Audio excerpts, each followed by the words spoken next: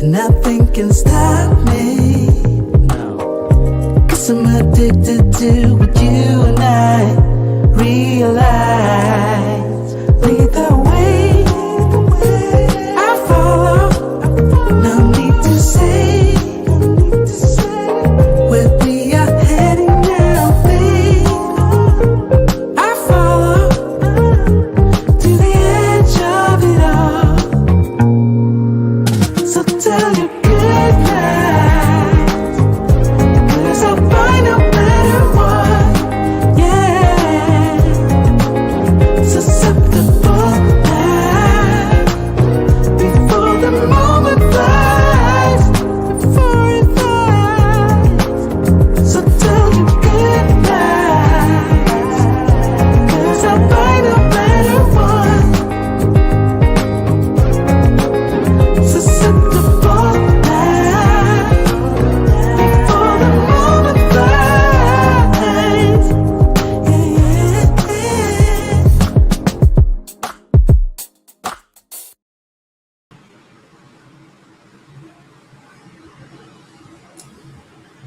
Shout out to you guys that are here with Andre and Andre's Love Crossing Borders. Get my earpiece in right now. There we go.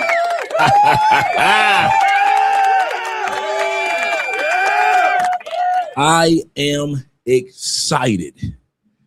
In the words of the Pointer Sisters, I'm so excited, I just can't hide it. I'm about to lose control, and I think I like it. Shout out to the Pointer Sisters. Tonight's topic is one that I have been so excited about, been meaning to talk to you guys about in regards to older men statistically now in the United States and beyond, when it comes to marriage, relationships, business, happiness, health. It seems to be statistically older men are winning in these areas. We're going to not only look at videos today, but we're going to also discuss 12 areas in which statistically, and I'm going to give you the sources as well as the stats, older men are winning. Yes, sir. Shout out to us older men.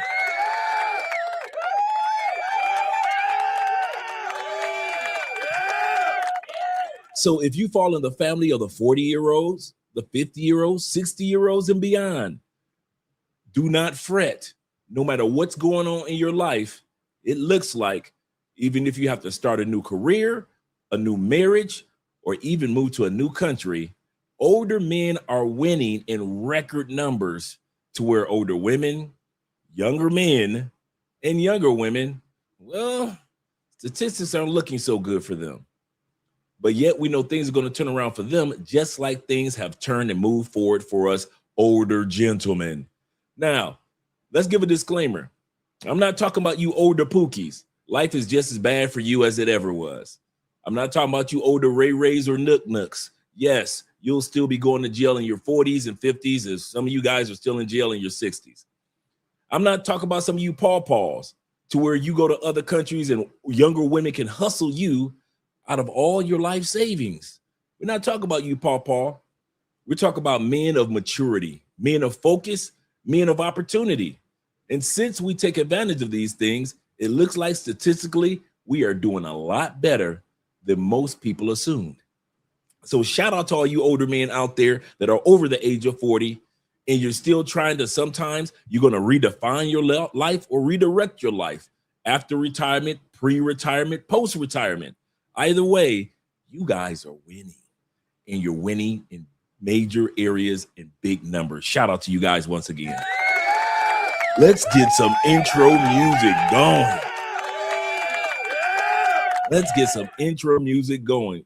First of all, shout out to my brother AMSM right out the gate. I saw your latest video that you sent me.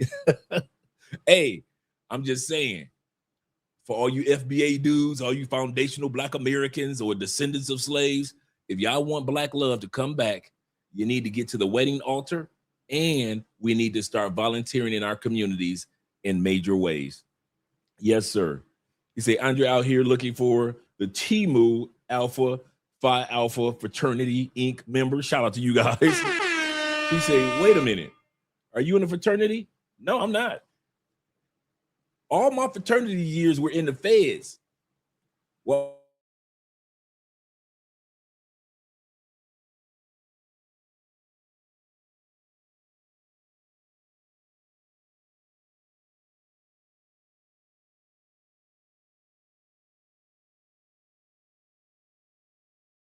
for a second. Okay, I'm back, gentlemen. Looks like I froze for a second. It's okay. It is okay. Shout out to my brother Ryan, numero uno in the building. Glad to see that you're here, brother. He say, true that, true that.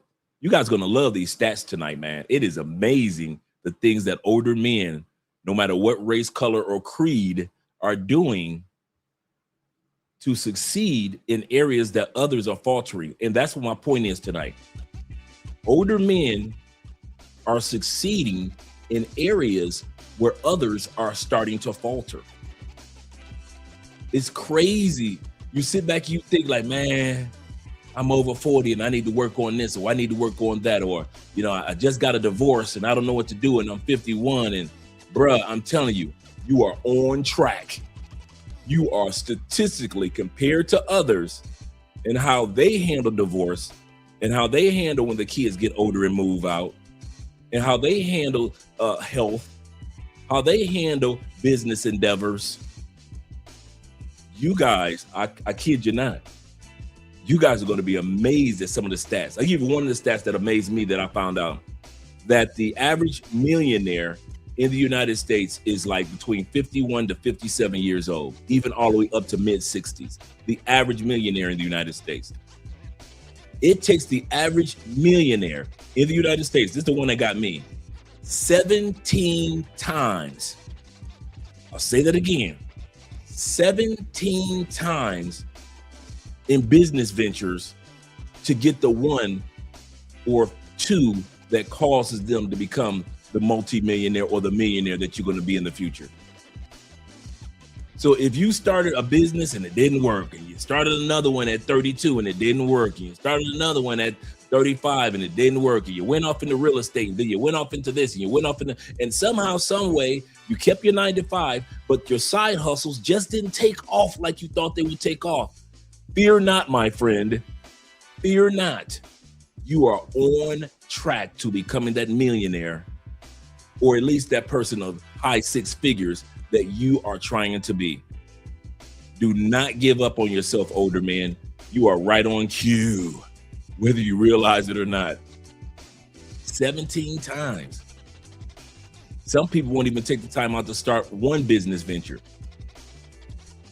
And think about it, 17, some guys like me, they talk about writing books. They have never written one book.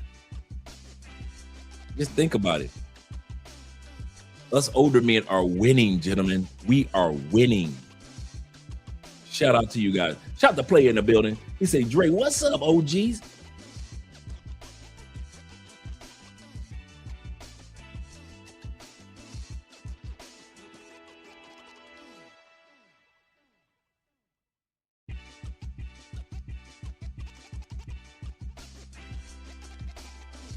Looks like I froze again.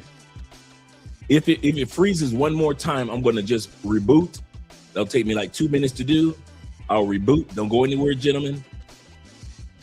Yeah, I'm going to go ahead and reboot right now. So guys, I'm going to disappear for a minute. I'll be back. Okay. It's just me resetting everything. Let me reset.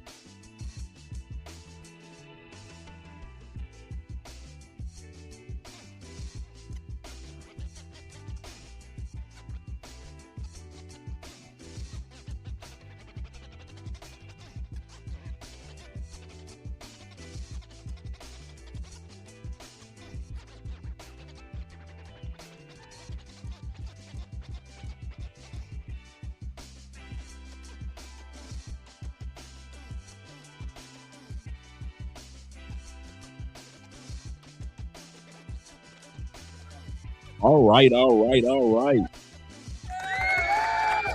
Yes, sir. Thank you for your patience, gentlemen. I didn't want anything to interrupt this particular live stream, so that's why I just made sure. Let me reset it earlier so we can get this done. Before we go any further, shout out to my brother once again. He said, what up, though, Dre? OGs are up now. He said, I leave for Rio in a month. Countdown, countdown. He said, to buy my first Airbnb. Goodness gracious, you guys are doing great things. He said, looking to retire within the next year and a half. That's exactly how you do it. That's exactly how I did it, man. I got my place down here far before I moved down here. So mine was like you, about a year and a half before I officially moved to Colombia. I had all my furniture, most of my clothes were down here. I had my apartment down here. Everything was already set up. So when I was coming back to Colombia, back and forth to Colombia, I was coming to visit my own spot.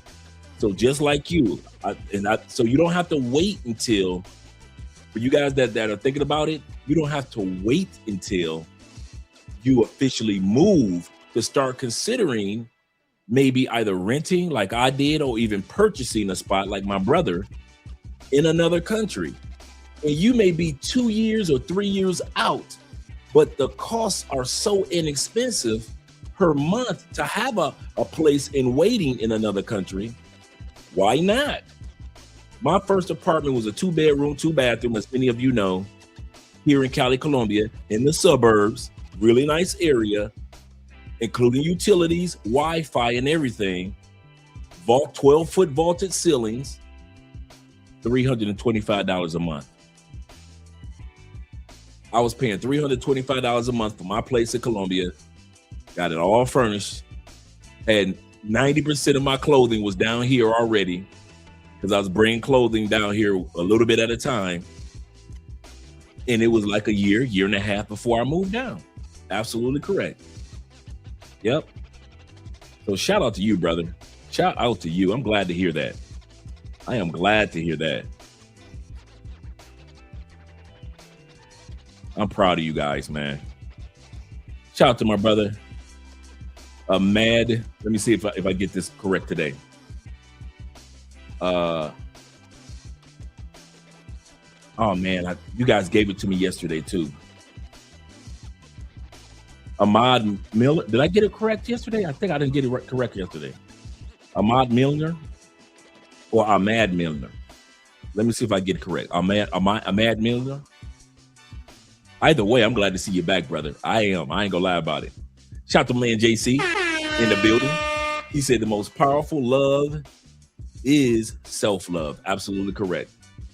He said, love yourself unconditionally, because there will be conditions in which you may not feel like you should love yourself, but love yourself anyway, gentlemen. I kid you not. It's kind of funny you would say that. I just said that to Andrea maybe 15 minutes ago. Maybe about 15 minutes ago, I said that to Andrea. Be proud of yourself and love yourself. Absolutely correct. Self-mastery, Todd in the building. Shout out to my boy Todd in the building. Yes, sir. Yes, sir. Todd says this. He said, it is amazing how we older men, what we can do when we live abroad or when they live abroad. Income, check. Education, check. Health, check.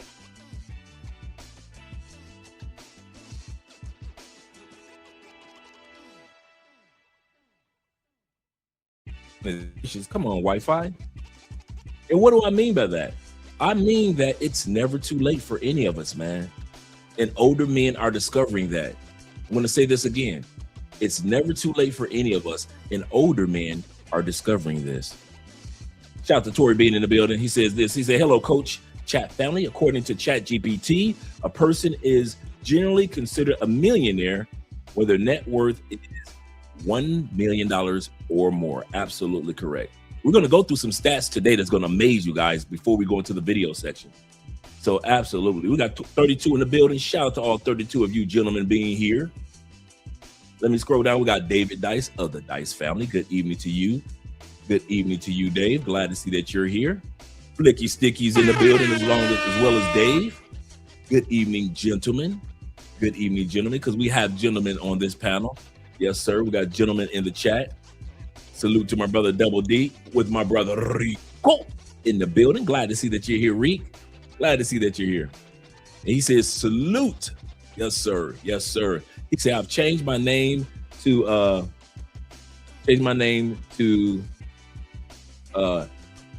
it's okay, you changed it. Okay.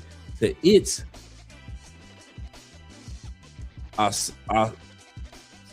wait a minute. It's Ahmad. So it's Ahmad Milner. So did I get it? It's Ahmad Milner? Or it's Ahmad Milner? I think it's Ahmad. Let me know if I got it right with it's Ahmad Milner. He say, sorry for the name pronunciation from yesterday. You see, I'm still going through it today. He said, I've been watching your channel for 2 weeks and salute. I'm glad you're here, brother. We've been here for about 7 years. This April 9th will be our 7th year on YouTube. 7th year. Countdown, countdown. Oh, okay. So it's Ahmad like Rashad. Okay, cool. I got it. Cool, cool. Yes, sir. Yes, sir. Thank you for letting me know. Shout out to Nick being in the building. I didn't even notice that. Shout out to Nick being in the building as well. Shout out to all you guys that are here. We're going to have fun with this particular topic tonight. Let's get ready to get started. Let's get ready to get started. I'm going to get started with some stats for you, gentlemen, that will amaze you about older men. Let me change the music up for us.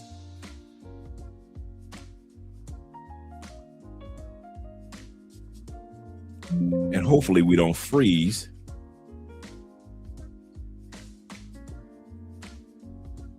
Let me make sure I go to the show myself.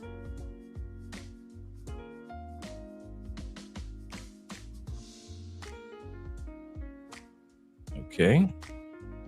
See how we're looking. Okay, we're looking good. Okay, cool. So let me go to the stats. I couldn't believe these stats about older men too.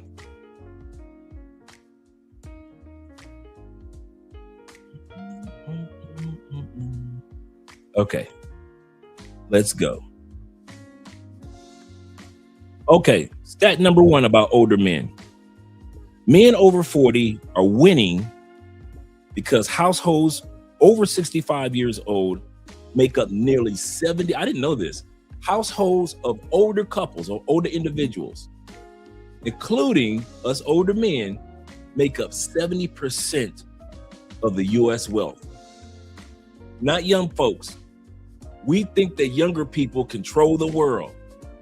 And actually, it's us older people over the age of 40, over the age of 50, in many cases over the age of 60, make up 70% of the U.S. economy. While those under, check it out, those under the age of 35, guess what percentage that they make up of the U.S. economy? 5%. If you are under the age of 35 and you think you balling like that, you still got a long way to go. You guys only make up 5% of what's put into the GDP for the United States, to where we make up 70%. Number 2, income growth. Older men are winning in earning because typically between the age of 54 and 40, between the age of 45 and 54 are the age range where older men start to peak economically. So if you are a dude that's like in your 40s, you like, man, I still need to make some more money. Do not fret, brother. I've been saying this for years. Most guys don't know the average entrepreneur that succeeds in business starts their success journey after the age of 45. I'll say this again. I didn't say this is your first business. I'm saying that the successful one, that after you've started a business or a side hustle so many times throughout life, the ones that normally seem to stick for you happen after the age of 45 in the United States. After the age of 45. Number 3, mental health. Older men are winning mentally because younger people report higher areas of anxiety than older people. Younger people are reported as having more depression and anxiety and panic attacks than than older people. Nearly 2 to 3 times more likely to go through anxiety about life than older people. Older men are considered happier about life than younger people. You would think I'm young, I'm having fun, I'm out there partying, I got my youth, I got my health, I got the ladies. You would think that it would be younger people, but no, younger people are 3 times more likely to be depressed and going through anxiety than older people. Older people are statistically considered happier. Us men, I'm talking about not older people, I'm just talking about us older men are happier than our younger counterparts. Number 4, older men are winning when it comes to life satisfaction. Men over 50 win in happiness because of life satisfaction following the U shape, or what I call the J curve, which peaks at the age after 50. Now, remember how I always say every man goes through the J curve of everything of life, the shape of a J, right? Shape of a J. You start at the lower part of the J, and all men know that you drop. Younger men don't realize that. Older men realize, for example, if you're in Theo's classes, you start right here, day 1, and you drop. You got to learn Terraform. You've got to learn about what all the AWS services are offered, all the GCP services. You got to understand what GCP stands for, the learning curves of life, whether it be parenting, whether it be driving a car, whether it be a new career. Older men know that when in the J curve of life, you drop. Here's the kicker. You start to ascend towards the top of life statistically for older men after the age of 50. A lot of people don't know that. Why do you think I act so happy, even though I go through things in life like you guys do? But I'm gonna say this. Anybody that knows me can tell you, this is Andre's energy on camera and off camera. Every blue moon I have a sad day. I got to shed my tears, got to pray to the Lord. But for the most part, this is Andre. This is Andre. Why? I understand I go to the bottom of the J curve. It doesn't stress me out. And then I start making I understand that you make your ascent of life after 50 for men. So this is why men who are older tend to be happier about life than younger people, because younger people don't realize that life has a learning curve. Number 5, financial confidence. Older men are more secure because 70% plus of higher income earners are older men/women. Older men have a financial confidence because many older men realize my financial peak will come usually later on in life. Now, are there those that are younger that become rich? Yes. But you have dudes like Warren Buffett. Yes, Warren Buffett was rich before 50. But Warren Buffett will tell you, I made all my true billions after the age of 68. Just imagine, you're already rich and you think that you've made it in life under the age of 50. Warren Buffett didn't even realize he had just got started with being rich. And after the age of 68, Warren Buffett is now considered in the top richest men in the world in that group. So even when you think that you've made it as an older man, there's still hills to climb. And that's the cool part. Number 6, health. Older men with money are healthier. Why? 49% of older men report excellent health versus 26% of lower income men. 49%, over half of older men they have used their time, their energy, and their resources wisely throughout life report being healthier than those who are still out there wilding and are not as economically focused when it comes to their health. In other words, older men got gym memberships. Older men eat broccoli. Older men got a bunch of vitamins over here. Older men take high blood pressure medication if they have to. Older men go to doctor's exams and have no problem with the copay. You see what I'm saying? Older men have no problem with investing in detox. Older men have no problem with fasting.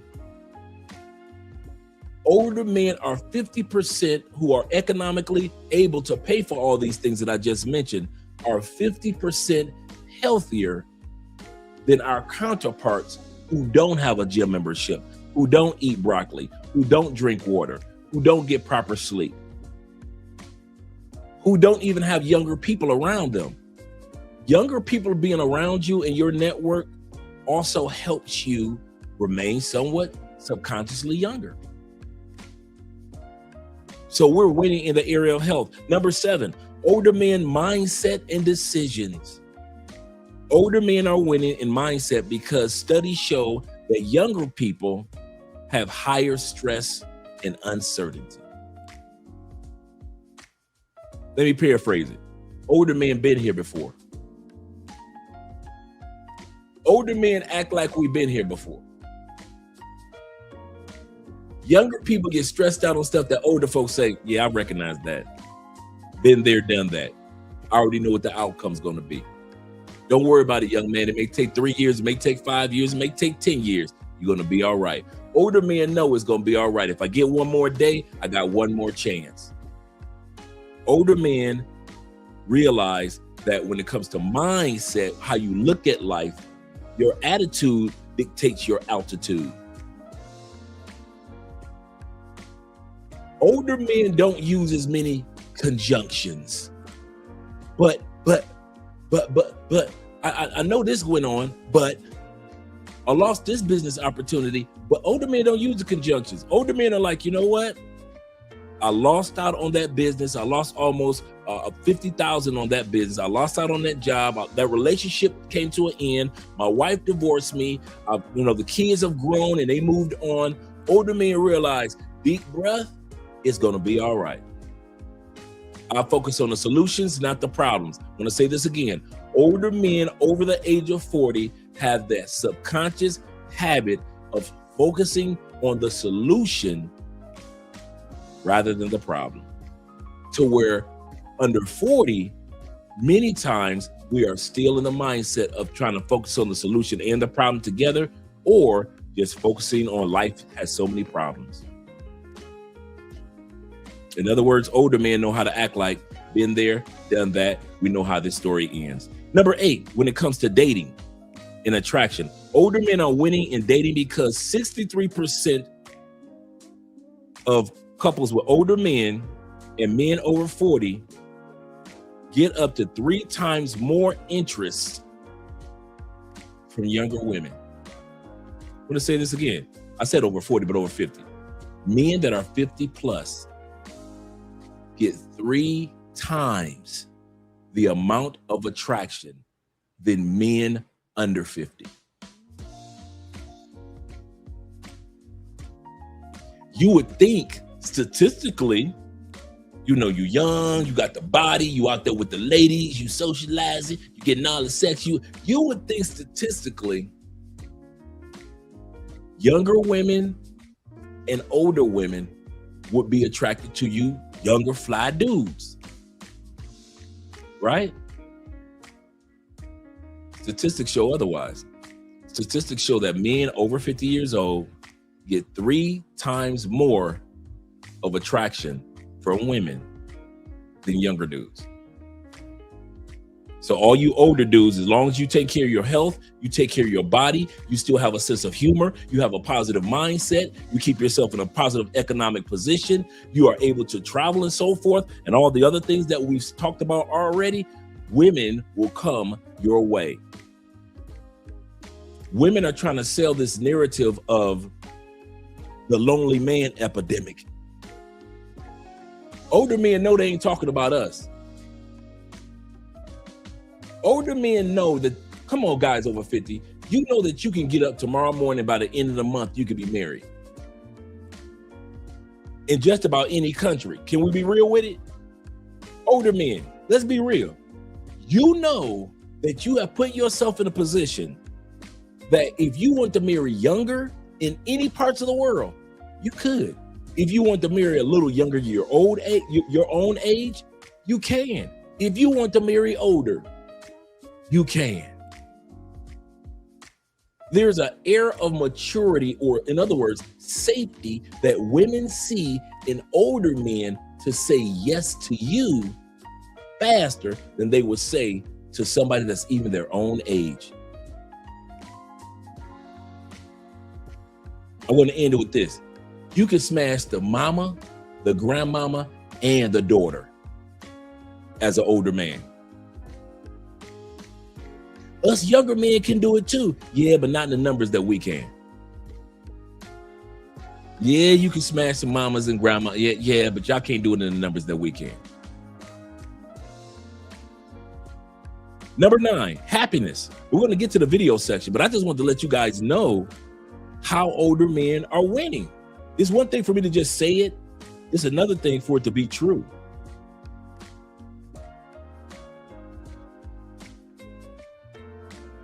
Number 9, we just talked about the happiness advantage. Number 9 is older men are happier overall with life. If you ask them, are you happy? Are you happy with life? Men over 50 report higher well-being and less stress than those under 40. I'll say that again. Men over 50 report being happier and with well-being of life and lower stress than men under 40. Older men report being happier with life. Yeah, we got a little bit of pain here and we're working on that there. We got to go to the doctor for this. Oh, we got to make sure we no longer drink that as much. We understand that part, but in the grand scheme of life, even after divorces, you're going to see that in the video today. Even after divorces, men over 50 report eventually having a happier life than men under 40 that go through divorces. You think that we'd be like, oh man, I'm 50, he old, he ain't got nobody. Did I not just tell you that if she divorced you after the age of 50, you do have 3 times as much, 3x, in other words, as much attraction from other women than men that are younger. So even if your older woman does divorce you, it's sad, it hurts, but once you get over it, there are women that are lined up for us older men. Lined up in all these countries. I'm not just talking about the United States. You know me, I'm a globalist. Number 10, we're going to do 12. Number 10, area in which older men are winning. Travel freedom. Older men are winning because adult men over the age of 50 are one of the fastest growing travel groups globally, because we have the time, the energy, and the financial freedom.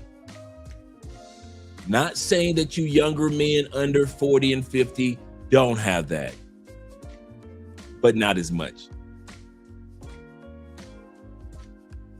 Let's talk about real quick, number 11, millionaire status. Older men are winning financially because the average millionaire is over 50, with most wealth built decades of building compound interest. Whether it be your 401k, whether it be your crypto, whether it be all your other investments, whether it be side hustles, whether it be a major business, whatever you created an app, whatever it is, older men tendency tend to be the groups over 50 that are the millionaires in most countries. Not saying that it can't happen as a younger person, but statistically, you're going to see that in the video today. Most millionaires in most countries are 50 plus years old, whether they be male or female. And number 12, business success. Older men dominate entrepreneurship because founders over 50 are nearly here's a good one, 2 times more likely to build a successful company than in their 20s and 30s. I'll say that again. Men over 50 are 2 times more likely to get it right in business compared to those that are doing business, shout out to you guys, in your 20s and your 30s.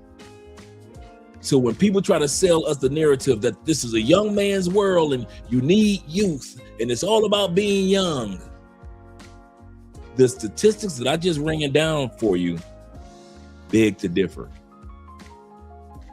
And I got these from these sources: the Federal Reserve Survey of Consumer Finance. And they gave a breakdown that Americans over 55 years old control 73% of the US wealth. And those are under 40 years old control only 6 to 7% of the US wealth. Those that are under 35 control only 5% of the US wealth. Also, older households, 75% plus, they hold more than 55% of the US wealth. I'm going to say this again. People that are 75 years old plus, I want you to pause with that one, hold 55% of the US's wealth. They make more wealth than the average household. The second area where I got this information was Millionaires and Billionaires, an article by CNN. And it talked about that the average age of a millionaire in the United States, you ready? Or a billionaire, here we go. Billionaire is 67 years old. All you guys are trying to become tech billionaires overnight, it could happen, but it can also happen at 67 years old too. It's not too late. Less than 10% of billionaires in the world are under 50 years old. Less than 10% are under 50 years old. The average age of a millionaire, you ready? 60 to 61 years old in the United States. If you guys want to make $1 million and you do it if you want to do it at 35, that's great. But if it doesn't happen, don't give up. You guys that are 51 years old, you want to become a millionaire and it doesn't happen by the time you're 52, don't give up. The average age of a millionaire in the United States is 60, 61 years old. Over 55. And number 3, I got this source from Kipler, and it's called, the article is Entrepreneurial Success. People in their 60s are 3 times more likely to succeed in business than those in their 30s. Now, those who are 50 and older are 2 times more likely. Those who are 60 and older, this is very important for you older guys. You are 3 times more likely to succeed in that business endeavor than the young person who everybody says got all the energy, between 30 and 39, almost 40 plus years old. You would think that they got the connections, they flying around the world. You know, they would make it seem like I'm young, I'm fly, I got the fly car. Statistically, the flyest person in the United States, the Bentley owner, the Bugatti owners, the Rolls Royce owners, to be able to afford those things, you have a 3 times more likeliness to be able to acquire that lifestyle after the age of 60. Number 4, this article is by the Pew Research Center, the wealth gap by age. Older households 65 over, the average median wealth is $170,000. That's the average wealth of an older person. Under 35, guess what the average wealth is in the United States for a person under 35? You ready? $3,600. I'm gonna say this one again. Over 65, the average person in the United States, $170,000, because a lot of their wealth is tied into their home or their cars, right? As well as their investments. The average person under the age of 35, net worth, according to the Pew Research Center, $3,600. Yeah. Younger households lost because of what's going on in the economy. Younger households lost up to 68% of wealth over time. Younger people are losing because of this economy, including the Biden administration and the first Trump administration. So Biden is causing younger people to lose, to where older investors and people that have paid off a home and paid off their cars and don't necessarily need a new car every 2-3 years, they're able to invest their monies. And so by the time they hit their 60s, they're looking good, to where this economy is killing 68% of wealth of young people. 68%. And the last one we're going to look at, number 5, that I got this article from the Federal Reserve and Kiplinger, is that the network peak for most people, especially us older men, our peak is at 65 to 74. I'm going to say this again. This is very important for you older men. You're winning because you're on your way to your peak. Even though you may be financially stable today, or you may be starting over again today, your financial peak as older men is between the age of 65 to 74, and the average older man is worth, at that time period, when he does it right, $410,000. Many older men who are married, who have taken their pension and they invested in it, whether they've done crypto, whether they've started businesses, whether they're retiring for it, whatever it is, your economic peak hasn't happened yet. That's why I mentioned earlier about Warren Buffett. Warren Buffett was, yes, a millionaire, multimillionaire before he was 68 years old. But Warren Buffett has said several times, I made all my true money after 68. After 68. So yes, statistically, I just want to run down those stats. Older men are winning back to back to back to back nonstop victories. All you dudes that are over 40, over 50, over 60, do not fret. Do not let TikTok fool you into thinking it's a young world, that young people are winning. I just read the stats from the Pew Research Center, and it said that young people are losing up, under 40, are losing up to 68% of their income, whether it be due to war, whether it be due to inflation, whether it be due to the instability of the markets. Younger people are losing out in record numbers. Now, we're not proud of that, but let's be honest. Nobody brags about us. Nobody brags about what us men are over 50 are doing.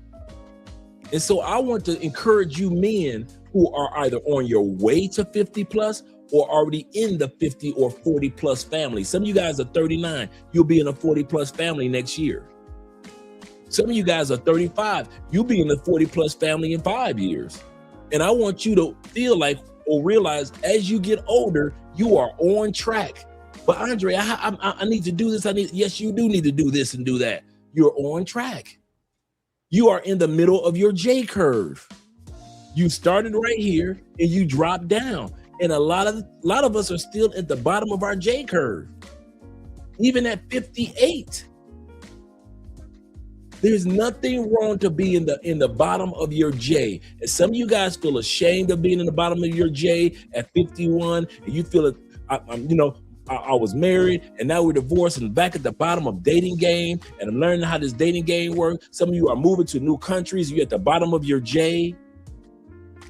Some of you are taking Theo's classes and new careers. You're at the bottom of your J. Some of you got new side hustles. You're at the bottom of your J. You got a new job. You're at the bottom of your J. You moved to a new city. You're at the bottom of your J. Some of you are having your first kid. You're at the bottom of your J. Nothing wrong with being at the bottom of a J because you're working your way up. And statistics show you're going to start that upward mobility after 40, 50, and 60 years old. Yes, there are anomalies. Yes, there are times when there are that one, two, or few younger people under 40 that are succeeding in great numbers, and we love it. But over the grand scheme of things, most young people can't compete with men in most of these areas I talked about and that we're going to look at that are over the age of 40 years old. That's why the stat says older men know how to put themselves in situations where they're worth $170,000 as they're in their 60s, late 60s, to where stats show that the average person under the age of 35, younger man under the age of 35, is only worth $3,600 in the United States today. Today.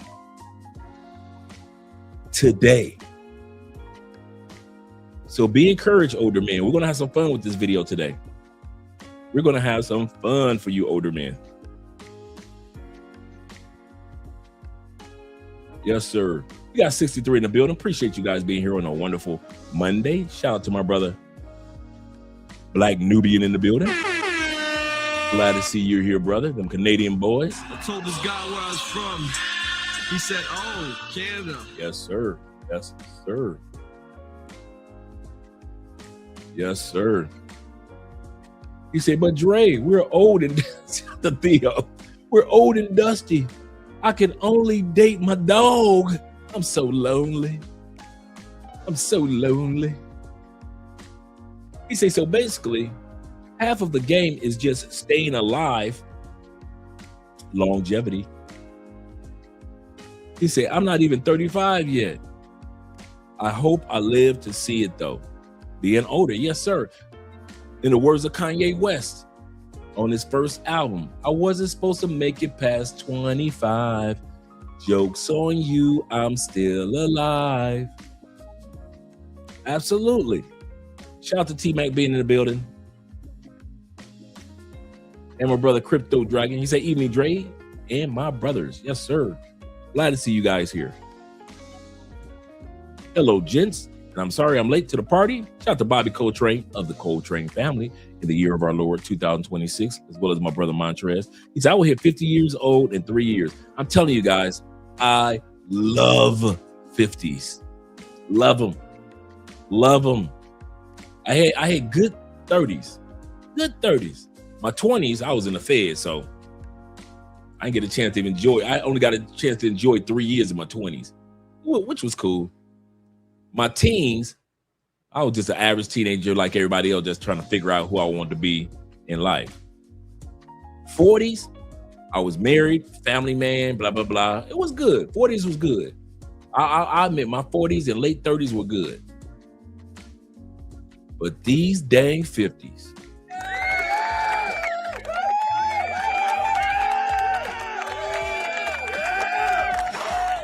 These 50s.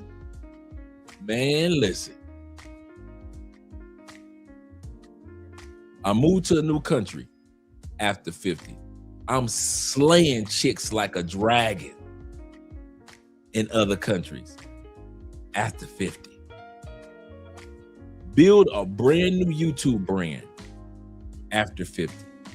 Make a whole new network of friends, meaning you guys, after 50. Still walking in my spiritual Christian walk after 50. After divorce in my 40s, get remarried and getting ready to have our first child. We're going to be working on a child next year after 50.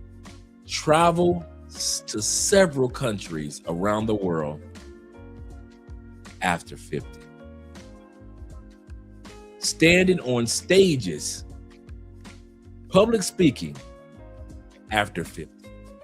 Won the regional and the state Toastmasters. And anybody knows what Toastmasters is? It's a public speaking platform to where you perfect your speaking engagement, your speaking skills, and they have an annual competition. I won the local. Well, actually won our club, the local, the regional, and the state. I was on my way to nationals for public speaking after the age of 50. Smashed some of the baddies of baddies after 50. Enjoyed some of the best foods, some of the best wines after 50. Wrote 3 books after 50. And getting ready to launch off into cloud engineering, into tech after 50. That is just the beginning. That doesn't include the citizenship that I got coming up after 50. So I have dual citizenship after 50. Meaning I have 2 passports after 50. Still got my health because I make sure I take care of myself more than I ever have after 50. I ain't gonna even sit up here and lie to y'all and be like, man, if I wish I can go back to my, I'm liking these 50s. Kevin Samuels made so much money after 50. Buying them nice suits after 50. Had one of the best tapers in the game after 50. Started rocking his 5 o'clock shadow after 50. Ladies going crazy for this man after 50. Was able to leave, for what we hear, an average of $4 million plus for his daughter when he passed on after 50. Became a legend that will be spoken about for years to come after 50. Don't tell me what we can't do and what we can't enjoy about life after 50. I don't want to hear you guys talk about, man, I'm getting older, man. I'm in it, and I'm telling you, it is fun than a month. When you do 50 right, it is so much fun. And I ain't had to check it out. And even after 50, I didn't have to walk into the world of pay for play like a lot of dudes do. You do that in your 30s, you've paid for more coochie than I ever would have. If I was single, ever would have. You dudes in your 40s, you paid for more coochie around this world than I ever would have. You dudes in your 50s, you paid for more coochie in your life than I ever would have. Me at 50 with this game I've honed for 50 years, I ain't paying for no coochie. I keep trying to tell y'all, if I was single, I'm a saber-toothed tiger. I'm carnivorous. I'm Dre the Ripper. I tie him to the train tracks. Part of the fun of getting women is the rejection. No, I ain't gonna give you the coochie. No, I ain't gonna give you the coochie. And then the next 3 say yes, yes, yes. That's part of the hunt. Lions don't always get the hunt. Lions only get 20% of their hunt. Did you know that? Only 20% of the hunt, the lions get it. And I'm telling you, bruh, I ain't got no problem with them stats. Dude, if you line me up as an older man with 100 baddies and I can smash 20 of them, I ain't complaining. I'm gonna tell you that now. If I can smash 20 of them and I ain't had to pay nothing but maybe for dinners and a condom, I ain't at 50 plus, I ain't complaining. So every 100 baddies I walk up on, I can smash 20 of them. I might get 80 no's and end up with 20 yeses from some baddies around the world. If I was a single man, I wish I would buy some coochie. I wish I would buy some coochie. I expect the 80 no's so I can get to them 20 yeses. The hell I would waste my time buying some coochie, buying this one, buying that one, buying this one, buying that one. Not me. Ain't gonna happen.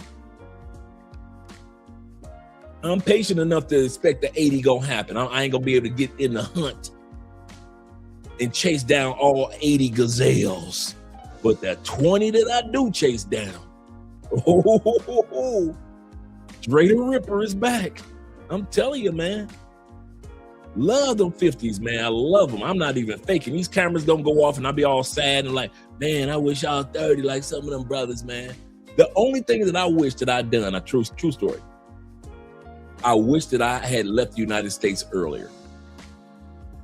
Some of you guys, like, shout out to my brother Zay, shout out to Chopper Pie, shout out to Austin Holloman, shout out to all you guys that left the United States or start traveling at least in your before the age of 35, before the age of 40.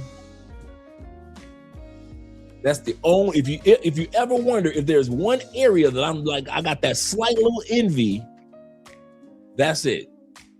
It's not money, it's not ladies, it's not none of that. It's time.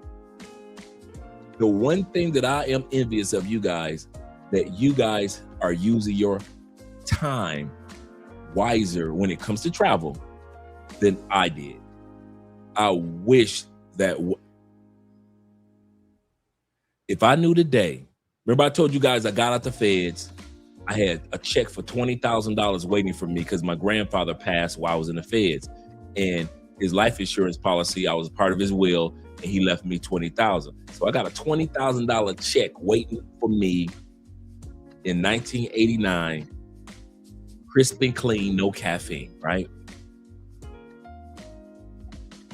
If I had known at the age of 33 what I know today about travel, I would have got my ass out the, my family probably would have saw me for like 4 days. I'd have got my ass outside the United States so fast.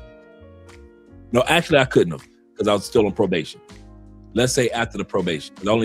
I was scheduled to do 5 years probation, but since I was doing so good, doing so much in the community, my probation officer said, she let me go in a year. But if I had known, and I mean this, if I had known, like some of you younger brothers know about travel, my ass would have been gone out of the United States, never to be seen again. That's the only area that I can sit back and say, if I could go back in time, I would change. I would have started my journey of appreciating this planet a lot earlier. Other than that, I love my 50s. I love my 50s. I ain't gonna even lie. He said after 50 in Colombia is a prime time for your romantic. Y'all only knew. If y'all only knew. Here in Colombia after 50s, you young dudes be swearing y'all got the game down pat, huh? Oh, he said Andre made it 50 without kids. He said, I'm jealous. Yeah. He said, got a beard. Yeah, my first beard after 50. Shout out to Big Brother in Life.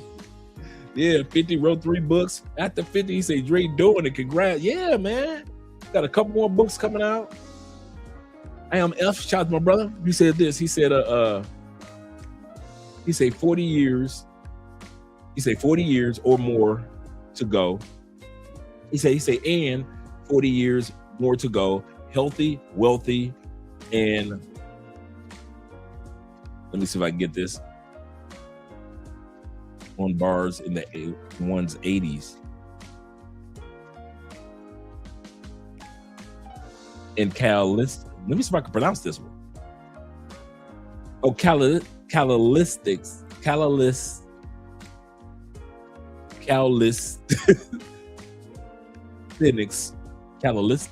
Did I get it? Calisthenics on bars in one's 80s. Hope I could pronounce that correctly. I know it has to do so with the calisthenics. Yeah, man.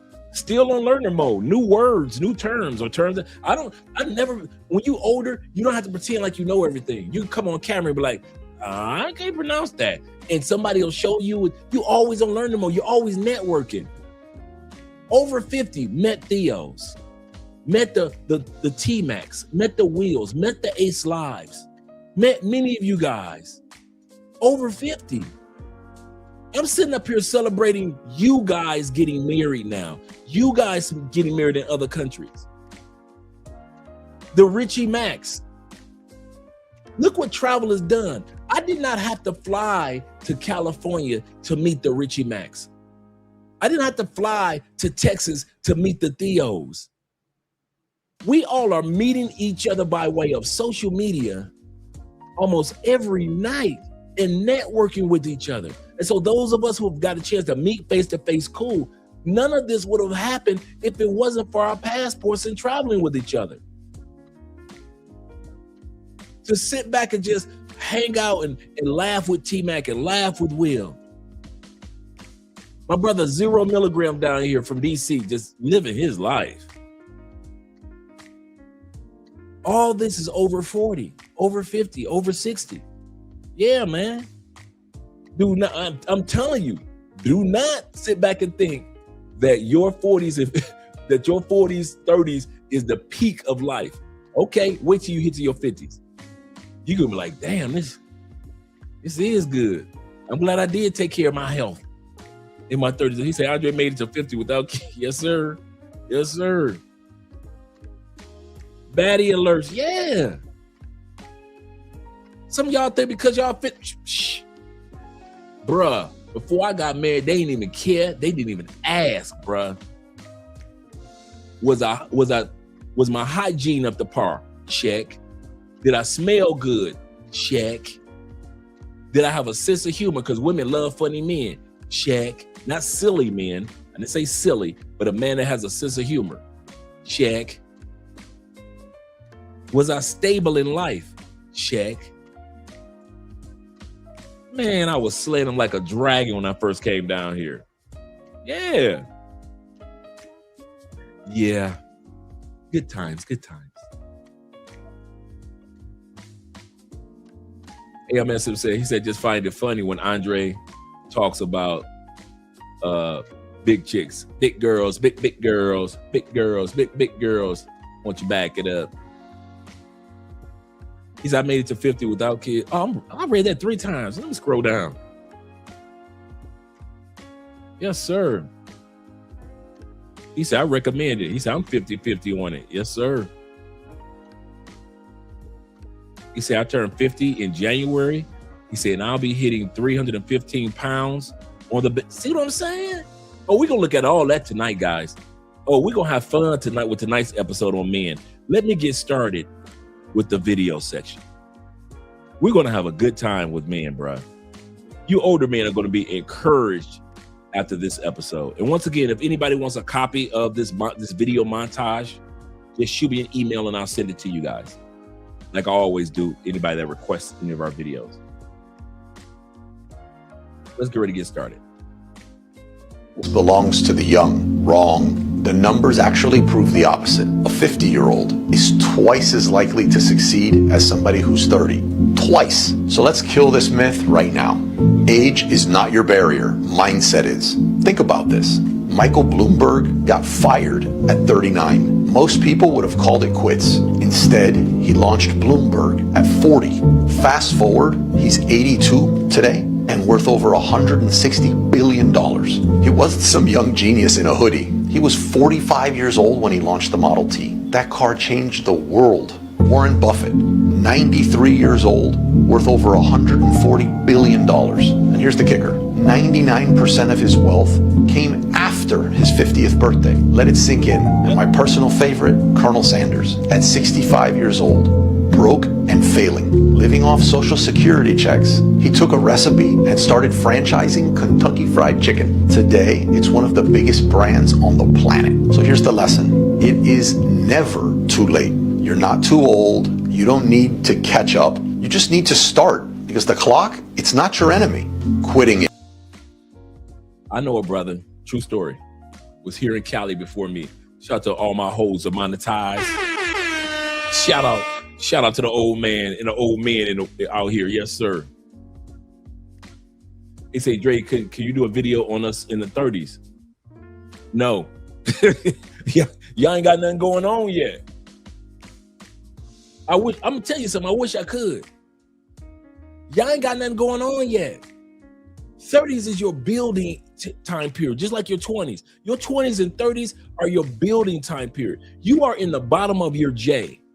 Remember, I always talk about the J curve of life. All of us go through the J curve. Nobody on this planet that's ever walked this planet, including Jesus, all of us go through a J curve. You're in the bottom of your J, and many of us are still down there too in our 50s. There is nothing that I can say about you guys in your 30s or under 40 that social media isn't bragging about already. As soon as one of y'all become a tech giant, it's all over the place, as if everybody can become a tech giant. As soon as one of y'all blow up on social media, it's all over the place, as if everybody blows up under the age of 30 on social media. As soon as somebody under 30 gets drafted to a team, they make it seem like everybody gets drafted to a team under 30. So you guys under 30 already have a plethora of encouragement by way of mainstream and social media, television shows, and everything. United States tries to sell. This is the part I don't like about the States also. United States tries to sell success as a young person's game. They sell being older as if ultimate's here and you're just here for wisdom. You ever notice that, like on television shows, the older dad is always living, or the older mom are always living with the younger family unit, and she plays that comedic role of the old shaman or the wise person of the family. Many comedies, black comedies, there's always the mom, the dad, the kids, and then it's the older mother that lives with them, and she's kind of like the older, wiser joke of they always sell us as if we don't even have our own homes, as if we don't have investments. One of the on-running jokes is the old person that has to get their driver's license renewed. We've seen that skit on several different comedy shows. In other words, you young people don't need these words of encouragement. Society falsely have you thinking that you are greater than who you actually are at this stage of your J curve. And that's why a lot of you younger people, and I'm being honest, I'm not coming at you guys. That's one of the mistakes that a lot of younger people are making, because society is pressuring you to succeed younger and younger. And if you don't, you think because of society's image on media that you've done something wrong. If you hadn't succeeded by 35, 40, 29, 27, you're supposed to have it all together. And statistics show you're not. Statistics show that you guys in your 30s, if you have it together, great, but there is still more to come. There's still more success on a higher level to come. So of course, you got a Corvette and you're 35.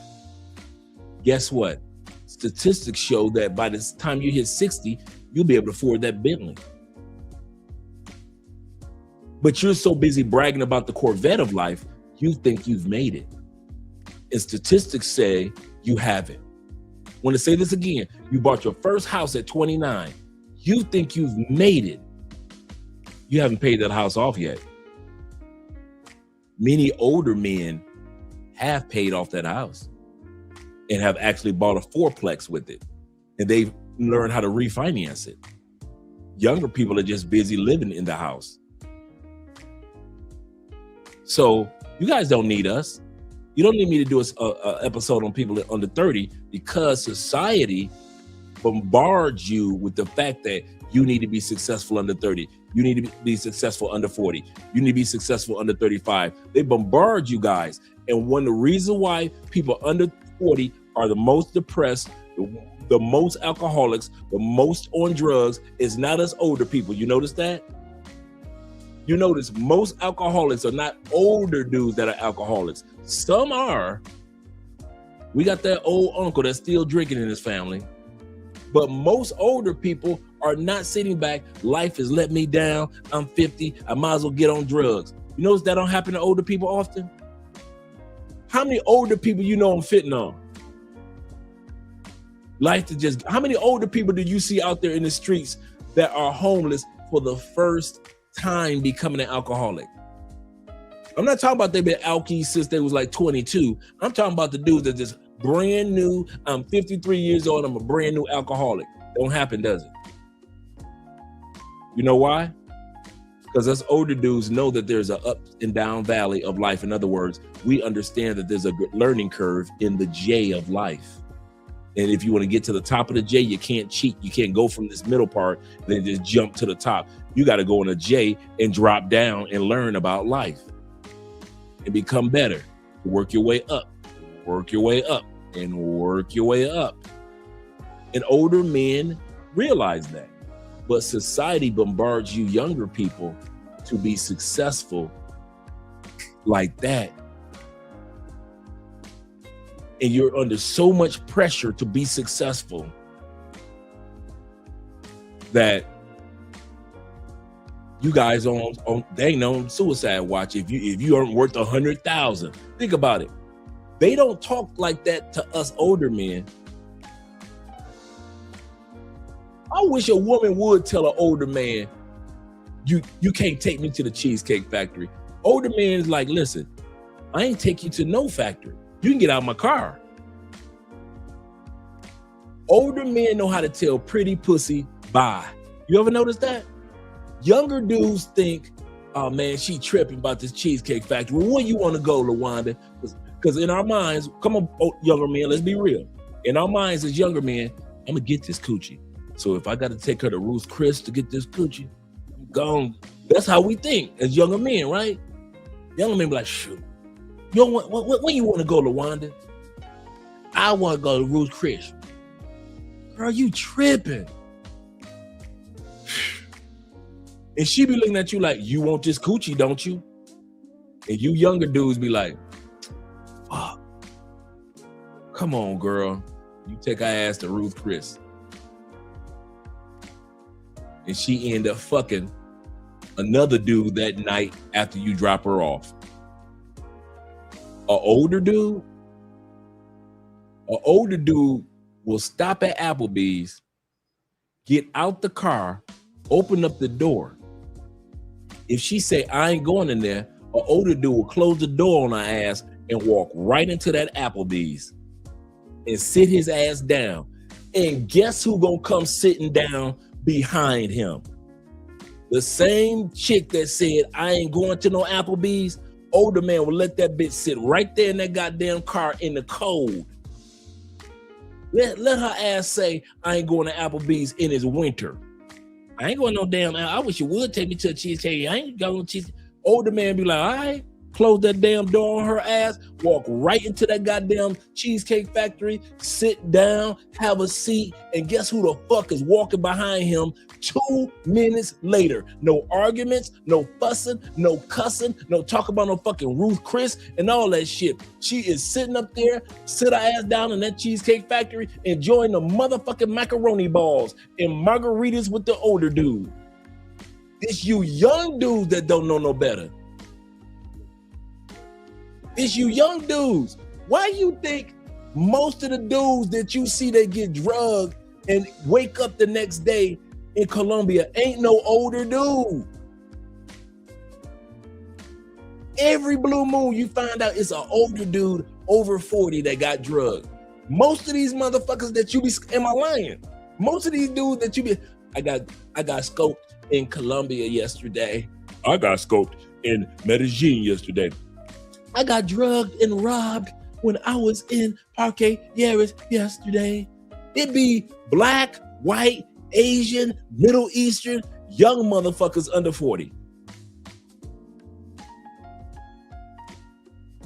You know why? Because the older dude know how to tell a female who say, can I bring my friend? Bitch, did I ask you to bring a friend? No, then don't ask me, can you bring another female to my Airbnb? If I didn't ask you to bring her to the Airbnb, why you offering to bring? You know what? Older man be like this. You know what? You know what? I'm calling an Uber right now. Fuck this. You done fucked up your night. If you was gonna make some money, it won't be the night, bitch. Uber? Come get this, bitch. Older men then had enough pussy to be able to walk away from pussy. I'm gonna say that again. Men over 40 and had enough pussy to know how to walk away from pussy. The only time you're gonna break us is like with a wife or a long-term girlfriend. We'd be like, damn, I loved her.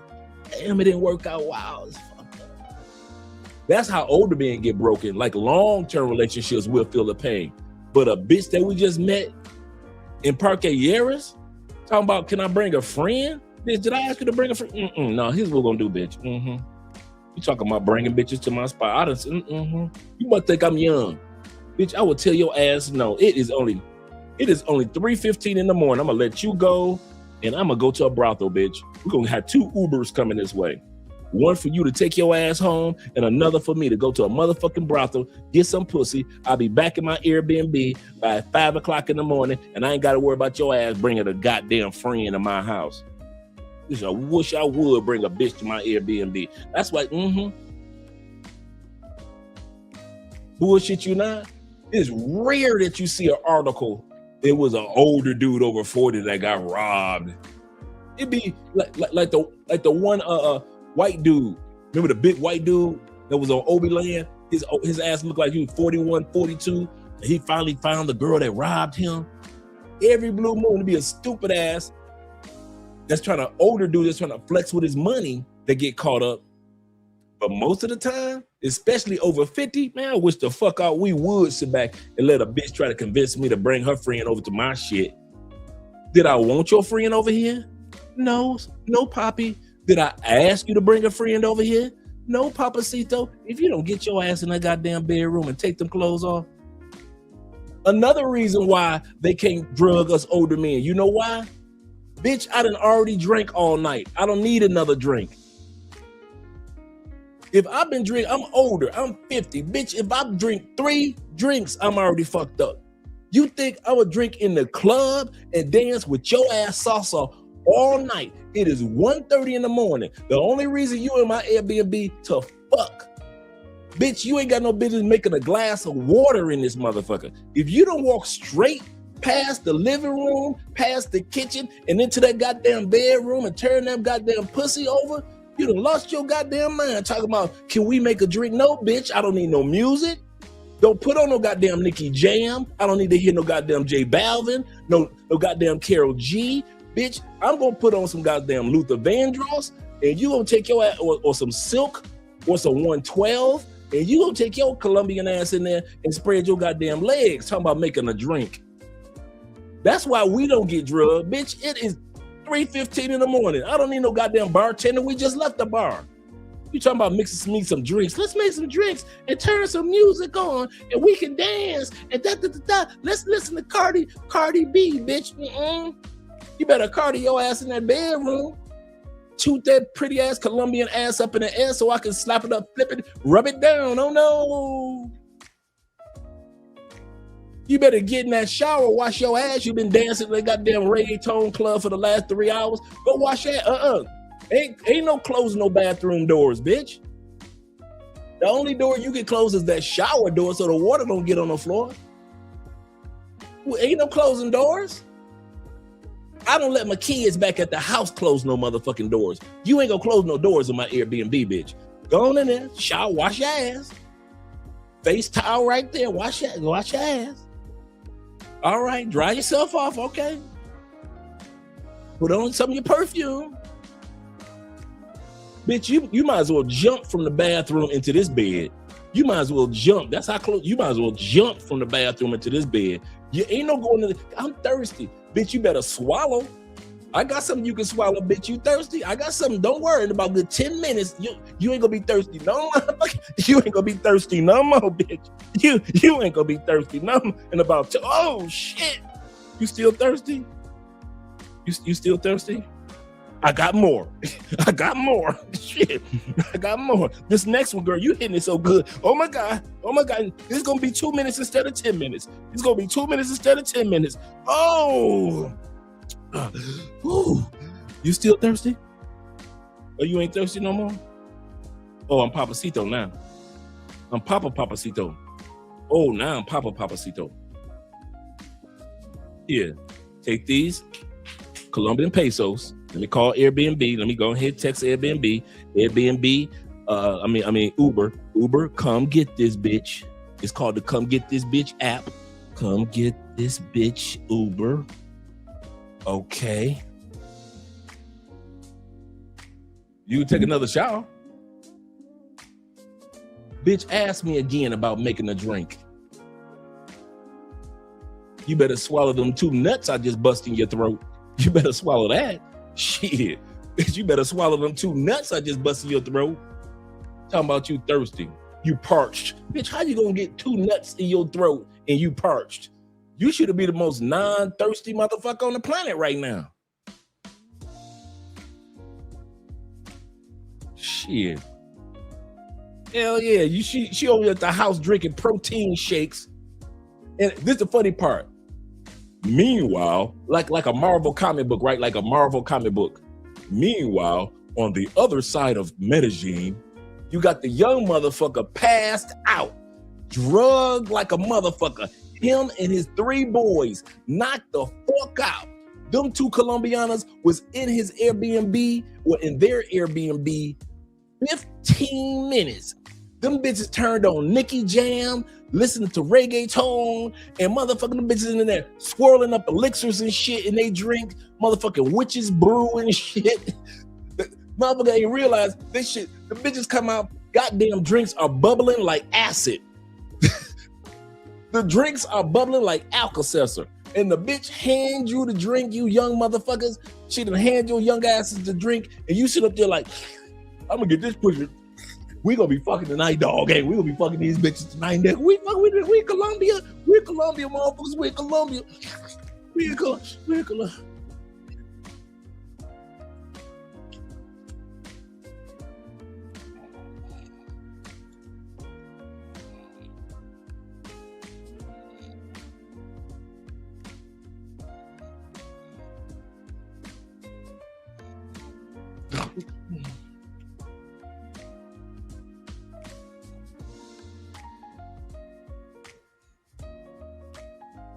Motherfuckers.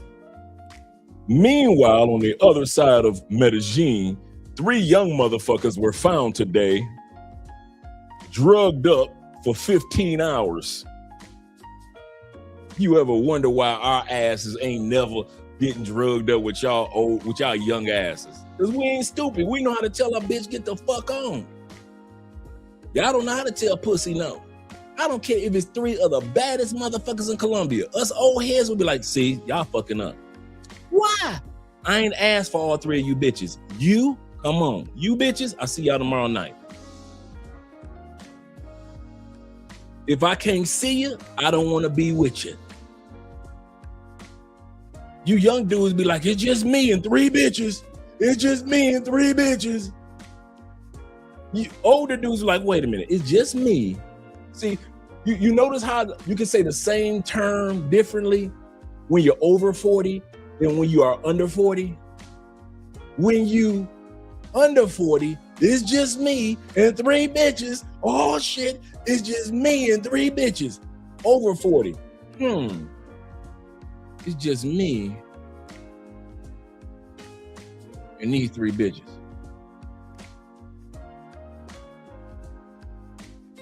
No, 2 of y'all got to go. No. It's just me by myself in this damn Airbnb, and I ain't from Colombia. And it's 3 bitches that I don't know. I don't even know these bitches' last name. My Spanish is fluent like a motherfucker, but my spidey senses are better. I'm gonna say this again.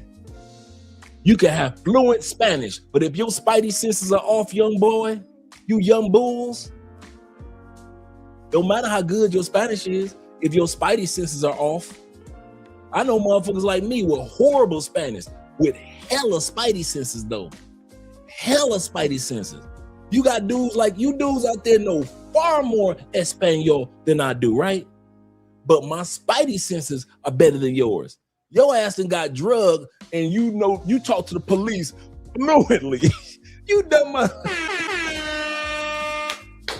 you can speak Spanish to the police officers when they come in 15 hours later, describing what the fuck happened to you in Spanish with no translator. But your motherfucking spidey senses wasn't good enough to keep you from getting drugged in the first place? So who's the fool? The motherfucking old head with limited Spanish with hella spidey senses, or you motherfuckers that's fluent in Spanish and ain't got no motherfucking spidey senses at all? You ain't got no spidey senses? You can't tell when no shit going on. Nothing. You just seeing pussy and just think the pussy is safe because it's a pussy. Boy, oh boy. Y'all better get the big bowl of popcorn out for half of these young ass niggas. The big bowl of popcorn. These niggas, these young niggas dumber than I thought. Yeah. These niggas getting drugged in Thailand. Ain't no drugs in Thailand to get drugged with. These niggas bringing the drugs. These young niggas so dumb, they bring their own scopolamine to Thailand. These niggas so dumb, they take their own scopolamine to the Philippines. They ain't got no scopolamine here in the Philippines, but I'll bring some so bitches can drug me so I can feel at home like I do in Colombia. That's how dumb these niggas are. They bring their own scopolamine to Brazil. Bitches, I'm such a player. Go plop that in there, baby. Go put it in there. Nigga wake up 9 hours later, he in Thailand because he done brought his own scopolamine and shit. You young motherfuckers, boy, I be looking at y'all like, you ever, hey, check it out. Before we go to the video, you ever notice like when we sat back in the day, you sit back and say, kidnapper, house was raided, 3 children were found today. And you automatically think in the black community, oh, that's a white crime. I know that was a white boy. Then when they show the photo, that's a white boy, right? Bank robbed today. 3 assailants were able to make a getaway. You didn't know if that was a black dude or a white dude, right? Older Amish man was murdered today in his own liquor store. Filmed at 11. We know that's a black crime, right? When we hear that a motherfucker got drugged in Medellin, we do not be thinking that's an over 50 motherfucker that got drugged. We be automatically knowing that was a young motherfucker. We do not be sitting around thinking like, I wonder how old he was that got drugged. I wonder how old he was.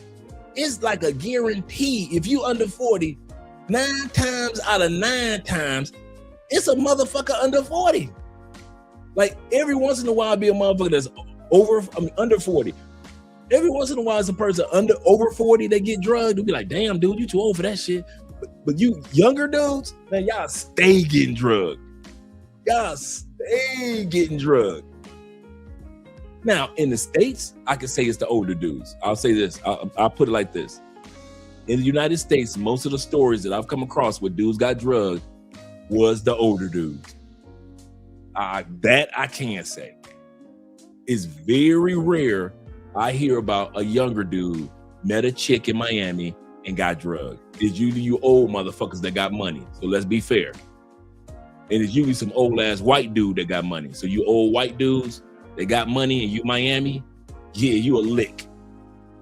When I hear about somebody got drugged, I'm never thinking about a younger person in Miami. I'm always thinking about you old motherfuckers that be going down to Miami and you brought like 19 Rolexes with one arm. How the fuck you bringing all them Rolexes down and you only got one arm? You're going to put one on one arm, but you got your whole damn Rolex collection. She stole over $300,000 worth of jewelry from Paul, who was there on a business meeting in Miami. Film at 11. You old motherfuckers always getting drugged in the States. Y'all stay getting drugged. It don't never be somebody young in the States. So let's not come at the young dudes too hard. Because if we want to look at, let's be honest, it's you old motherfucker, old white dudes. You don't need to be no old brothers, be old ass white dudes. Steady getting drugged in the States by some young ass chick. But outside the United States, it's a young man's drug. He's a death sentence for drugs in Singapore. I know. And these niggas was still bringing their own drugs to drug themselves and then get arrested for bringing drugs. Wait a minute, I was the one that got drugged. How did the scopolamine get into the country, sir? I brought it. Yes, you're under arrest. But bringing the drugs that drugged me? Yep. He says, it's summer in Miami, bottles in the air. Yep, living without a care. Yep, living without a care. Getting finessed. Seriously. Yes, sir.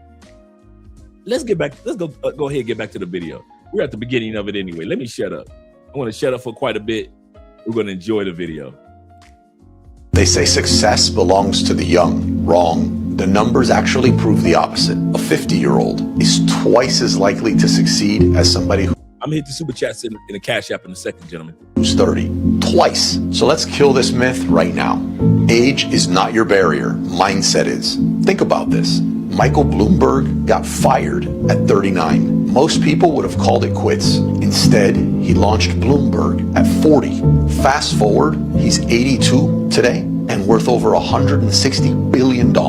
He wasn't some young genius in a hoodie. He was 45 years old when he launched the Model T. That car changed the world. Warren Buffett, 93 years old, worth over $140 billion. And here's the kicker. 99% of his wealth came after his 50th birthday. Let it sink in. And my personal favorite, Colonel Sanders, at 65 years old, broke and failing, living off Social Security checks. He took a recipe and started franchising Kentucky Fried Chicken. Today, it's one of the biggest brands on the planet. So here's the lesson. It is never too late. You're not too old. You don't need to catch up. You just need to start, because the clock, it's not your enemy. Quitting is. Get up, get going, and don't you dare give up, because your breakthrough might just be there waiting right on the other side of your 40s, 50s, or even 60s. Christian Dior started Dior at 41 years old. Sam Walton with Walmart, 44 years old. GoDaddy, Bob Parsons, 47 years old. Adidas, the founder of it, 48 years old. E-Trade was founded by Bill Porter. He was 63 years old. KFC, Colonel Sanders, 62 years old. Henry Ford was 49 years old. Home Depot, founded by Bernie Marcus, 49 years old. Ray Kroc, McDonald's, 52 years old. Like, age is literally nothing but a number. Now look at this. The average millionaire is 57 years old. 7 people who achieve success later in life. Stan Lee created his first comic book at age 39. Number 2. Think about that. Let's bring that back with Stan Lee. The average millionaire is 57 years old. 7 people who achieve success later in life. Stan Lee created his Not 29, not 19. There was no such thing as the Hulk. He hadn't written it yet. He hadn't written Black Panther yet. No Captain America. No Silver Surfer. No storyline for Iron Man. No Avengers. There was no Fantastic Four until Stan Lee and Jack Kirby, who was older than Stan, over 40. Jack was the artist. Took Marvel Comics, which was at that time period, Atlas. I know it wasn't Atlas Comics. Was it Atlas Comics? Or Action Comics. Took Action Comics, which was a precursor to Marvel Comics. The first Marvel comic book was, oh no, the last action comic book was Spider-Man 1. That famous cover with Spider-Man swinging and holding one of the citizens. That was the last action comic book.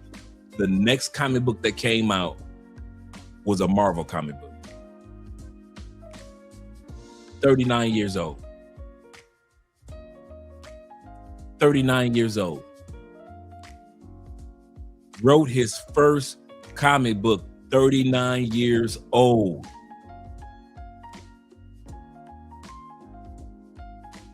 That's just amazing. Shout out to Nordine being in the building and all you guys that are watching from Andrea's channel.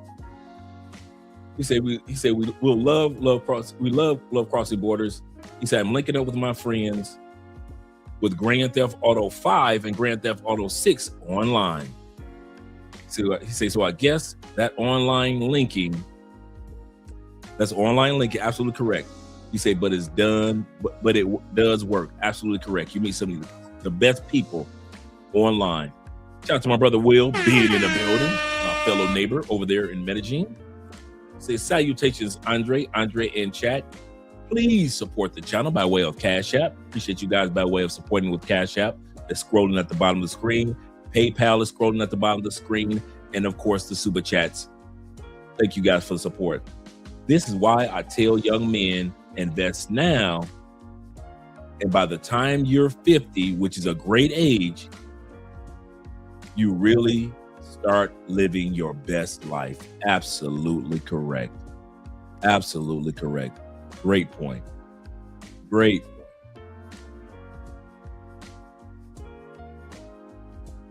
first comic book at age 39. Number 2, Susan Boyle, Brits Got Talent, started at age 47. Julia Child, first cookbook at age 50. Number 4, Morgan Freeman became famous at age 52. Colonel Sanders started KFC at age 62. Number 6, Gladys Burrow ran her first marathon at age 86. Number 7, Harry Bernstein created his first book at age 96. Don't you ever say it's too late for me. You can do this. Follow for more. When a man turns 45, 50, 55 years old, there's something that happens internally that we begin to second guess ourselves. We start asking that question, have I really given it everything I had? Am I truly destined to success? Because see, what happens is you realize for the first time in your life that you're running out of time because you've been acting like a warrior, and that stage of the warrior is not serving you anymore. See, the next step is to become a king. But in order for you to step into the kingdom mentality, you have to let go of the warrior's way. Otherwise, you become a sedated warrior. And the sedated warrior is driven by fear. Fear that he's running out of time. Fear that he's not good enough. Fear that success feels empty. When a 60-year-old billionaire was asked how he became one, he said, "Rule number 1, if you don't come from a rich family must come from you. Rule number 2, forget about the girls and focus on one woman. She'll help you achieve everything. Rule number 3, you will never be criticized by someone who is doing more than you. You will only be criticized by someone who is doing less than you. Rule number 4, a winner is just a loser who tried one more time. Rule number 5. People get really mad when you Rule number 4. A winner is just a loser who tried one more time.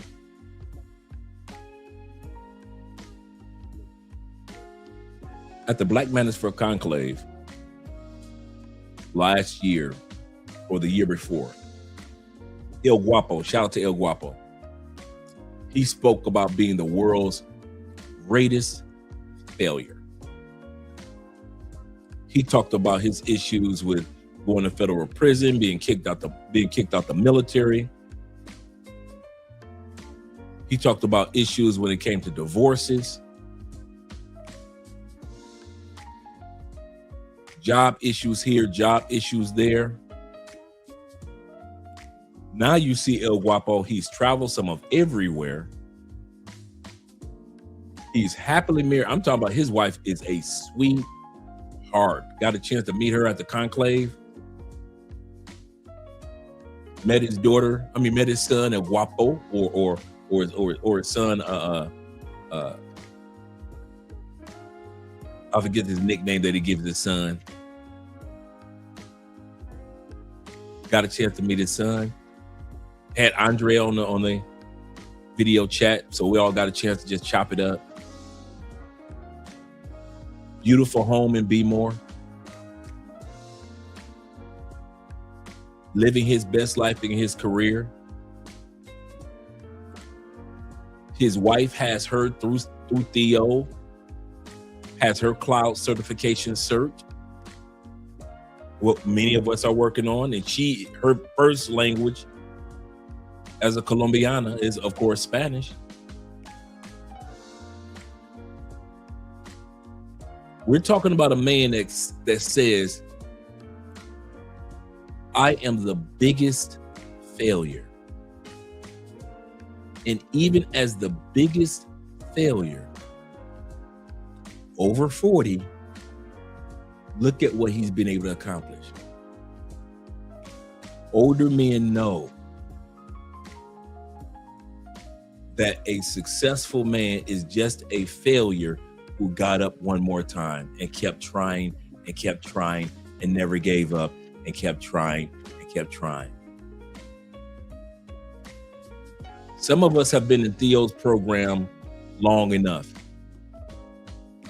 Many have given up. But there are those of us who are going to succeed. Why? Because we're the smartest ones in the class? No. Because of sense of urgency? No. The number one reason why most of us are going to succeed in Theo's cloud engineering courses is because of one thing and one thing only. We didn't give up after we failed, and then we didn't understand this, and then we try it again, then we understand that. We took our certification exam, you didn't pass it the first time, then pass it the second time, you took the exam again, and then you had to set up your LinkedIn. Oh, my LinkedIn wasn't set up correctly, I need some help setting that up. Oh, I gotta learn DevOps, I gotta learn speech ops. Okay, now I'm ready for the job interviews. Oh my goodness, I barely know how to do Armageddon. I messed that up the first time. I couldn't do Terraform, I couldn't get that right. I couldn't tell you the difference between an EC2 at one point in time or a storage unit in S3. I couldn't tell you about what none of those were. And now, because you didn't give up, you get that call one day, you're hired. The recruiters found an opportunity for you. You did the interview and they loved you. Why? Because you were the smartest in Theo's classes? No. Because you passed the certifications only after one time? No. Because you knew Terraform like the back of your hand after 1 week? No. The winners in Theo's classes are the ones that don't give up. Just like they just said. Just like they just said. Let's go back to the video and run that back just a little bit. Winners are just losers who didn't give up. You will only be criticized by someone who is doing less than you. Rule number 4. A winner is just a loser who tried one more time. Rule number 5. People get really mad when you don't let them use you. Rule number 6. Never post your achievements. Post stupid stuff and jokes so they'll think you have no future. People hate progress. Rule number 7. When you become lazy, it's disrespectful to those who believe in you. Rule number 8. 6 months of hard work, consistent. Never be lazy. It is disrespectful to those that believe in you. Never be lazy. It is disrespectful to those that believe in you. Focus and discipline can change your life forever. If you're not following, you're probably never going to see us again. If you are, then congratulations, you're growing every day. So, congratulations on winning the overall. Real quick, how old are you again? 68. 68 years old. Yeah. Do you mind if I see the bag? Guys, that's great. Dang, where's the, you know, as we get older, people say loose skin, but I don't see anything. DNA counts for something. DNA counts for something. Like I said, congratulations. You look amazing. 68? Yes, sir. Man, my dad got no excuses. This is what I will say. She ain't charging $25,000 a cheek, as far as I know. As far as I know. And yeah, unless we not talking about it, maybe. Now he's comparing Bill Belichick to Shannon Sharpe. Shout out to Cam talking about older men. That's what his topic is. He's saying Shannon Sharpe was paying $25,000 a cheek to the white girl. And Bill Belichick might be paying in one way, but he has a solidified relationship instead of pay for play. And that's what Cam's point is. Let me bring that back to the beginning. You look amazing. 68? Yes, sir. Man, my dad got no excuses. This is what I will say. She ain't charging $25,000 a cheek, as far as I know. As far as I know. And yeah, unless we not talking about it, maybe $25,000 a cheek. At least she ain't putting it out there right now. So I'll give him credit for that. You remember Bill Belichick was leaving the apartment complex with his shirt off? Yeah, I remember. This might be it. Yeah. What I'm saying is, Bill, like, I'm active, man. I ain't doing a 50-year discrepancy, but at the end of the day, I don't know if it's that old, but older niggas is in. I don't know 76, 24 old, but I keep kicking 25-year-olds out my DMs, man. Like, yo, no, shorty. I'll fuck your life up. Like, you know what I'm saying? For real, man. This is not what you want to do, man. I'm telling you, man. I play a lot of mind games. I'm not consistent. I don't call, you call, I text. Like, yo, I'm telling you, you're not mentally ready for this, man. You know what I'm saying? You're not really mentally ready for the shit I put you through. And I'm being nice about it. Bitch say, fuck my life up, kill a guy. No, I'm not going to do it. I'm not going to respect it. Nah. Have you noticed something as you get older? Your circle starts getting smaller. But somehow, your piece gets bigger. When you're younger, your circle is wide. You got the crew, the hangouts, the constant conversations. People around you all the time. It's a party. But as life moves forward, something shifts. You start noticing who actually shows up when things matter. Who celebrates your wins, who supports your growth, and who only shows up when it benefits them. You all start to realize something else, that not every friendship is built for longevity. Some people are meant for a season, a chapter, a phase of your life. And that's okay, because the older you get, the more you understand that energy is limited. You don't have time for unnecessary drama. You don't have patience for fake support. You definitely don't have space for people who don't respect your growth. So when your circle gets smaller, don't panic. That's life. It doesn't mean you're losing people. It means you're gaining clarity. Game ain't free, but I drop it anyways. Peace. I went on a date. This man told me, I asked him about like the type of women that he likes or something. He says, I like women that like me. And I was like, you know what? That's an OG statement, but it's so perfect. No African wolf he was comparing Shannon Sharp. Remember, Shannon Sharp was with the young OF girl. Remember, Shannon Sharp was with the OF girl, and that's what he was paying per cheek. And that's what Killer Cam was saying. From what we see, Bill Belichick is not paying $25 per cheek. He's living his life with a younger woman, using his older man's money, of course. And he's got somebody that likes older men and can spend money on her instead of getting with an OF chick and paying $25,000 a cheek like Shannon Sharp was doing.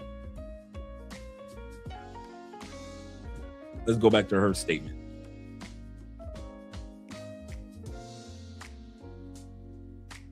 But I drop it anyways. Peace. I went on a date. This man told me, I asked him about like the type of women that he likes or something. He says, I like women that like me. And I was like, you know what? That's an OG statement, but it's so perfect. Older people, they don't have time for the fluff and stuff. Anytime I date an older guy, they're not playing any games, okay? If they have a smidge of like, I don't think she likes me, they'll be done with you. Versus a guy your age or younger, they're like, she's not acting super excited, but I'm still gonna take her on another date. So Yep. She's not lying. Us older dudes will get rid of a chick quick. You younger dudes think that I can convince her over time. older dudes be like, what? That's all we gotta say. What? What'd you say? Oh, that's all right. Don't worry about it. Don't worry about that. That's an older dude line. That line right there, don't worry about it. Younger dudes don't know how to say that. Oh, don't worry about it.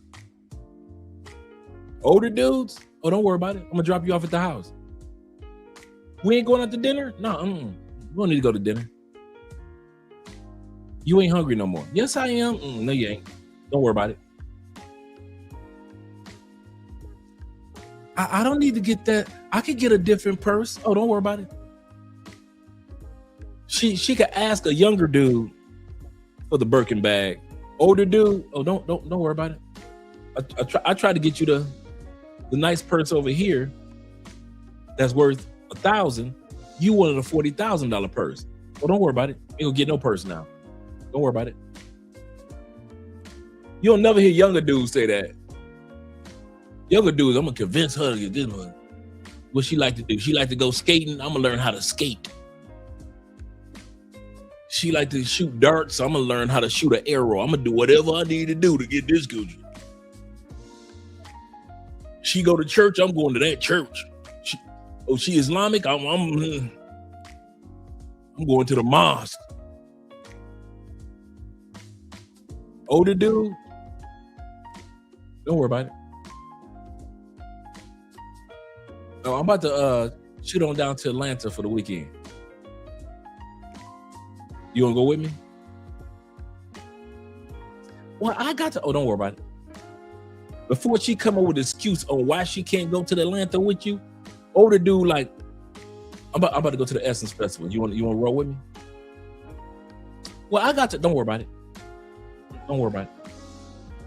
Older dude will go down to the Essence Festival and find something to smash. We use don't worry about it in Thailand, Philippines, parts of Africa, Europe, Central and South America. We'll tell a Colombiana, don't worry about it. To where y'all be like, you younger dudes be like, man, she flaky, dog. Man, I asked her out, man. I asked the Colombiana out, man, and she flaked me. Older dudes be like, don't worry about it. You ain't got to show up. You will send her a text. Don't worry about it. I got another chick coming through at this same restaurant. Don't worry about it. We don't be sitting around no talking about something. The Colombiana flaked me, dog. When everybody's already told you that Colombian men and women and grandmamas and cousins, everybody flake each other. Andrea does it. Her grandmama does it. Everybody flaky here. We tell y'all don't take it personal. But what do you young dudes do under 40? You still take it personal. Where us older dudes be like, She be like, I'm on my way. You been waiting for 40 minutes? Oh, don't worry about it. No, I'm coming. Don't worry about it. Don't come. I won't be here. You done already went through your phone and got a date set up with another chick on the other side of the same restaurant. Don't worry about it. Don't even worry about it. AMSM says this. He said, Andre, a young Tinder asked for my number March 19th. She finally texted me today. I'm going to wait 4 days to respond to her. And that's if he remembered. That's if he remembered. It might be 5 days because he forgot about it. It's supposed to be 4 days. Don't worry about it. Oh, you gonna take this long to text? Don't worry about it. Don't worry about it. You good? You good? Don't worry about it. He said, yep, we do not have time for the BS. We put up with that crap in our 20s and 30s, so now we enjoy our peace. He said, I'm quick to drop a chick. Quick. Hey, young dudes, y'all want to hear something that's going to blow your mind? Y'all ready? This is going to hurt your feelings. Young dudes, you do know half the pussy you get in Medellin, a lot of times because it's old dudes to let her go. Don't worry about it. You know you be fucking don't worry about it chicks. You do know that, right? Some of y'all be thinking, man, I done came up. That's because one of us older dudes told her ass, don't worry about it. But, don't worry about it. I'm on my way. Don't worry about it. Half the chicks that get to drug you is because they don't get a chance to drug us. They never make it into our Airbnb, but they make it into yours. You think you done came up, huh? You do know that same chick tried to get into our Airbnb the night before. But she tried to bring a friend, and then we said, nah. She was like, oh, okay. No, we're like, you know what? Don't worry about it. Don't worry about it. We're about to do this. We're about to play these games. Don't even worry about it. Next night, she and your Airbnb young dude drugging your ass, and you waking up 12 hours later. Because you know why? Because your young guys don't know how to say, don't worry about it. I didn't ask you to bring your friend over. Can I bring my friend? No, don't worry about it. We've been telling y'all for years, Colombian women are possessive and jealous. Latin women in general, but Colombian women, possessive and jealous. For the most part, they do not want a fucking friend around you. They ain't no share bear. Y'all think Colombian women are share bears? Pay for play chicks are share bears. That's business. Everyday Colombianas, for the most part, I'm not talking about them broke bottom feeders that you guys be dating. Because broke bottom feeders, yeah, they all hungry. Girl, let's get over here. It's a foreigner. We can all eat off of him this weekend. Those are beautiful broke bottom feeders. We ain't talking about them. Party girls, yes, you can get them in groups. I'm talking about regular, every day. She got to go to work tomorrow morning, Colombianas. She got to go to school Monday, Colombianas. You ready? They don't share. Ever. There are chicks in Colombia. The closest they will share is being your side chick, and wish the fuck you would get another side chick. Tell me I'm lying, T-Mac, all you other guys in Colombia, tell me I'm lying that a woman will know that you married, will be your side chick, but will want girlfriend treatment as a side chick, meaning she wish you would fuck another bitch other than her as a side chick. She wish she would catch your ass coming out of an Airbnb or a hotel room with another bitch other than your wife. She gonna put up with the wifey. She ain't gonna mess up your relationship. She ain't gonna show up to your church. She good. Let your ass be cheating on your side chick in Colombia. You think your wife gonna be pissed? Colombian women are not share bears. don't know where y'all get that bullshit from. That's why they easy to drug you young dudes, because you don't know Colombian women, real Colombian women, aren't share bears. Even side chicks. Even side chicks. Let a side chick find out you got another bitch. You gonna walk into your own house with a black eye from your side bitch. Your wife gonna be like, what happened? I got robbed. You better tell some excuse. Let your side bitch see you with another bitch. It's gonna be a battle royale. Colombian women don't shout. Where y'all get that bullshit from? Oh, she wanna bring a friend. As soon as she say that shit, that should be red flag number one. What, a Colombian bitch wanna bring a friend? The fuck, these bitches ain't known for sharing. Dudes do and get caught. Side chicks will tell you, you got your wife, you got your girlfriend. And if some dudes can get away with it, they can pull off, maybe by having in another city, another side chick / girlfriend, because she in another city. Side chicks in Colombia want real girlfriend treatment. That's the craziest part.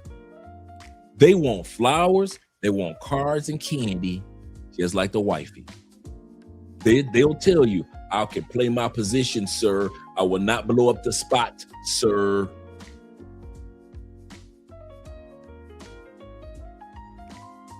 T-Mac said, Colombian women do not share territories. Absolutely correct.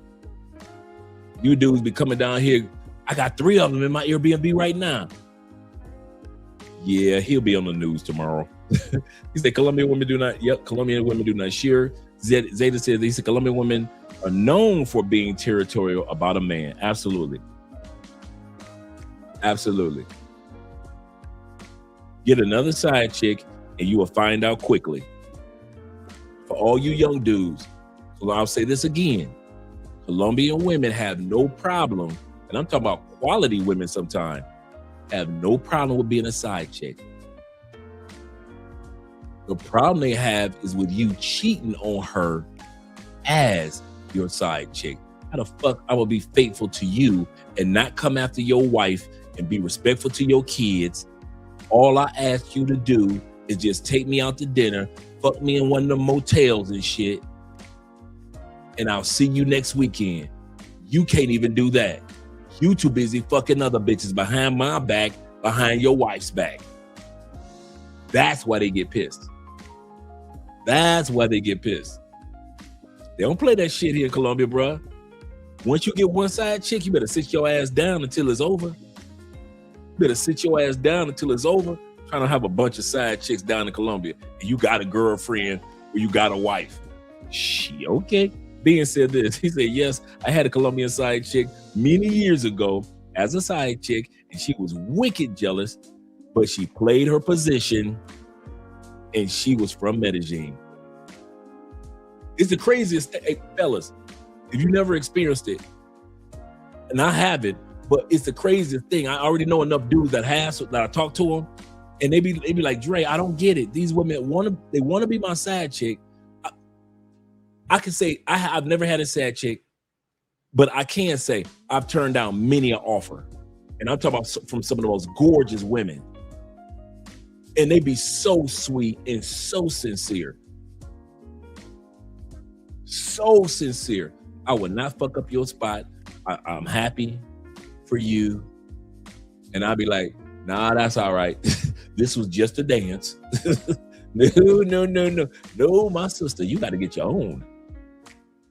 T-Mac said, usually the side chick has limited time, so they cannot be the main one. That's an excellent point. He said, my side chick has a lot of work and responsibility. This is true. He said, but I like to bring her to Cali with me. Absolutely. He said, very cool woman. I kid y'all not. You would think that a lot of times you see a dude with a side chick, you would swear that was the main chick. Because the side chicks in Colombia quite often play their position. I'm not talking about them silly ass party girls that y'all see. Y'all think we talking about party girls. No. A lot of times side chicks got jobs, careers, education. They're in school right now. They do not have time to be somebody's main chick. So they like, listen, I will be your side chick, but you got to give me girlfriend treatment. You got to treat me like I'm yours, you mine. So when I am free next weekend, I'm fucking somebody who is only fucking his wife back home or his girlfriend back home, not a bunch of other bitches, because I'm so busy with my career that I can't see him every other day. And so a lot of dudes be like, cool, I don't need to see you every other day. You don't need to see me every other day. I'll see you next weekend. I'll fuck the dog shit out of you while I pour wine all over your body or Hennessy, whatever. We'll have a good time. And I might not see you for another week or 2 weeks or maybe a month. But ain't nobody else gonna get her pussy as long as you don't fuck nobody but her wife. But your wife. As long as you sexing your wife, that side chick in Colombia, and I'm telling you, they will play their motherfucking position like they were in part of the war in Iraq, in Iran. It's the craziest shit, bruh. Crazy. All my hoes and monetary says this. He says it's the Latino women, period, with this rule. This is true. They are extremely possessive. Crazy part, married Latinas will cheat in a heartbeat, but go nuts for cheaters. And you know what Colombian women do? Or Latin women? Latin women, for the most part, that I've discovered, they don't cheat without a cause. Most American women cheat when no use of cheating. Believe you me, I was the one they were cheating with. No reason to be cheating on this dude, and they would cheat their ass off. Latin women, they will be faithful like a motherfucker. But once you give them one good reason to cheat, oh yeah, they gonna cheat. You out there fucking, you been fucking for 3 years, year 4, she gonna get some new dick. You better believe that one. You like to argue and don't give her no flowers, cards, and candy. Don't worry, somebody else gonna be giving her flowers, cards. Now that's one thing about Latin women. They gonna have a reason to cheat. They will have a reason to cheat. A reason that your ass can't even deny. That's the crazy part. But he absolutely correct. They be heartbroken and go nuts for a cheater. Pharaoh says this. Shout out to Ishmael in the building. He said the xenophobic FBA heifers crying more and making it worse for the passport sis. Absolutely correct. Hey, I saw your last video on Facebook. Excellent job, man. You're getting better and better. Yes, sir.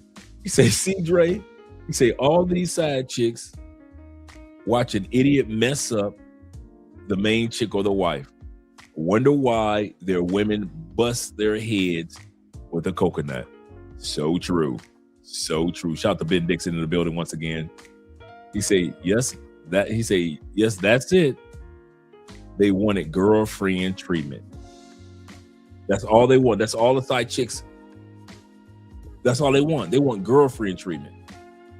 They want a nice restaurant. They like, listen, I know you can't be with me for Valentine's Day. Well, at least Valentine's weekend, can I get one day? I don't care if Valentine's Day is the 14th. If you can fuck me on the 16th, that's how they are. They happy. They happy. We do not have to go to a club where you go to with your wife. We can go to a club on the other side of the city and have a good time.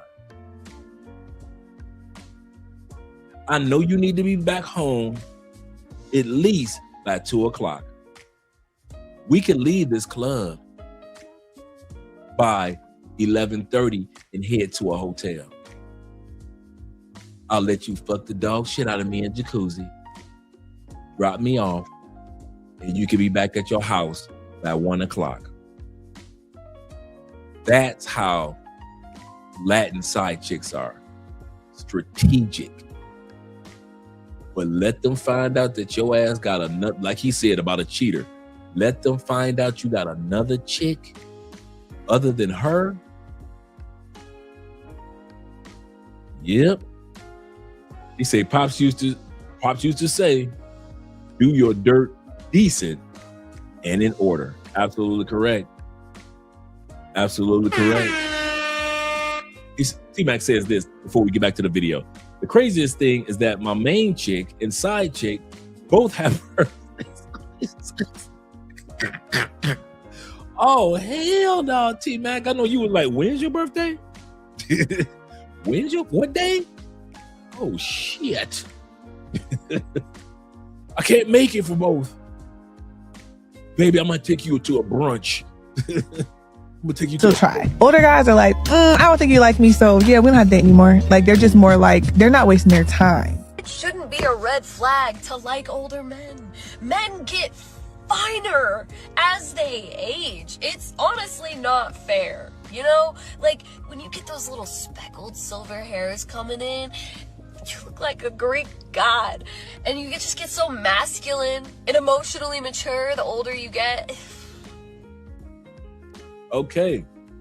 So first thing we're going to look at is it's never too late to start a business. It's never too late to start a business for older men. We already looked at some of the stats that benefits men over 40s. Statistically, men over 50 are 3 times more likely to have a successful business. Now we're talking about brand new entrepreneur. Let's say a brand new business. You've been doing businesses off and on your whole life. You start a brand new one over 50. Do you know that business has 3 times of a chance of succeeding? A new business has a 3 times chance of succeeding for a man over 50 than a man in his 30s. If you gave that man in his 30s the same business. Let's continue on. Average millionaire doesn't get his or her dream to age 45, doesn't become a millionaire at age 54. 5 million millionaires in the United States. They dib and dabble in 17 different concepts, businesses, money-making schemes, doesn't hit it big to the 18th try. Did I not say that? The average millionaire in the United States took 18 tries to become a millionaire. 18 business ventures, 18 different projects, 18 different entrepreneur opportunities. 18. The average. You young dudes think that dudes became millionaires after 3 tries. It doesn't work like that. 5 tries. It doesn't work like that. It never has worked like that. You think that a person just invests in crypto and just sit back and he ain't got to invest in nothing else. He ain't got to invest in 401ks, Roth IRAs. He ain't got to invest in ETFs. He ain't got to invest in creating a service or a product. He ain't got to do nothing of that. He just got to invest in crypto and just sit back. Young people think like that because you've seen 1 or 2 young people be able to do that. He just invest in crypto and NFTs, and that's it. It doesn't work like that. Most millionaires, 18 different venture tries. You might as well get comfortable with it because it ain't gonna change. 3.2% of all millionaires go bankrupt on the road to millionaireship. 30% have a Sears card, 40% have a JCPenney card. You'd be hard pressed to find a millionaire in a suit worth more than $400. You'd be hard pressed to find a millionaire in a suit worth more than $400. Where your Chanel and Hugo Boss broke. The car they drive is at least 5 years old. Facts. That I did know. If you guys want to read an excellent book, by the way, let me pull it up. If you want to know where he's getting these stats from, and there's always an updated version of this book.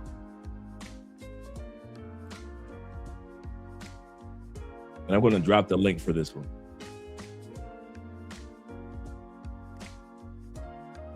You guys will thank me for this. I've read this book when I was incarcerated, and I read it now.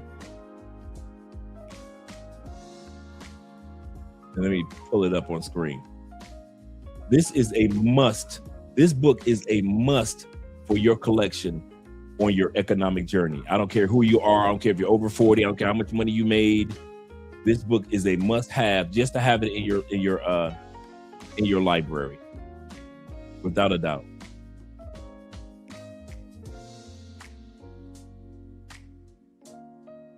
Let's blow this up. The Millionaire Next Door.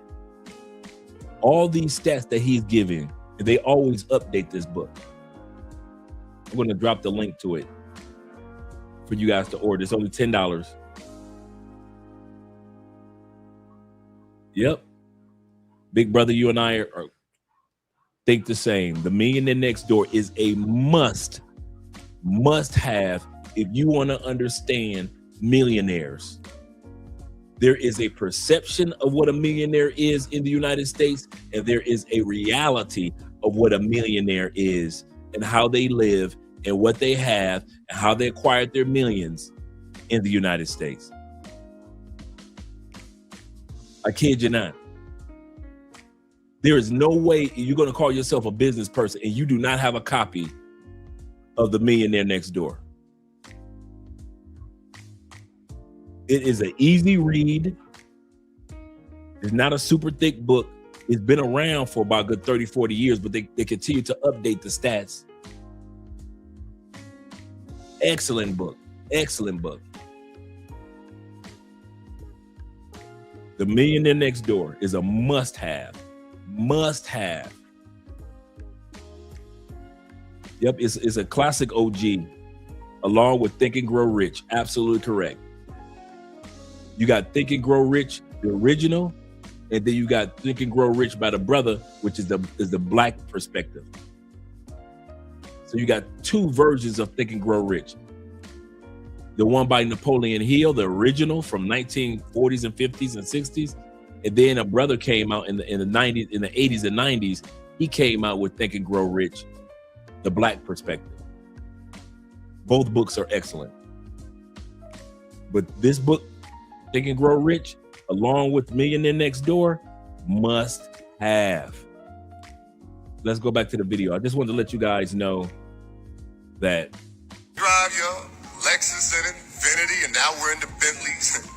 Good and broke. I'm 50 years old. I'm better in shape than 99% of people walking around at half my age. I run multiple businesses. I'm financially free. I have an amazing relationship with my wife. Most people cannot answer this question. I guarantee you, if you go talk to business coaches, they're going to be fat and out of shape. Their marriage is not working. The difference with me is I live all the buckets. And I'm not saying there's none that out there that don't live all the buckets. I just don't know who they are. I know a lot of people that know how to make money. I know a lot of people that are in shape and broke. I'm not financially free and out of shape and in a bad marriage. I literally check all the boxes, which is very, very difficult to do. Have you ever wondered why dumb people make more money than you?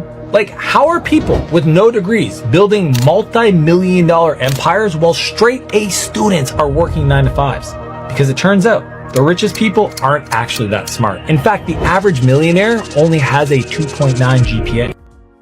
That's it, 2.9 GPA for the average millionaire. 45% of all millionaires are between 50 and 70 years old. Shout out to us older folks. The average millionaire woman hits $1 million after the age of 58.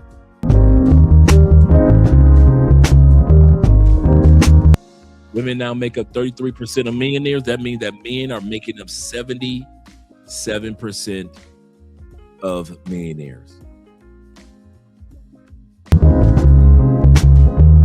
7, but 67%, almost 68% of millionaires.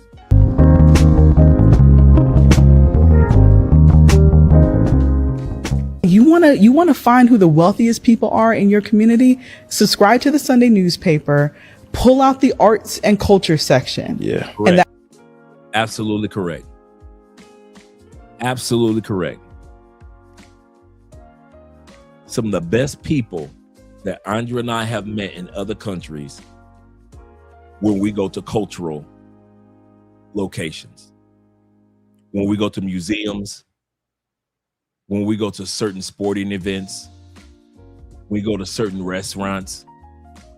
It amazes us the level of people that we meet in other countries when we go to cultural locations. Never lied. She's 100% correct. That's not just a stateside thing. Arts and culture section is going to tell you all the wealthiest people in your community, who their wives are, who their husbands are, the causes that they care about, their first name, their last name, their photo. The arts and culture section. Is all hope lost if you haven't made it by the age of 40? Here are 9 of my favorite success stories that indicate it's not. First up, Anthony Bourdain, restaurant wanderer turned executive chef of a humble brasserie in Manhattan, turned writer at the age of 44. That's right, Kitchen Confidential. A lot of dudes still don't know what the hell a Raw Report is, big bruh. It's guys that still do not know what the Raw Report is.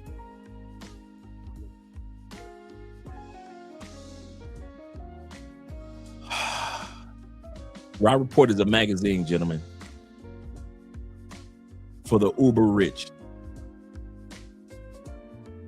If you're trying to get there, the Raw Report is an excellent monthly publication. Raw Report was one of the things that changed my life. Raw Report kept me out of trouble. I'm gonna tell you why.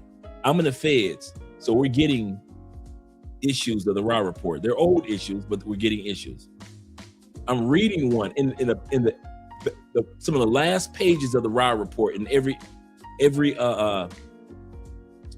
issue, they ask somebody who's rich. It's just one page, maybe like 4 or 5 paragraphs. How did you become rich? Like I said, this whole magazine is for the wealthy. And I'll never forget, changed my life. The story of a butler. A butler. They asked him, how the hell did you go from being a butler to a multimillionaire?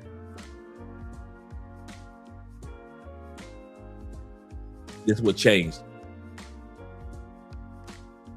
In his article, he basically said, I saw what everybody else was doing, and I simply did the opposite. This is probably my second year in prison, right? I looked up from that article and I just glanced around the room. And as I was, then I put the article down and I just started walking through the prison. And I saw what everybody else was doing. And prison has an 85% recidivism rate. You got an 85% chance of taking your butt back to prison if you go one time. 85% chance I could have went back.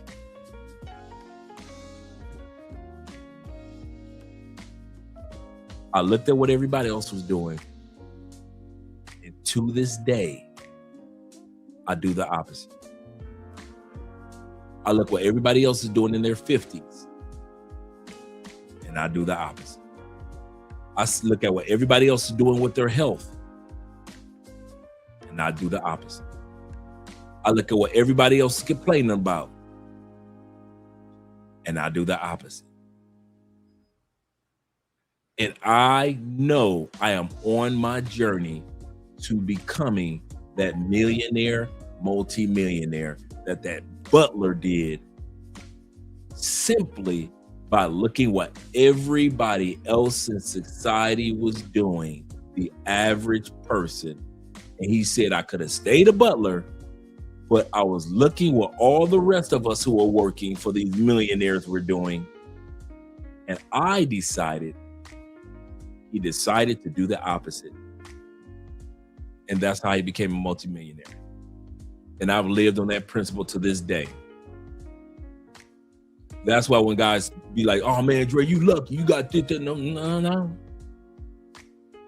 I could have came to Colombia and did what everybody else did, right? What did I do when I came to Colombia? Looked at what everybody else was doing and did the opposite.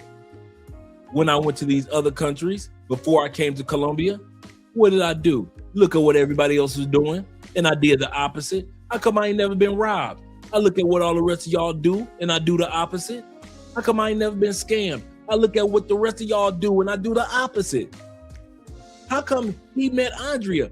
Did I not just say the Raw Report article said almost 35 years ago, he looked at what the rest of people were doing. He did the opposite. I took it and I've been running with it ever since. I don't care what goes on in Theo's classes for everybody else over 50. But as for me, I can look at what all the rest of y'all over 50 doing in Theo's classes, but I'm doing the opposite. I don't care if you give up. I don't care if you quit. I don't care if you don't understand. I don't care if you don't show up for your tutoring sessions. I don't care. But what you don't show up for your tutoring sessions, I'm doing the opposite. If you ever wonder what Andre's montage is for life, I try my best to look at what everybody else is doing. If I see the collective doing it, I am not going in that direction. Because normally the collective in society are wrong. That's why everybody doesn't have the way everybody should have. Because most people that we will see if we don't meet them in life are wrong. They treat marriage wrong. They treat relationships wrong. They treat children in the world wrong. That's why we got children running around acting like they done lost their mind. Why? Because we treat them and we raise them, let's admit it, wrong. We no longer read like we used to. Wrong. We take in so much negative information from these cell phones. Wrong.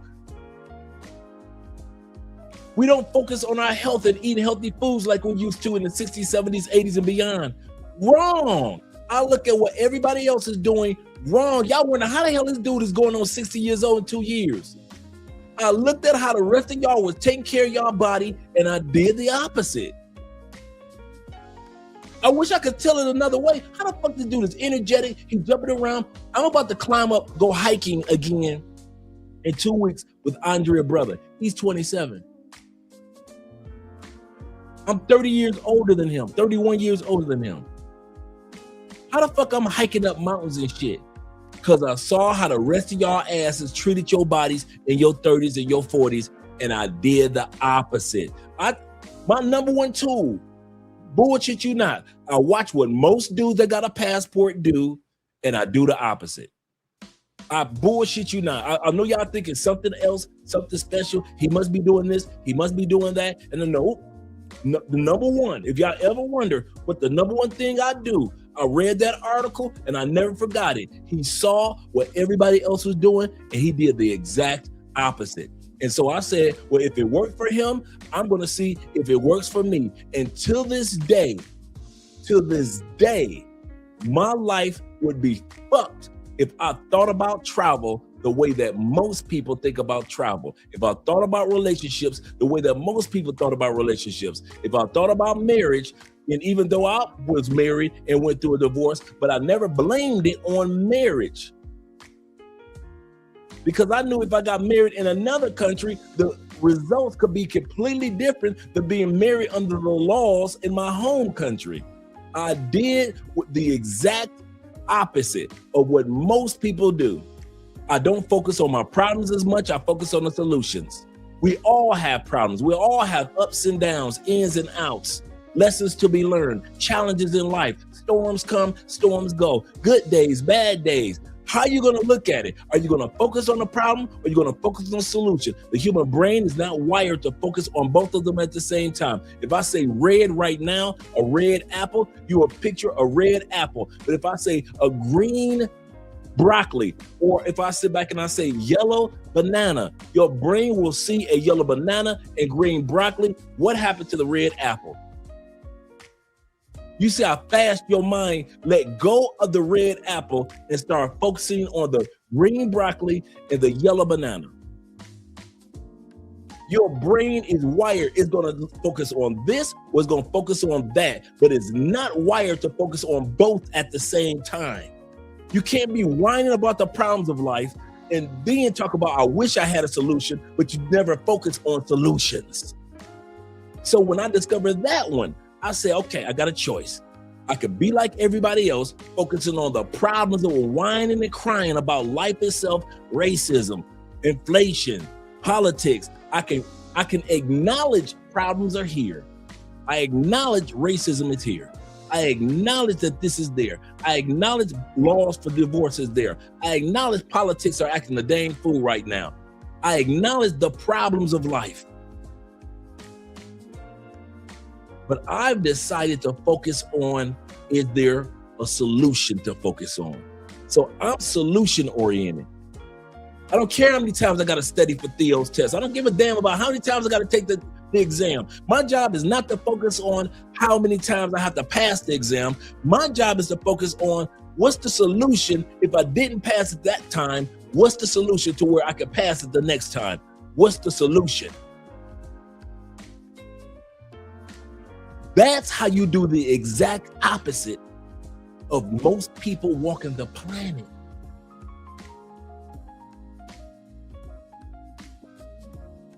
You just look at what most people are doing, do the opposite. It's so simple. I swear it is so simple. You lucky, you fortunate, da-da-da-da. Bullshit. I just saw what the rest of these motherfuckers were doing. I said, I'm going this way.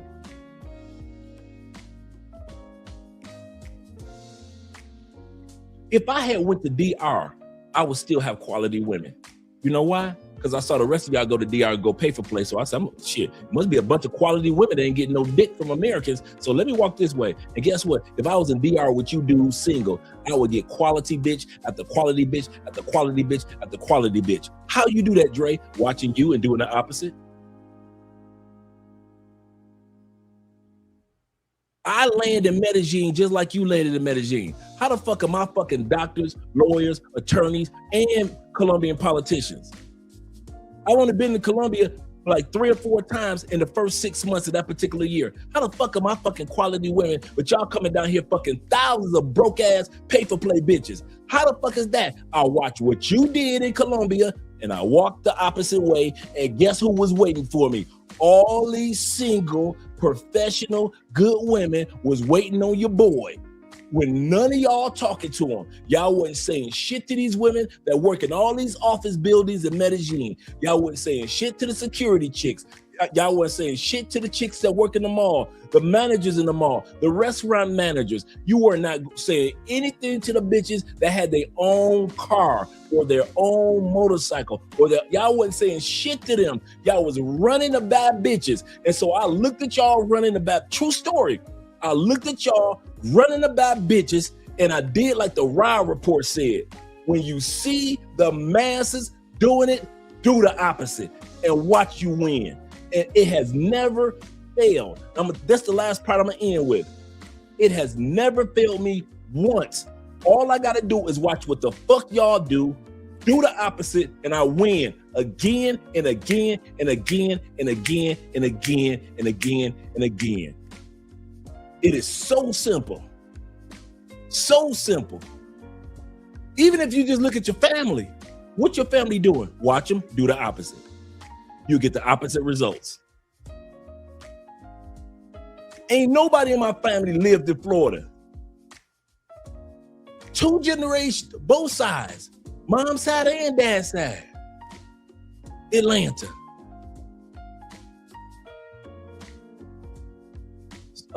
Oakland, Chicago, Cleveland, Indianapolis, none of them. Me, I looked at my own family, thought about the Rye report. It said how the butler became a millionaire. He looked what people were doing. You ain't got to look at the whole collective. You could just, let's be real. Some of y'all could just look at your motherfucking relatives like I did and do the exact opposite and win and win and win and win and win. Now, some of y'all got good enough families to where you can look at them and you can win. Most of us ain't got that. Can we be real with the black community? Most of us ain't got that. My life is literally the opposite of my family's. Now, I'm not saying my family is poor, impoverished, or they hood, or they ratchet. I'm not saying any of that. But what I am saying, that the level of life that I'm trying to get to couldn't happen by watching and mimicking my own family.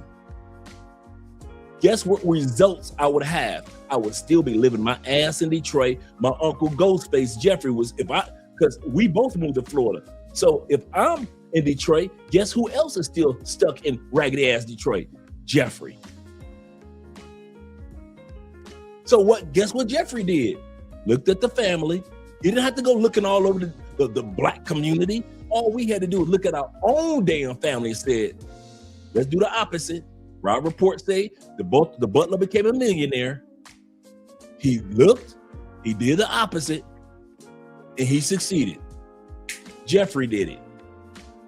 I did it. Jeffrey's moving here to Columbia. I've moved here to Columbia. A lot of you dudes are doing the exact opposite of your families. You just ain't said nothing. Your families have told you crazy for moving to Thailand, moving to the Philippines. Why you moving to the Philippines? What's in the Philippines? Where's the Philippines? You're moving to China. You're moving out there with the Chinese people. I said the Philippines, Mom. That's what I said. Then ain't that China? Ain't that China thing? Some of y'all have done the exact opposite of your own family. Some of y'all went off into the military, had great careers. Many of y'all family members that was the same age as you are did not go into the military, and they asses ain't done nothing with life and ain't been no damn way. If you ever know what Andre's secret is, secret to success is not just prayer and fasting in the Lord. My true secret was that Rob Report article. That's what kept me out of prison. I watched what everybody who got out of prison was doing, and they kept coming back. They didn't lie about the 85%. While I was in prison those 10 years, I kept seeing motherfuckers leaving and coming back, leaving and coming back, leaving and coming back. And I was like, what can I do to not let that happen? And I came across that little small ass Rob Report. And on the last page, read that story about the butler. And so I spent the last 8 years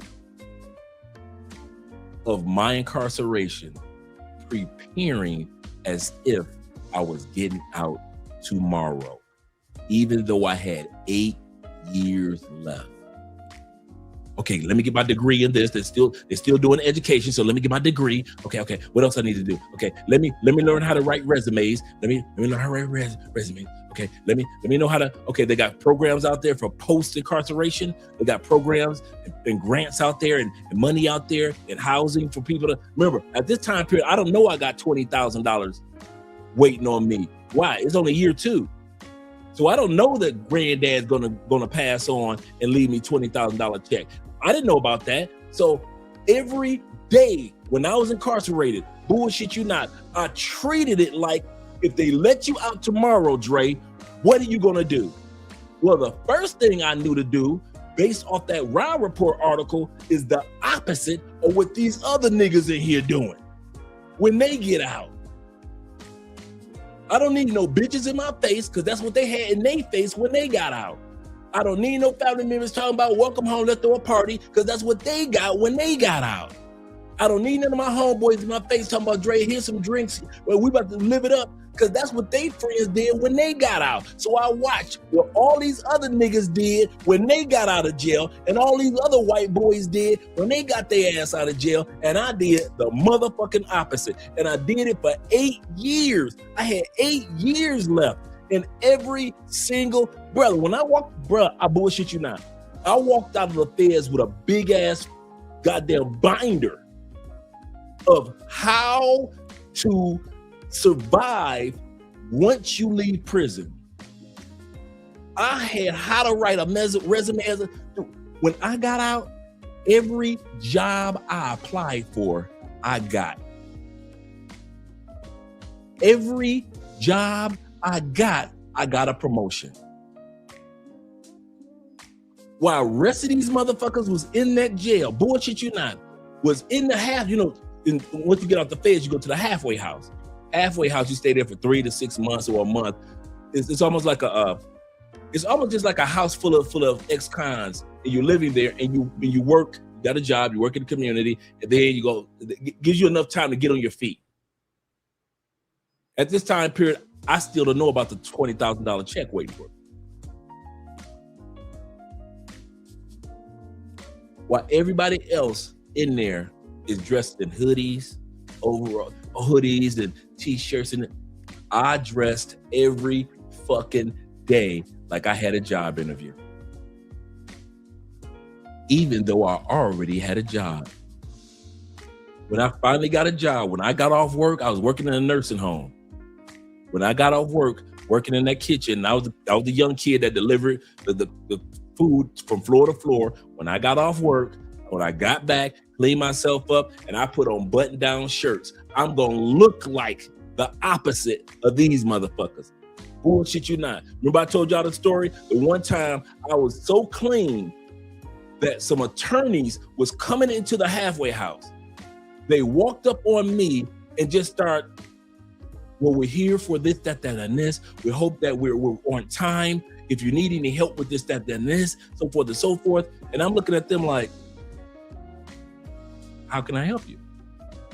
Well, we're here from so-and-so and so-and-so, and we're here to speak with the staff in regards to, I'm like, I'm not a staffer. I'm an inmate here. Oh, we're sorry. Oh, we're sorry.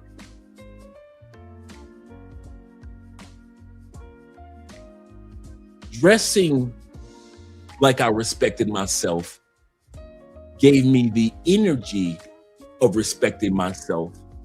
And when total strangers walked into the halfway house, they thought I was somebody to be respected.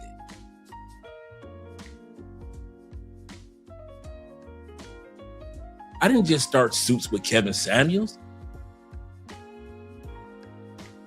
I started Suits even in my mind with that Rob Report. I would get GQ magazine and I would go to the different styles and fashions that were in. I would read the Wall Street Journal. I would hang out with the older white dudes and the older black dudes who were businessmen, true businessmen on the outside, but they got caught up with taxes. But these dudes still have business skills and investment skills that I want to learn. While y'all running up and down the goddamn football field in prison and running up and down the goddamn basketball court, and the only thing you doing is lifting weights and fucking fags, me, every day, if they were to let me out of prison year 2, day 1, I need to be ready. Year 5, day 1, I need to be ready. There was no day that I was gonna let happen from looking at y'all and doing the opposite that I was going to let. If they say, Andre, you are free today, and I'm gonna be scratching the back of my neck, like where I'm gonna go, what I'm gonna do, how I'm gonna get a job. So that fucking myth of if you're incarcerated, you can't get no jobs when you get out. Don't nobody wanna hire no ex-felon. That shit ain't never held me back. You know why? Because I prepared myself for it. I prepared myself for if the question came up and everything. I even found out that they only go back on your resume 2 to 5 years. And unless it was a government job where they took my fingerprint like school teaching, And then that pulled up all my stateside and my federal record. Other than that, the average application only goes back, when it comes to research, 2 to 5 years. How long was I incarcerated? 10 years. That means that I was sentenced 10 years ago. They don't go back and say, well, what day did he get out? We'll research and see what day. They don't care about what day you got out. The research on a job application is, when were you convicted of a crime? My shit was over 10 years ago. So when they did research on my shit, it wasn't even pulling up. But I still prepared myself. What was my first preparation? I watched what everybody else was doing, and I did the opposite. And I do that to this very motherfucking day. When times are good, I do the opposite. When times are bad, I do the opposite. I watch the masses that travel these countries, all those passport bros and blue book gentlemen, and I watch us as a mass, and I do the motherfucking opposite. While y'all out there getting drugged and robbed and hustled and scammed and all that bullshit, the only reason ain't none of that ever happened to me is because I watched you and I did the opposite. So just in case you guys ever wonder, I don't mean to go to a rant like that, but I'm just trying to tell you there is a value in life in doing the opposite of what all the other motherfuckers is doing that's traveling. There is a value in that. There's a safety in being with your boys and watching your boys walk into that bar, and you like, nah, I'm gonna go this way, bro. Well, we heading this way. I know you are. Y'all go in there, bro. Go ahead, have a good time. I'm going this way. Take my ass to a motherfucking museum and meet a Colombian baddie in the motherfucking museum. That some of you dudes ain't never been to a museum in DR. Ain't never been to a motherfucking golf course in Medellin. You ain't never been to a swimming spot in Cartagena and to where it's some real good, decent Colombianas.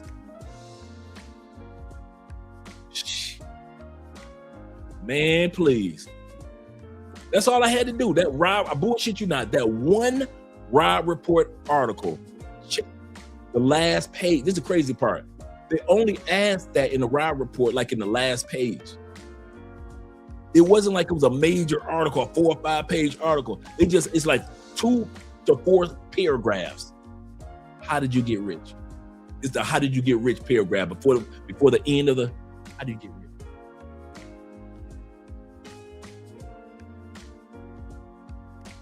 I watched the YouTube channel Alux.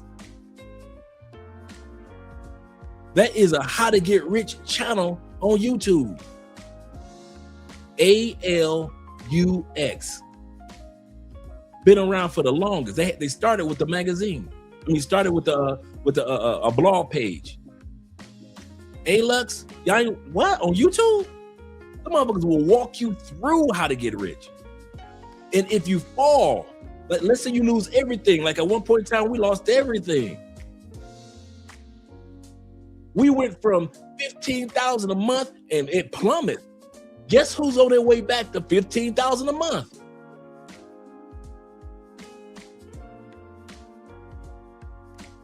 Could you tell any difference?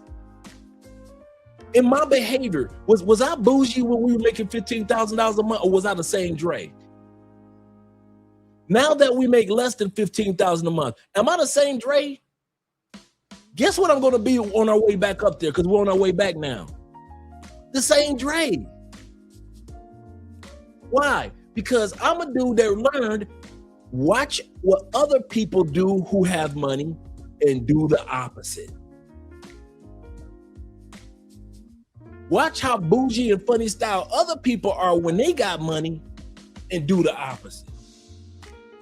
And then when you lose money, watch how other people do when they lose one of their business ventures. Dre, do the opposite. You're going to succeed every time. That's all you got to do in life. Watch what the masses are doing. Watch what the masses are doing. The masses will complain loud enough in every genre for you to see what you should be doing. If the masses are bitching about something, do the opposite. Respond, react, carry yourself, think like, pray like the opposite of most people. Most black people complain about racism, right? They ain't gonna do shit about it, are they? They ain't gonna start a business, are they? White man gonna hold you back. They ain't gonna buy a piece of property, are they? White man don't want you in that neighborhood. They ain't gonna get married, why? Everybody get divorced in America. Every time you see a massive group of what black people are doing, do the exact opposite. Anytime you see what the masses of white people are doing, do the exact opposite. And I'm going to end this portion with this. I remember a couple times I've had people tell me, you trying to be like the white man. Oh, you just think you better than the average brother. You trying to be like the white man. I said, you need to watch me closer. Yep, Alex is a version of Raw Report. And a lot of dudes ain't even turned on to that. I said, and whenever somebody say you try to be like white people, you try to be like the white man, this is what I'd say. Watch closer.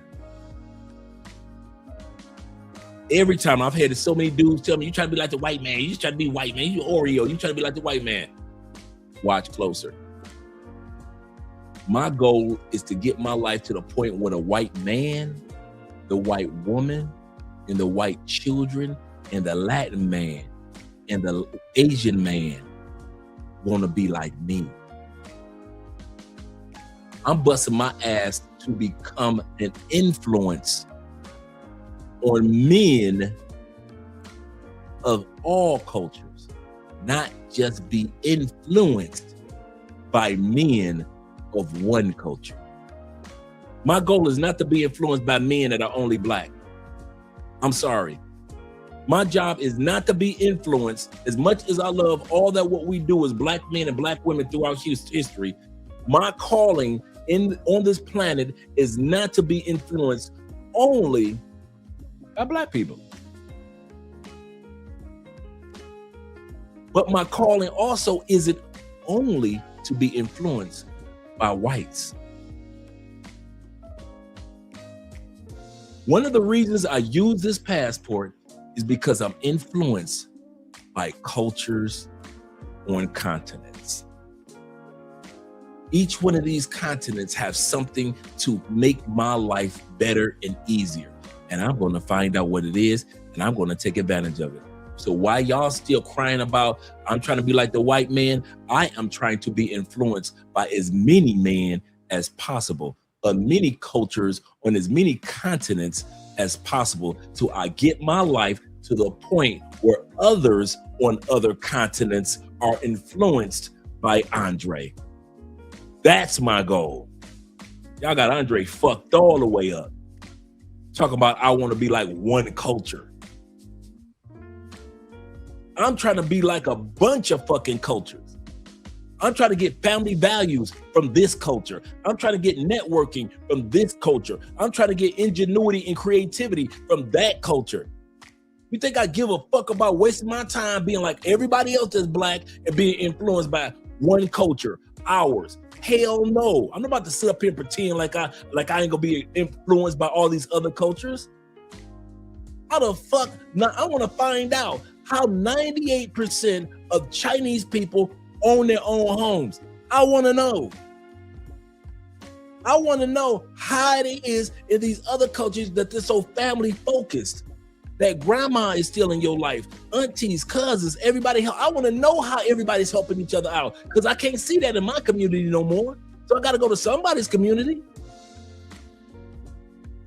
So if it take me a passport to learn how masculinity works on a global scale, I can tell you how to be masculine in my city, in my state, in my country, but I want to learn what masculinity looks like in South Africa, North Africa, Northern Europe, Southern Europe. I want to know how masculinity looks like when it's done in Asia, South America.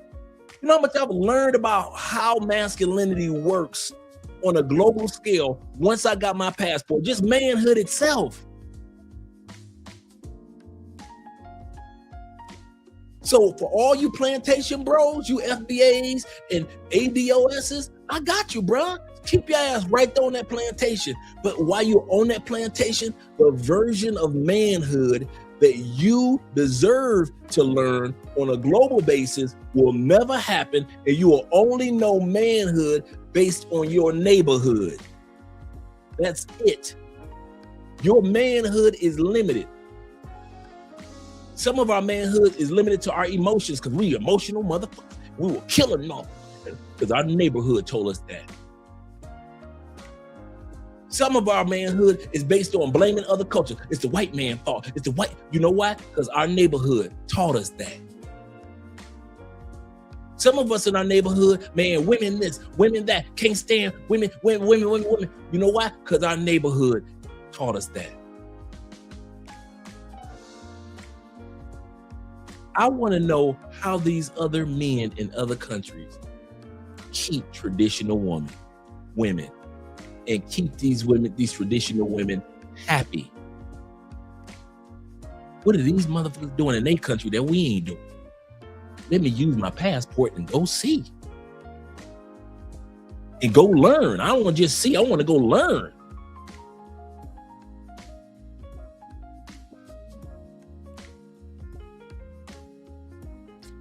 Okay. I'm not black, I'm OJ. Okay. Shout out to all you guys that are here.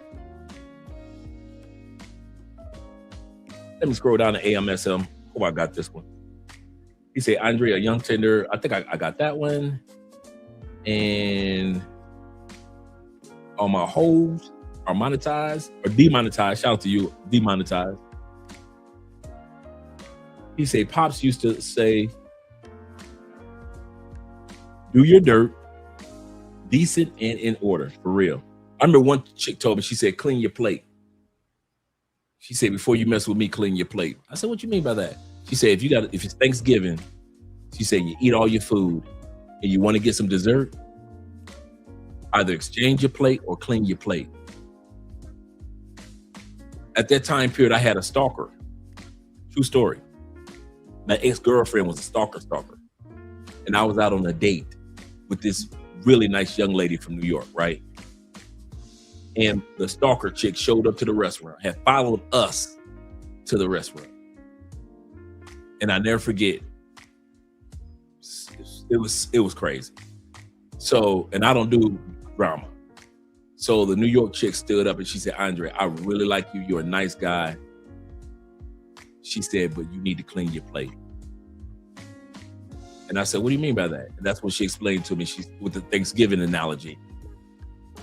If you don't put your ice cream, your sweet potato pie, or your apple pie on top of the same plate that you got the macaroni and cheese and the green juices and all that. You've already eaten your macaroni and cheese and your greens, and you think your plate is clean, but you didn't wash it. You didn't make sure it was clean before you put your dessert on top of it. Andre, clean your plate. And I never forgot that. Never forgot that. Shout out to that sister. AMSM says this. He said, Andre, you're an older man. Teach us younger men how to do the opposite because y'all mistakes at our age. He said, y'all teach us how to invest, crypto, stocks, social media, women, etc. Helping us not to do what y'all did. Absolutely correct. That's why I share my stories and I tell my stories. I could be one of them dudes that act like, no, I ain't never had nothing happen in my life.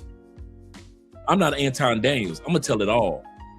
And if telling it all helps somebody, so be it. Zeta says this.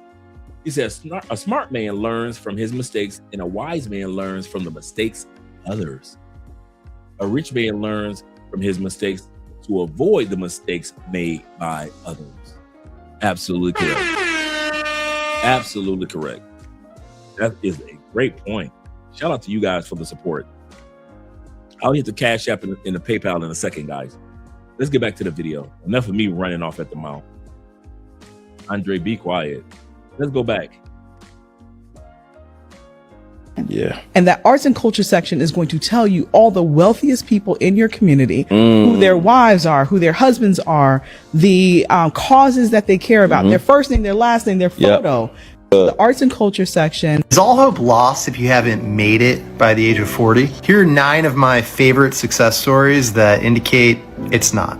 First up, Anthony Bourdain, restaurant wanderer turned executive chef of a humble brasserie in Manhattan, turned writer at the age of 44. That's right, Kitchen Confidential, which put him on the map, wasn't published until he was 44 years old, which in turn sent him on a celebrity chef path, which is ironic because he hated celebrity chefs.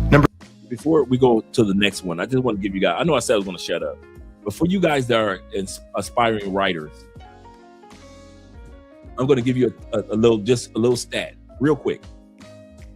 For the average writer, for your book to take off takes 2 to 3 years. You guys have helped us tremendously when it comes to our book ranking number 26 when it comes to travel books.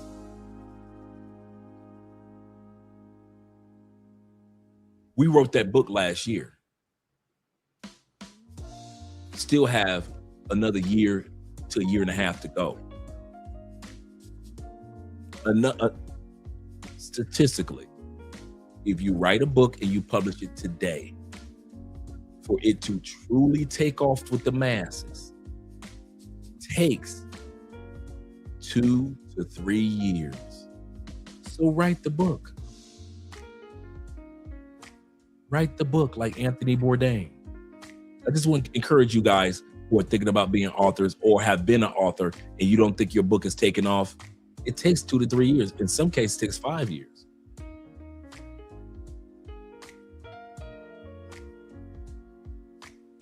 Number 2, Vera Wang, the world-renowned wedding dress designer, didn't actually open her own boutique until she was 40. Before that, she had pursued careers in figure skating. She was pretty good, even featured in Sports Illustrated, and she was a journalist at Vogue for many years. Number 3, Henry Ford, probably one of the greatest American entrepreneurs of all time. He grew up impoverished, little business success before starting the Ford Motor Company. Has anybody heard of the Detroit Automobile Company? Probably not.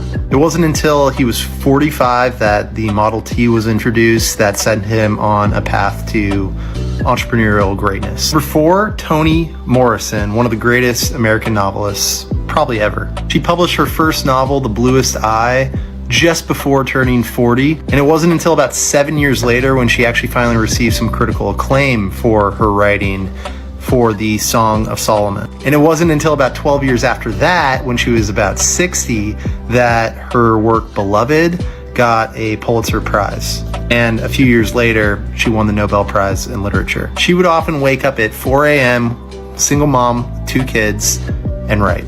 Number 5, Sam Walton, who founded a little retail chain you probably have heard of, Walmart. He did have some retail success prior to founding Walmart, including a chain of Ben Franklin franchises, but it wasn't until he was 44 that he started the major discount retailer that we know today. Martha Stewart, number 6. She owned a catering business and was a stockbroker, in fact, prior to becoming the Martha Stewart we know today. Her media empire didn't really start until she published her first book, Entertaining, at the age of 41. 7, Samuel L. Jackson. He was a theater actor and had a number of small roles in the late 80s. It wasn't really until Spike Lee put him in movies like Jungle Fever that Samuel L. Jackson got on the radar of other directors like Quentin Tarantino, and in 1994 in Pulp Fiction, Samuel L. Jackson became a household name.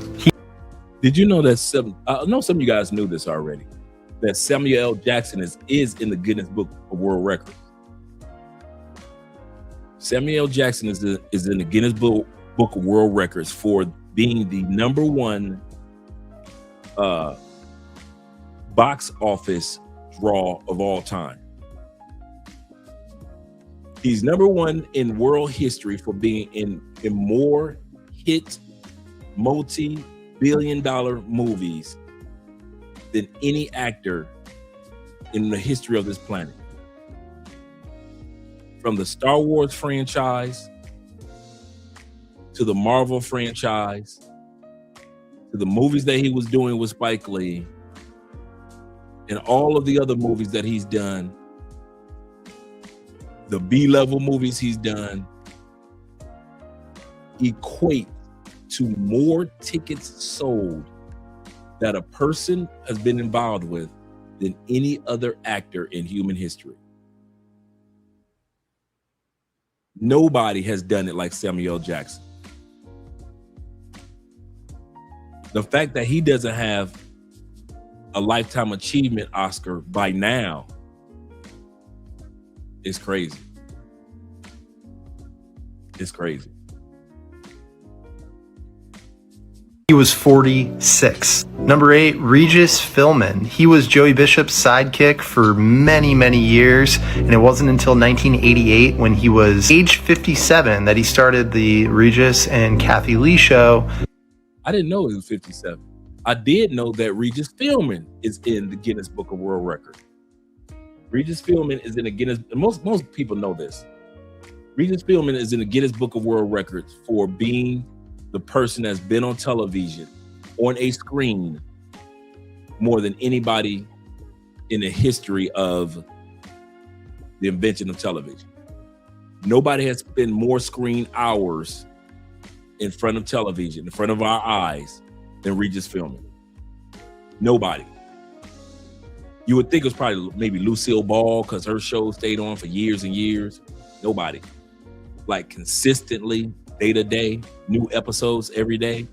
Regis. Started at the age of 57. That's why I'm talking about. That's why tonight's episode is dedicated to me. Older men are winning.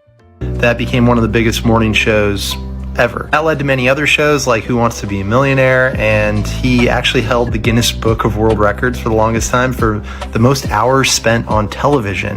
Persistence pays off. Finally, one of my favorite people ever, Julia Child, age 50 when her book came out, Mastering the Art of French Cooking. That led to one of the first cooking shows, bunch of other cookbooks, and she brought French cuisine to America at age 50. So if you're near 40, over 40, or even well over 40, don't give up. Many people don't experience massive success until much later in their life. A 50-year-old is 2x more likely to succeed than someone that's 30. Here's the bottom line is, age is not your barrier. Your mindset is. Okay? Right?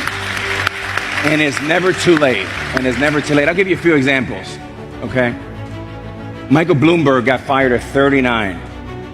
He started Bloomberg business shortly after. 15 years later, he was a billionaire. Today, he's 82 and worth $106 billion. He started at the age of 40. Okay? You look at Henry Ford. He launched the T model. Ford affordable car, Henry Ford, at age 45. You look at Warren Buffett, who's 93 years old, Vic, 93 years old, worth $130 billion. $130 billion. He made 99% of his net worth after his 50th birthday. Okay? And this is my favorite one, the last one. Kentucky Fried Chicken. Yeah, that was it. Right? Colonel Sanders opened his first Kentucky Fried Chicken at the age of 65 and failed. And then he collected his Social Security money and then started franchising, and the rest is history. So here's my message. Get up, get going, never give up, and it's never too late. Have you ever been broke before? Been broke? Yeah. Yeah, dude, I was in the military for 22 years, man. Yeah? Of course I was broke. And what did you do after the military? I started buying and selling businesses. What was the most amount of money that you ever made in a single year? 11 mil. What was your secret to scaling businesses? Focus, no life balance. No family, no kids, no girlfriends, just business. What was the best financial advice that you ever received? Don't lose it. Break that down. How can you... make good deals, man. What is your best negotiation advice for people out there? Don't talk past the sale. Once you've got the sale done, don't keep talking. Keep your mouth shut. Just keep your mouth shut. What was the lowest point in your career? Losing friends. How did you overcome that? And let's say somebody going through a tough time right now in life. How did you kind of overcome the adversity that you face in your life, in business and the military? Daily gratitude. I've got mantras in the morning that I go through, meditation, just staying positive, man. Thank you so much. Thanks, for your guys. time. And Appreciate you, man. Remind me your name? Jeff. How old are you? Just turned 60. You're not 60 years old. Yeah, 23rd of July, I turned 60, man. Are you serious? Yeah. What's the secret to looking like this at 60 years old? That's crazy. Focus, man. Everything's about focus and discipline. You're 60 today. If you were to go back 40 years ago, what advice would you give to your 20-year-old self to have that same blueprint and roadmap to success? Stay in the fight. Stay in the fight. Stay in the fight, man. Yes, sir. Excuse me, sir. Sir, I see your videos every single day. I had a question for you. How old were you when you made your first $1 million? Tell him. He's well known on social media. 22 years old. Hey, what line of business are you in? What do you do? I'm an economic advisor for one of the big firms. Out here in Abu Dhabi? Yes. What is the most amount of money that you've made in a single year? I can't tell you. Give me an idea. It's a good number. More than 10 million? Within the range. Within the range. Yeah. He's your age and you can ask him these questions. I have a question for you. Wait, so this is your son? Yeah, no, he's my father. Delete all of this. No. This is the father, this is the son. That's right. Let's say me and you were to pass away tomorrow, and there's one lesson that you would instill in him to take with him for the rest of his life. What would that be? Commitment, repeating, and don't give up. The future is going to be there. One day it's going to work. Do you believe in God? Big believer. Of course. How important was faith for your success? Well, this is like 80% of it because we in our culture and our region depend on God first, with God willing. Then the efforts and the commitment you do, that's what makes it all happen. God is the greatest. Yeah, thank you, sir. Love that. At what age were you when you first became a millionaire? I'm not a millionaire. My team, we are millionaires. Is this your car? What do you do for a living to afford this car? I own a small brand called DCG. We're in Brickell. Well, I have a channel. I grew to over 1 million followers where I interview the most successful people in the world. Would you mind if I ask you just a few quick questions for the channel? Share some wisdom. What is the most amount of money that you've been able to make in a single year? North of 20 million. Wow. What is something you think broke people don't understand that's stopping them from creating the abundance that they want? They don't know better. I didn't know fucking better. I didn't know nothing yet last year. Did you come from money though? Fuck no. I came from humble beginnings and good people. So how did you go from not having much money to becoming successful like you are today? Success is different in different people's eyes. Like I've surpassed people that I grew up with. Financially, they think that's success. I'm like, no, you're a success. What is the biggest loss you've had because of your success? I lost family. I was too busy thinking too big and they brought me back. When everyone around you is trying to bring you back, how do you move forward? Don't listen to people. Just be happy. Do everything with mannerism, respect. How old are you now? 39. If you could give one piece of advice to someone who's looking to become successful like yourself, what would you tell them? Don't judge people. We have different industries and we're all on the same path. What is the best piece of advice that you ever received throughout your career? Just follow the pattern because many of my friends, they are older than me, and then I just follow the pattern. Some of Just follow the pattern.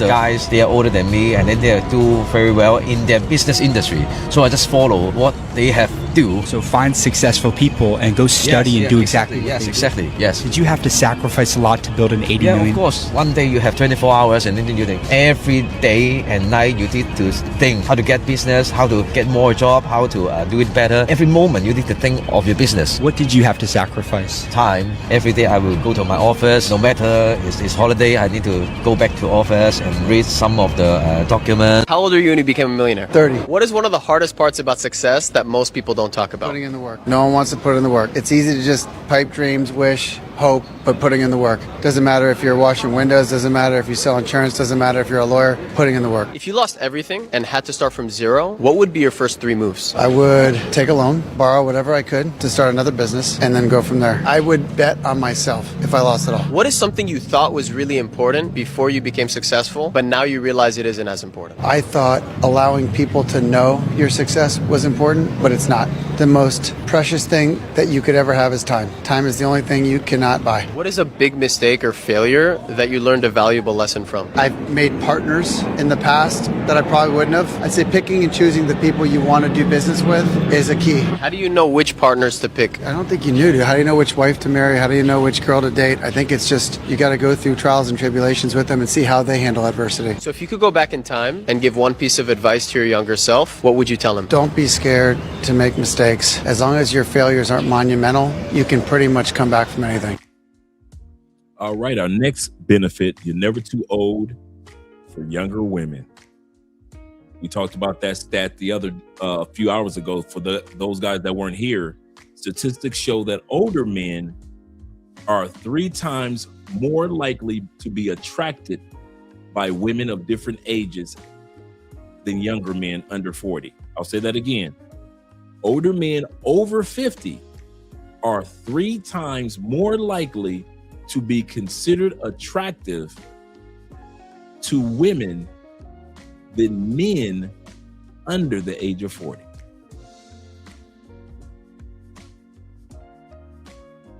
I'm always preaching to y'all about how you need to get an old man that's healthy. Healthy old man got a lot of energy. He got more energy than me. I'll be trying to get him to slow down. That's me and Andre. Andre is the old one of the family. I'm the energetic one, Mr. On-the-go. I act more like the old lady. I be trying to stay at the house. I don't want to come outside. He be trying to force me outside. He got energy like a teenager. He definitely not grouchy. You know, the older men that's sick, they real grouchy. The sick ones with no money, they real grouchy. He not grouchy at all. He always happy. He have more energy than me. Are you ready to take my picture? Absolutely. 3 things that older men need to change in order to be more successful with women in the dating market. Number 1, they need to have healthier, stronger boundaries. Now, boundaries don't have to be rigid in order for them to be healthy. In fact, healthy boundaries are typically strong yet flexible. They're reasonable. So you only have rigid boundaries around deal breakers, things that are non-negotiable. So your must-haves too. Now, when they're your preferences, you can have more flexible boundaries. But the most important thing is that these men cannot be pushovers. It's so important for them to have a backbone. So if you're a man over 50 and you're recently single for whatever reason, make sure that you beef up your boundaries or clarify them so that you know what is important to you, what are your core values, and be more firm about what is most important to you, and be reasonable about the things that are just your preferences. Yes, you can look for what you want, but understand that they might not be the priorities, and so you want to be a little bit more flexible and reasonable with those. Number 2, these men need to take into account that although they may be successful, they may have tons of money, they may have achieved so much in their lives, you still need to look good. You still need to be fit. So even if you're in your 50s, it's important for you to hit the gym and be active and be healthy. Don't use that as an excuse. If you have an injury, find some kind of activity that you're going to be able to do consistently. And number 3 is a lot of men in this age group, they tend to be very cognitive and stuck in their head. They're overly logical, they're overly analytical, pedantic, they're concrete thinkers, and it's just a bit boring, right? If you're going to head out there into the dating world again, you need to shake that off. You need to connect better with your body, with your sensuality and your energy, and you need to make sure that you're more charismatic. Have more of like a visceral presence when you enter a room. And so that's another thing that you can work on, whether that's just being more social, putting yourself out there, getting out of your comfort zone, trying new things. If you're an introvert, it's okay. There's nothing wrong with being an introvert, but you do need to break out of that comfort zone. So the 3 things are, number 1, healthy boundaries. Number 2, be fit, healthy, and active. And number 3, connect with your body and your energy so that you're not boring and stuck in your head. Hope that was helpful. Follow for more. I'm Dr. Taylor Burrows, the vetting specialist. The oldest man I ever dated was in his 80s. It was amazing. He never told nobody because he didn't remember we was dating.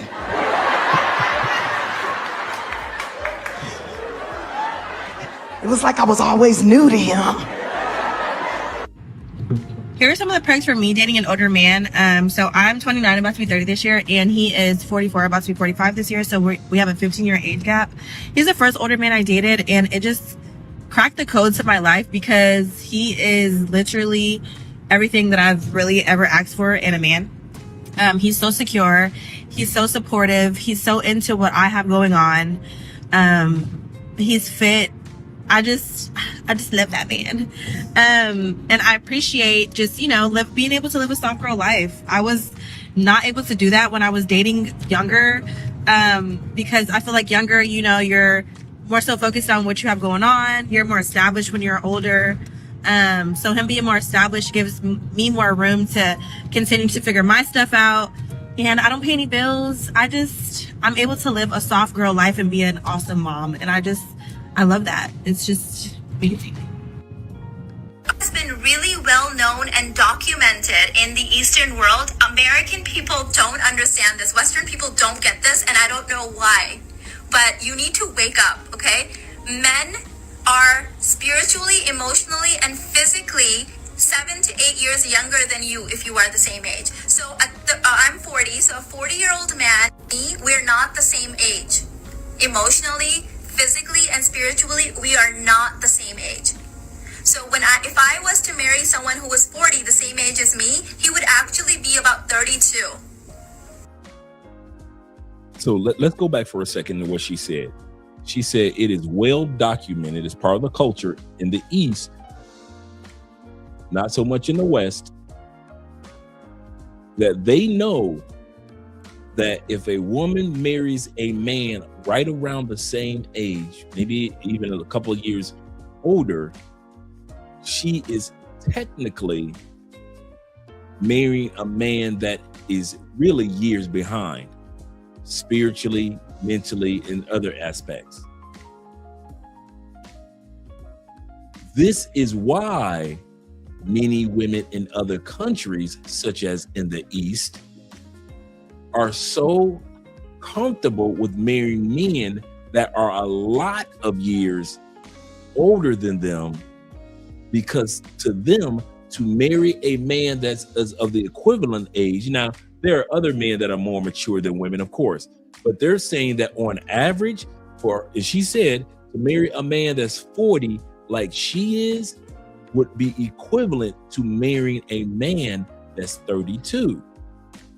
As far as mindset, spirituality, and we were just talking about boundaries. So women like her would marry a man that's in his late 50s or 60s to balance life out. And they have no problem with that.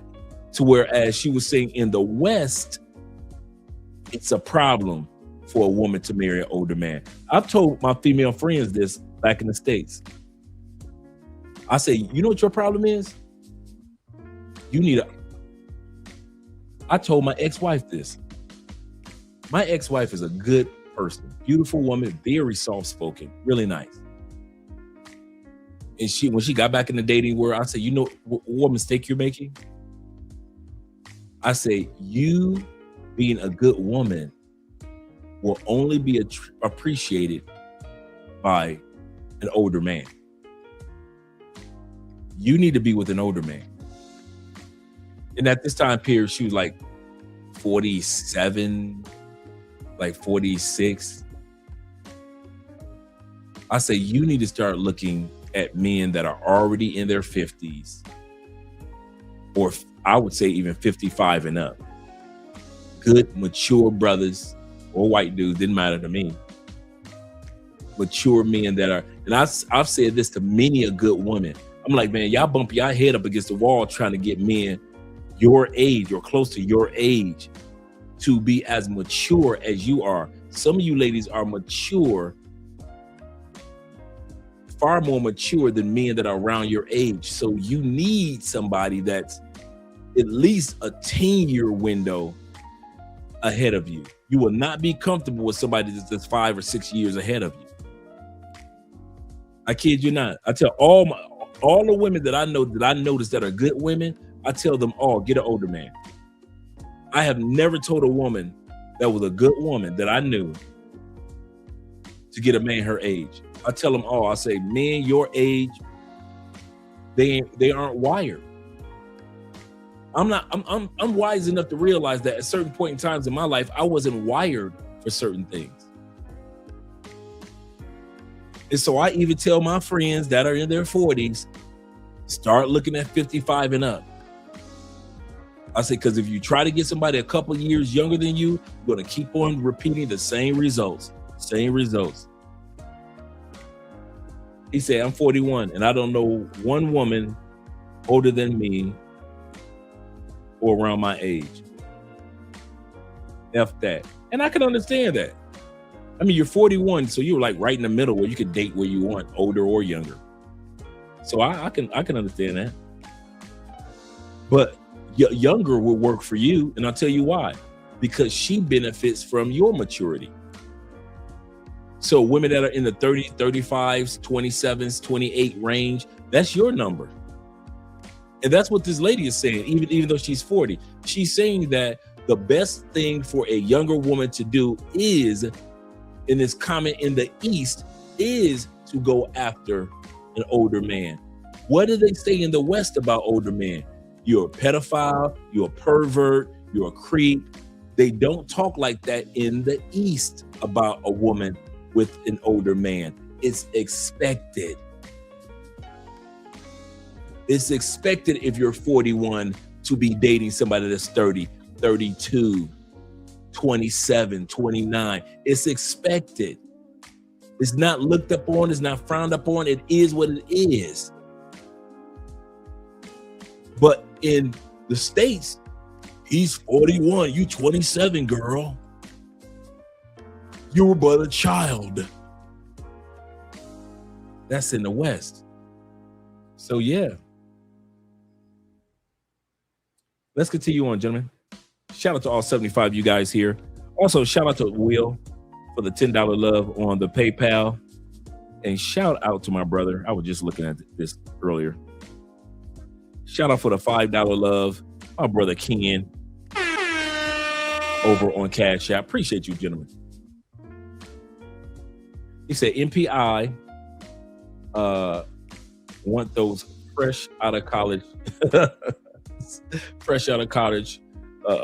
lacrosse players. Shout out to you, brother. He said, you're right. He said, I'm trying to go younger in the States. He said, but they got that younger tenders, those young tenders afraid of us. That's in the West. Those women are, the older women are jealous of you guys. And so they try to make it seem like, oh, there's something wrong with that. Crazy.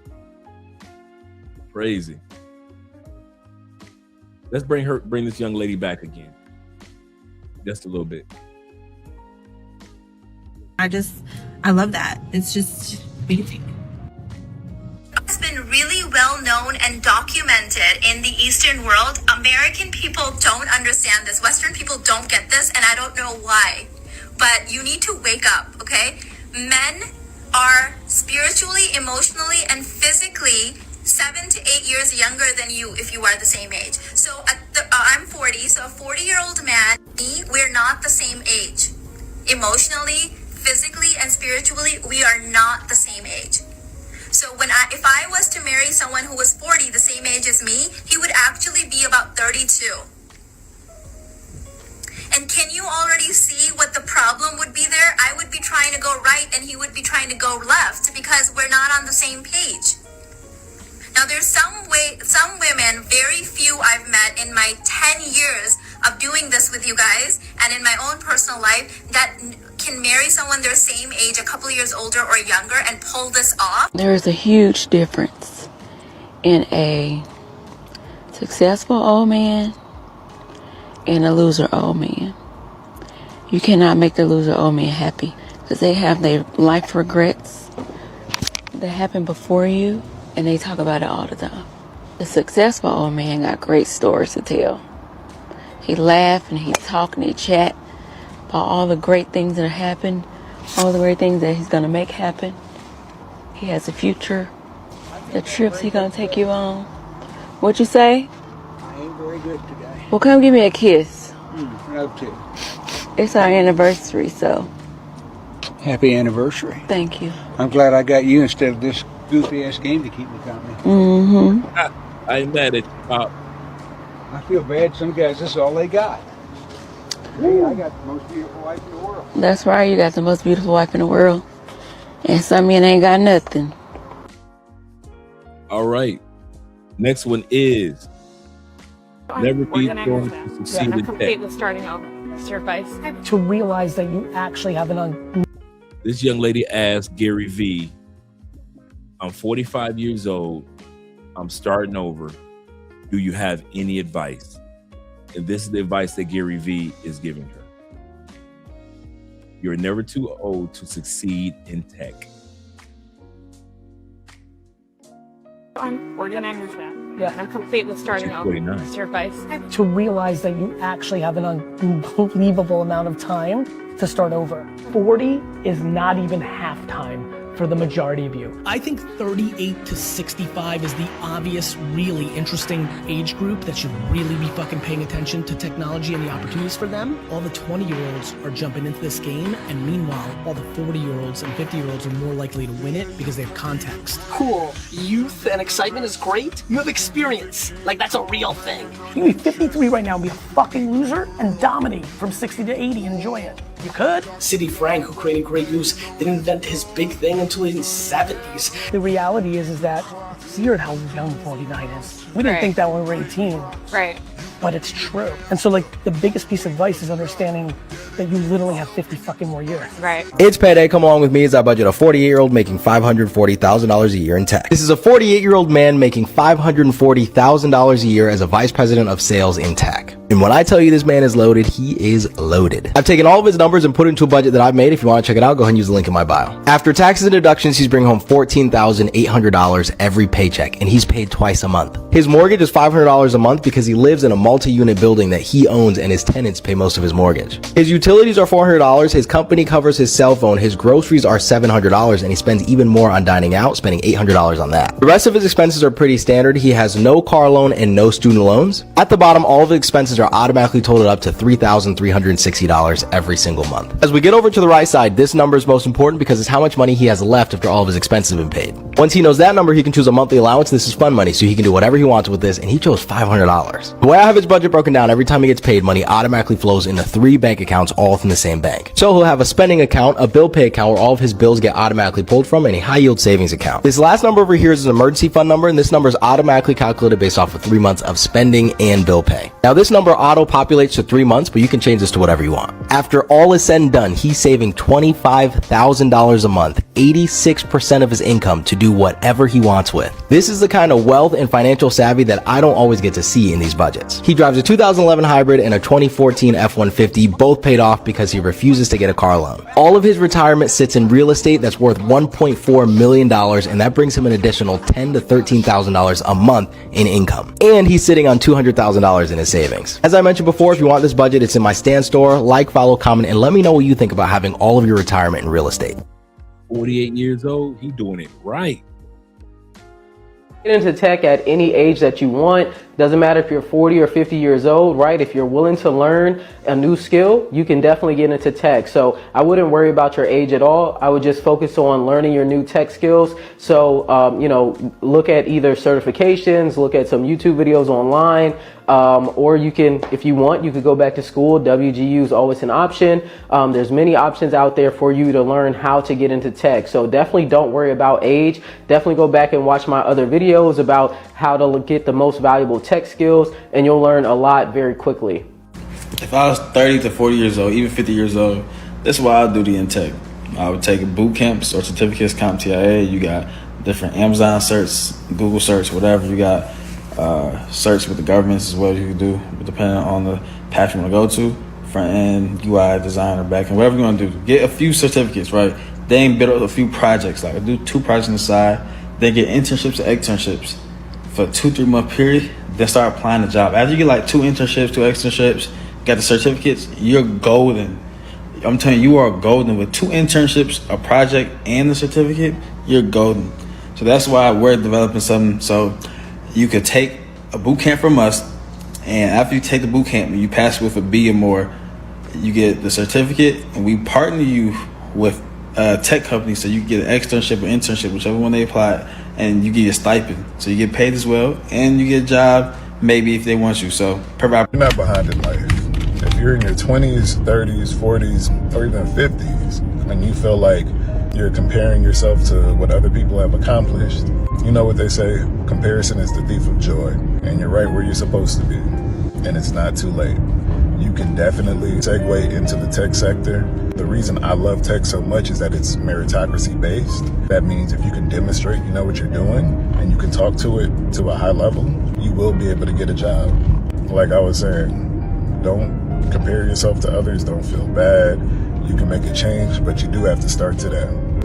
I go into depth about what certifications you can do. I also talk about jobs, and I'm pretty good at responding to questions in the comments. If you need to be pointed into the right direction, I'm your man.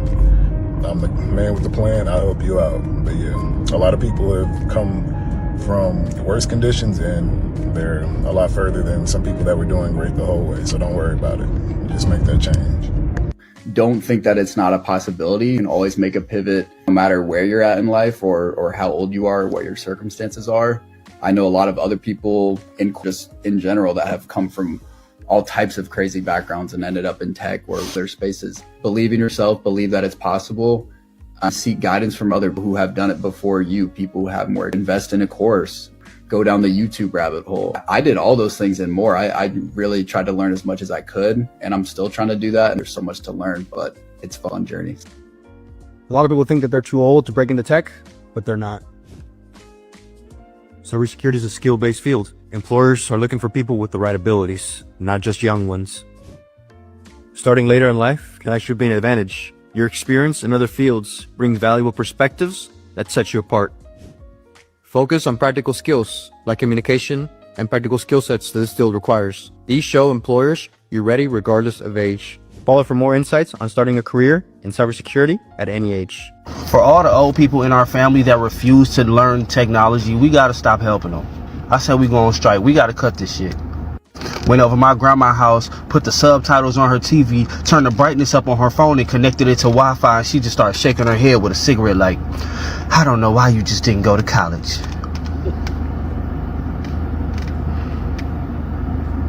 What? Like, Grandma, what are you talking about? You could have been an engineer. You could be coding computers right now. My auntie got in my car and see my GPS, and she was like, damn, look at that. You just gonna trust that thing? I probably need one of these for my car. I think it's gonna cost an extra $1,000 to get one. I need a new car to get one of these in my car, huh? No, auntie, you have a GPS in your phone. You got one right there on your cell phone. Yeah, but I'm gonna have to call somebody to come over and hook it up for me, and I ain't got that kind of money. No? Auntie, just put in the address. Just put in the fucking address. Never too late to learn from life. Life will give you opportunities for wisdom. 5 things no one tells you when you reach the age of 40. I'm Steve, I'm turning 38 this year, and these are the lessons I learned along the way. 1, as I get older, I see a big divide between the people who took care of their bodies and the ones who didn't. 2, people at this age start to regret for not taking their finances seriously. They all tell me they wish they budgeted and invested more in their 20s and 30s.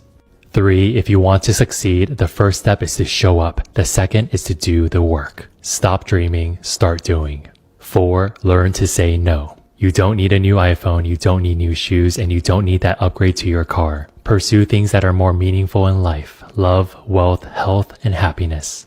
5, you're never too old to do anything new. These are the best years of your life. Take control of it.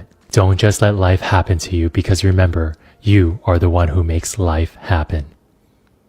Listen, I'm 45, and here are 5 things I wish I had known when I was in my 30s. Number 1, don't chase a relationship. Chase your dreams. I spent so much time chasing women and going out and partying. But to be honest, a relationship is a byproduct of you being the best version of yourself, of you chasing your purpose, your passion, building your business, doing the thing you were called to do. When you're living in your highest purpose, the right person will find you. So chase your dream, not a relationship. Number 2, you don't need alcohol to have a good time. I always felt that I'm more charismatic. I'm funnier when I have alcohol. But to be honest, you just end up making a fool of yourself and embarrassing yourself. You're just as funny. You're just as fun without it. Number 3, nothing good happens after 10 p.m., so be in bed before 10 p.m. All of the toxic things in life happen after 10. Toxic food, toxic people. By going to bed early, you cut out all the toxicity out of your life. You just become a better person. Number 4, grind now while you have the time. Go as hard as you can. Build as hard as you can. Go as fast as you can. Because once kids and family get here, your time is severely limited. That is, if you want to be present.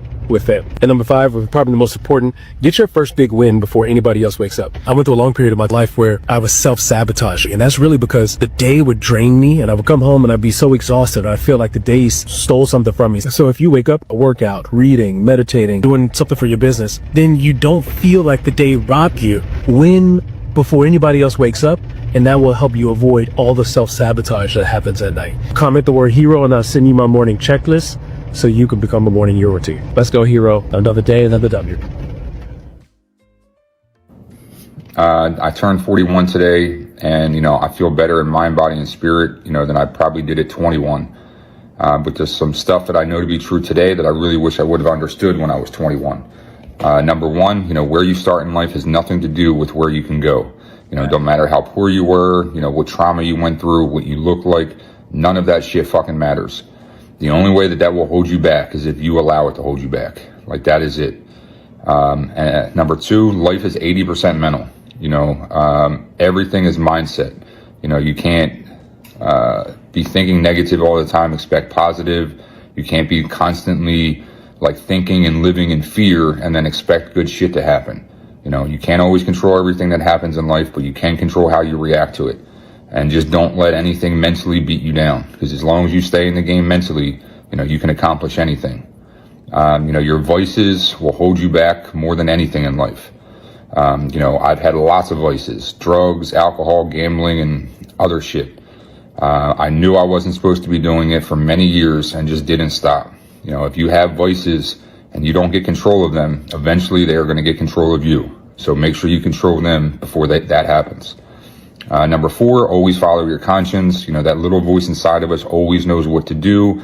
And the longer that you take to listen to it, just the worse and harder your life is going to be. So when you hear your conscience speak, listen. Commit to being in great shape. Number 5, commit to being in great shape. It helps, obviously physically, but just mentally, emotionally, it helps in every aspect of your life. So diet, exercise, I highly recommend. I can't stress what it does to you, mind, body, and soul. Gentlemen, listen to me for a second. Listen to me very well. Baddies aren't coming to wipe your butt when you get sick. In the home health space, this is the true definition what in sickness and in health means. Now, I've been following Amanda for about a good year. About a good year on Facebook and Instagram. She is funny. She is fine. And I mean fine. She's in the medical field. She's been here to Colombia once or twice, to Cartagena. And this portion of the video is how important relationships are from the perspective of what she's seen in the medical field. And spend the rest of your life with be one of the most important decisions that you make in your life. And not only who you choose to marry, how you treat the person that you choose to marry. This is where the seeds that you sow. No, she's not even married. She's not even married. While she's talking, I'll see if I can pull her up on Facebook or Instagram. She a baddie. She a baddie, bruh. Deep dish dimples and everything. Anytime you see her, very little to no makeup.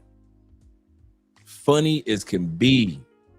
And I think she's got a son. I believe she has a son, but nobody scooped her up yet, bruh. Are showing up. When we get older, we're terminal, we're getting ill, or we're just going through the dying process. What I have not seen is all your homeboys and all the bad bees coming to knock on the door to help you when you're sick. I don't see any of those people coming to help you to the bathroom. I don't see any of those people help give out medications. I don't see any of those people giving you a bath. I see 3 usually dynamics in this space. I see either someone trying to do it alone and they're dying alone, or they're sick alone, or I see 2 people in the household, or whether their kids involved and nobody really cares and you're kind of just sitting in your hospital bed with no help. And then I see the most beautiful thing. Have a partner when you get old and you are not as capable as you are now. Be there for you. Give you a bath. Put lotion on your skin. Speak life into you. Pray over you. Reassure you. Give you your medicine. Feed you when you can't do it. And people might show up for a little while, but I promise you from what I see, that dies off. We all will get there. Death is inevitable. Illness is probable. So live and be happy. But be cognizant of what you're doing, because I don't see the baddies knocking down the door to help you. They're not. If you have one person that loves you, don't even think your kids will show up, because the kids don't always show up. If you have one person that really sticks by your side, you have literally won the game of life.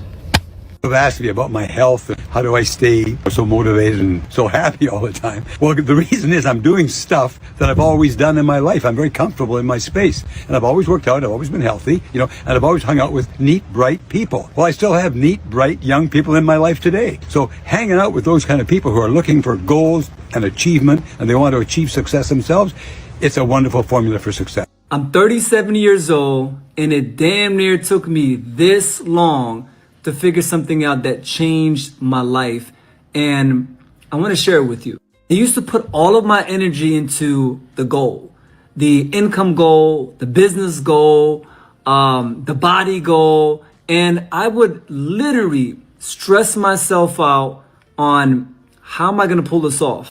But here's the thing. I wasn't putting pressure on becoming the person that can actually achieve the goal. And once I realized this, everything just kind of shifted. The fastest way to change your results is to upgrade you, to become the best version of yourself, to become the version that the goal actually requires. When I finally understood that, I stopped obsessing over timelines, deadlines, and things that I couldn't control, right? I started asking myself better questions. How does this version of me who hits these goals think? What skills does he have? What habits does he live by every single day? Who does he surround himself with? I know it sounds crazy, but hear me out. Once I became that version of that guy, the results started coming automatically. Because life has no choice but to align with the person you're becoming. Here's my challenge to you, right?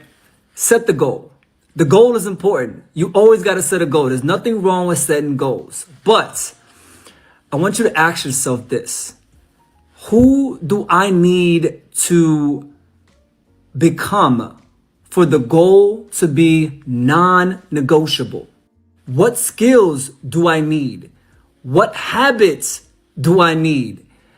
What needs to change in me to guarantee success?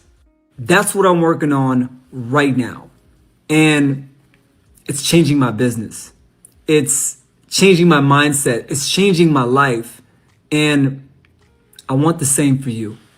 People want to be rich fast, successful fast, get abs fast, everything fast. For you, it's been a long journey, right? The successes have kind of come and come and come. So I guess it's a matter of patience as well.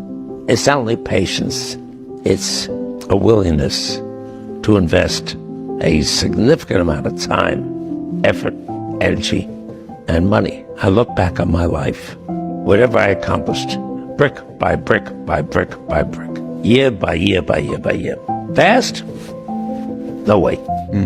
I couldn't do it. So what do you say to someone who is always thinking fast? I tell them, good luck. Simple. I know I couldn't do it. It took me 50 or 60, 65 years of hard work. If you didn't come in on Sunday, don't bother coming in on Monday. I mean, you had to work. There was no other way. What makes a great life? I think family and children. You know what success is? Success is when your children want to be with you when they're adults. That's success. How many people could have all that and their kids don't come home for the holidays? Come on. We'll come back to that in a second. I'm going to pull up Amanda on stage. Let me add her to the stage. I got her Instagram. I'll share it with you guys in a second. Let me pull that down. Add this to the stage. This is her Instagram. Like I say, a really nice young lady. And it's Manda's World. I'll drop the link to her Instagram for you guys. She has a Facebook page as well. Yeah.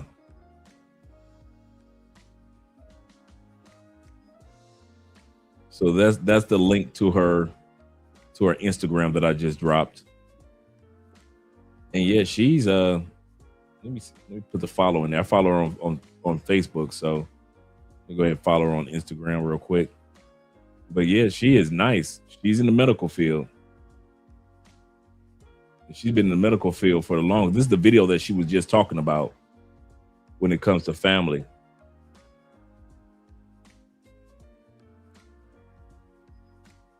Stays in the gym. Like I say, very little to no makeup. She is funny as could be. She was in Cartagena like 2-3 years ago.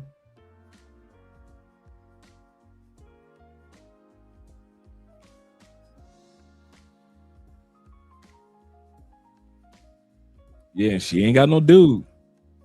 Like I never see her on Instagram like in a romantic scenario.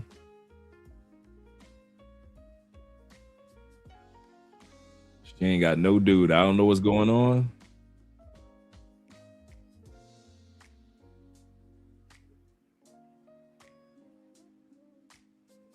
Yeah, she nice.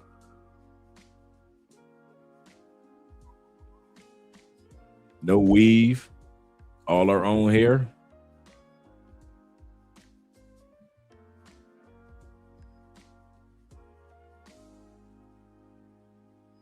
Carolina girl. And how I came onto her was a couple of skits that she had did on somebody else's channel. Like back in the day, she would just do the skits.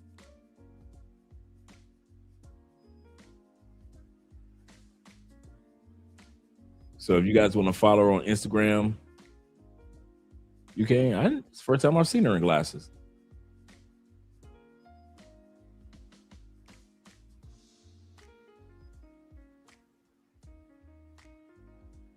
Yep.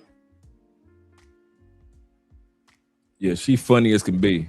This her little gossip area. She'll come to the supply room and then act like she just give us some gossip to us about the medical field. So she'll run into the supply room real quick and go in there and just give us some quick gossip about her job.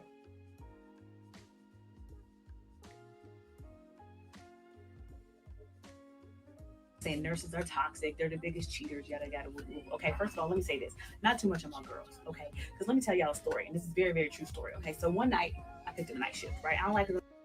So she's now telling on this one, she's just telling a story about how nursing and cheating, how the rumors of nurses and cheating. But just wanted to share that with you, man. She's a nice person to follow on social media.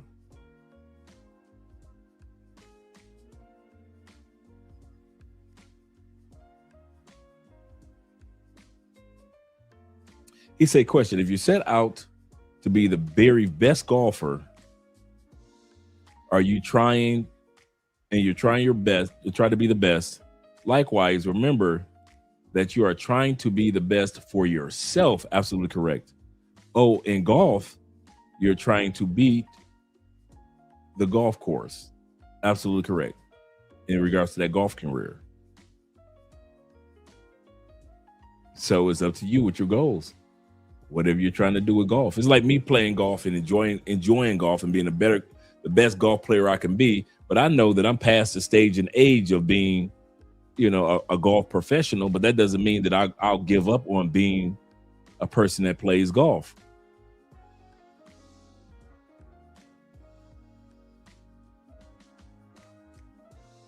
Okay, Miss Amanda, I see your work.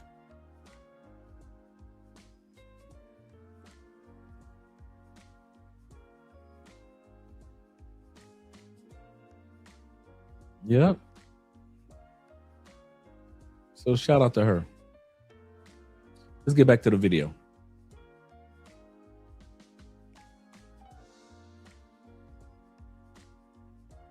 Been called dumb shit my whole life. The most cool thing I've ever been called in my entire life is dad. But you've got to forgive yourself. All right. The past is the past. You've got to leave the past in the past. And until you can walk away from the past, you cannot have a future. You cannot live in the past and the future at the same time. Now, you've got to bury the past. The past has to die and it has to be buried. But once it's dead and buried, you have to move on. And there's nothing in this life that will destroy you faster than you being unable to forgive yourself for your wrongdoings.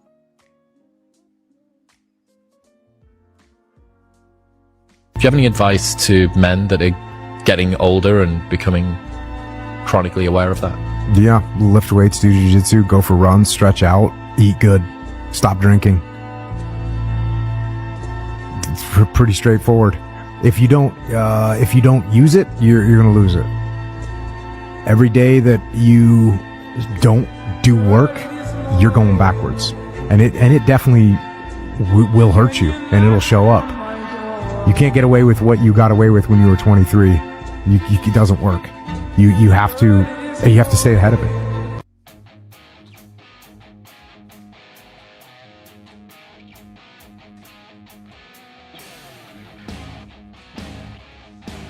All right. When it comes to our weight, let's go. These are men over 50, gentlemen. These are men over 50. No excuses. Got away with when you were 23. It doesn't work. You have to stay ahead of it.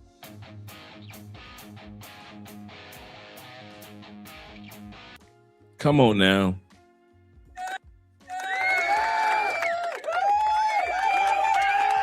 Us men over 50, if you take care of business, you'll get the results.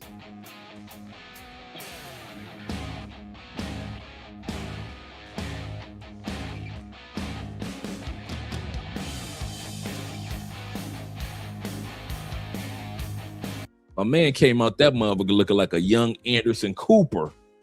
Looking like a young Anderson Cooper.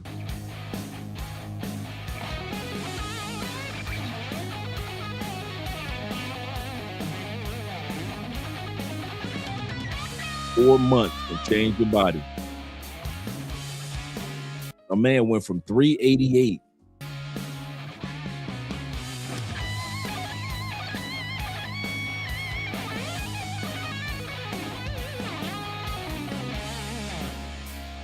Come on now, don't tell me what a man over 40, man over 50 can't do.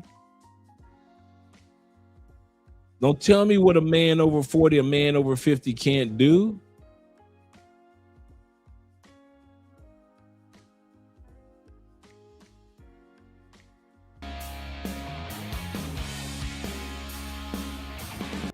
Come on now. Come on now.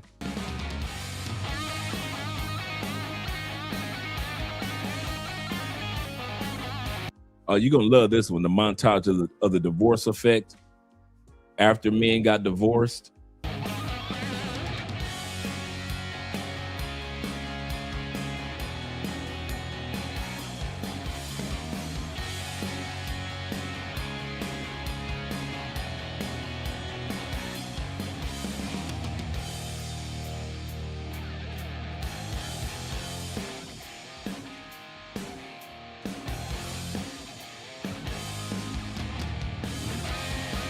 Come on now. Don't tell me what we can't do as men.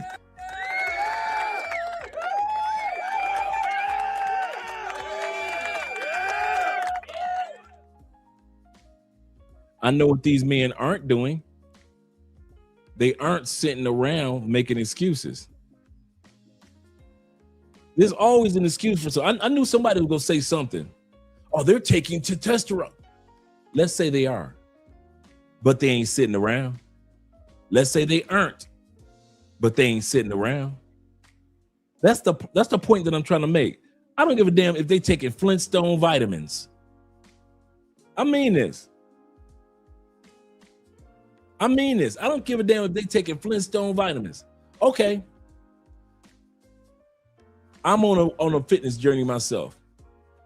I saw my uncle go from my size down to, and I at this time period, I'm 230. At that time period, I was 240 with my own uncle, Ghostface Jeffrey. I watched my uncle just put in the work for 9 months. Go from 240, like me, little under, all the way down to 180. Body looking just as gravy as the rest of these dudes. Ain't took no shots, ain't took no pills, probably took Flintstone vitamins.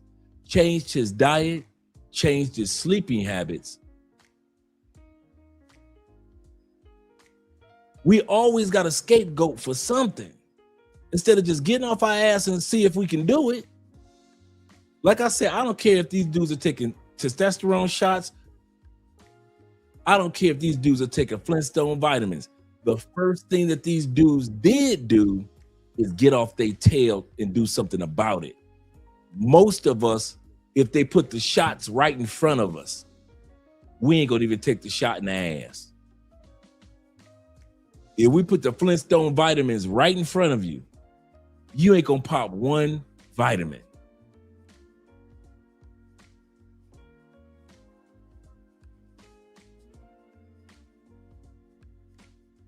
That's the part. That's the part. We don't put in the work. And then we sit back and we criticize those that do put in the work. Oh, they probably did this. Probably they probably did.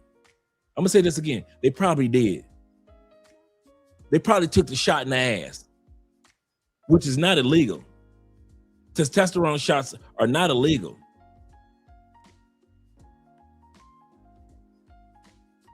Now what?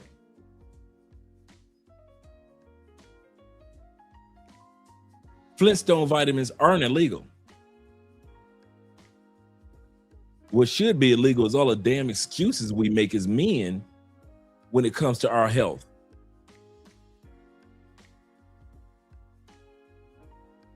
Okay.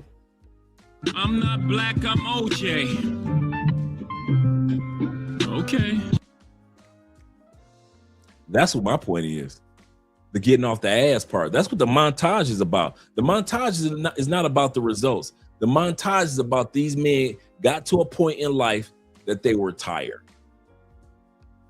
Enough is enough. But like I said, it'll be a lot of us that will follow the herd and use excuses, which is cool. I kid you not. Hey, them dudes taking TNT. That's what they doing it. Then don't do it. They taking Flintstone vitamins. Don't do it. Sit your asses on your ass as black men. As we looked it up the other day, we did a video on that the other day about black men's health. 1 in 6 of us are going to end up with prostate cancer if we don't start focusing on our health.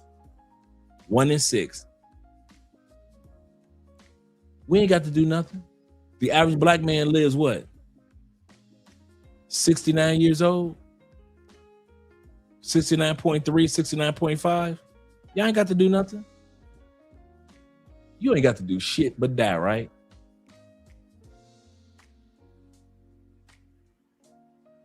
A friend of mine passed on during COVID. Yusef Watif. Some of you guys remember Yusef. He was a big bodybuilder, brother, wore glasses, lived in Brazil. He was a YouTuber, Yusef Watif. Really close friend of mine. Really close friend of mine.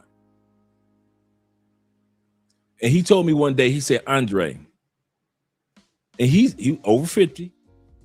He said, I want to have a healthy death whenever I die. Now, he didn't know that within 2 years, he'd be passing on of COVID complications. He said, but I want to have, when I pass on, people will know that I tried to stay healthy. They will see and they will know I tried to stay healthy. And he was an advocate of men, or TRT. I said TNT. He was an advocate for men's health. No matter what race, color, creed, he believed that older men did not have to die without trying to live long, healthy lives while we're still alive. And he did it. And when he passed on, when it was his time, he was very healthy, in great shape. Many of us have a choice. All of us going to pass on. Are we going to pass on in the last 10 years of our lives, our bodies were waiting for death to come, couldn't wait until we died because we're wheelchair bound, because we're overweight, or we didn't do this, or we've had so many pacemakers put in our chests because we didn't take care of our diets? Or are we going to be dying of a healthy death? And I kid you not, that's what I want. I want a healthy death.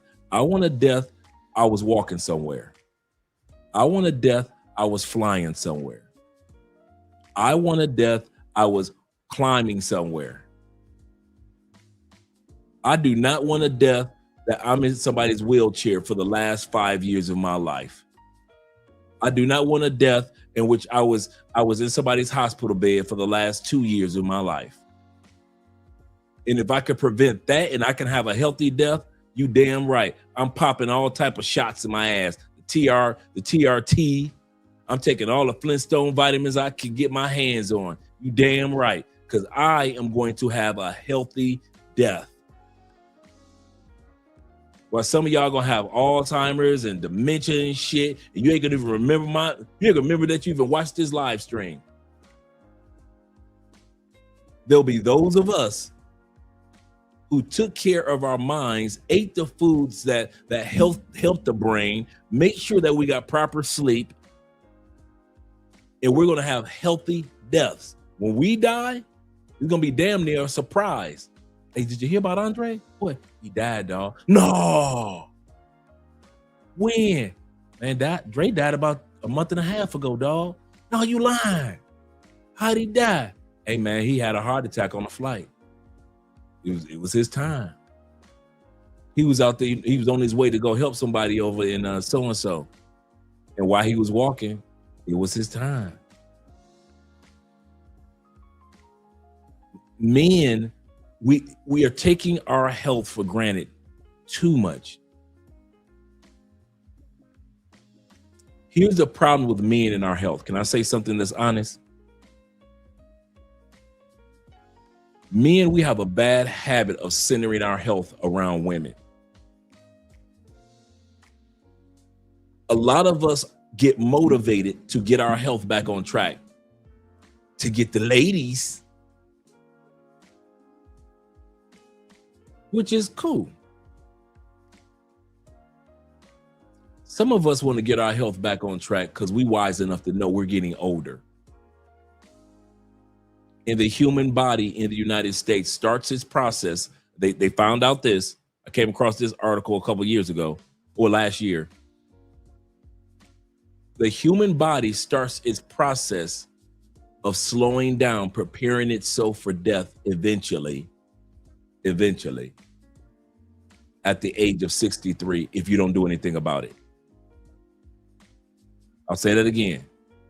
The average person in America, if you don't do anything about your health, you got the same diet you had 10 years ago, you're steady putting on unnecessarily weight around your stomach, you're not sleeping good, you still drink like a sailor, you're still doing that, the average American body, even if you die at 90, the process of death starts at 63.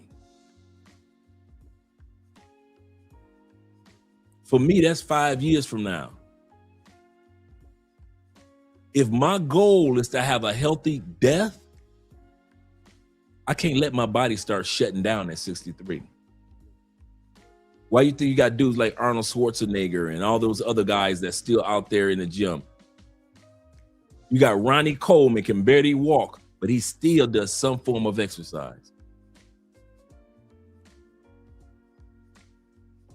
You gotta continue to get your checkups, your diet, your exercise. And you gotta do it whether you're gonna have the ladies in your life or not. Sometimes you can have a 6-pack under that shirt and no women will ever see it until you go to the gym. Until you go to a beach or something or a swimming pool. But you've had a 6-pack for 2 years. In other words, you got to do these things for you. You got to do it for you.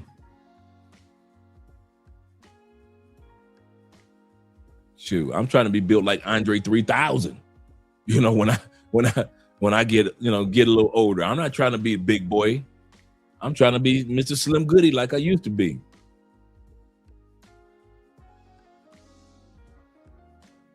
Yes, sir.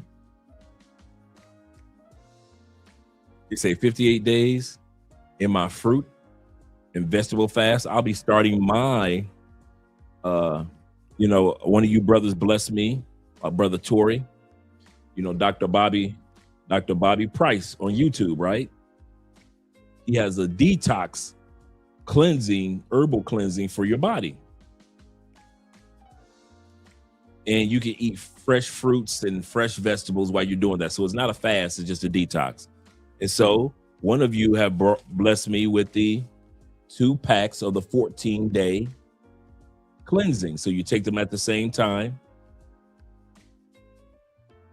And so I'll be starting my cleansing tomorrow, and I'll be eating my fruits, fresh fruits and fresh vegetables, which I already eat anyway. But I won't have this go around. I won't be having any seafood for 14 days. So let's see results that we get in 14 days. What I like about this that Dr. Bobby Price tells you what you need to drink, you know, like as far as make sure that it's natural water. It gives you the detox instructions right here. It tells you right here what to expect. It tells right here, he gives you tips. And he lets you know right here what foods you can eat.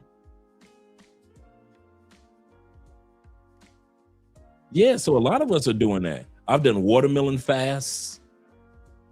Excellent fast to do. Yeah, our diet is very important, gentlemen. We're getting older, man. We may not be old. And like I say all the time, you guys hear me say this one all the time. You want to go from one of these Colombian women looking at you like dad to looking at you like daddy. I'm gonna say this again. You want women in other countries to go from looking at you like dad to looking at you like daddy. That's what you want to do. Just because you are as old as her father doesn't mean you need to be built like her father. You caught that? Some of you guys are like me. You are as Andre's dad is 60. I'm 58. Just because I'm as old as her father doesn't mean I need to be built like her father. Some of you dudes are with younger women and you built just like her damn daddy. Your guts stick out just like her daddy guts stick out. Her daddy do 10 beers a week. You do 10 beers a week. Just because you're as old as her daddy doesn't mean you have to be built like her daddy. And your goal is to go from looking like her dad or being built like a dad to where you are built like a daddy. And if you're a white dude, zaddy, if you will. And just think, Colombia is full of fruit, vegetables, and fish. Lovely. Yes, sir. Yes, sir. He said, I lost 17 pounds. He said, I lost 17 pounds, and my A1C is down from 11 to 8. Shout out to you. Do the exercise and intermittent fasting. Absolutely correct. Absolutely correct. He said, the 4 life cycles of herbalist Kareem. Thank me later. Okay, cool. Write that down. I'm wise enough to learn. The 4 cycles of life. I'll say 4 life cycles.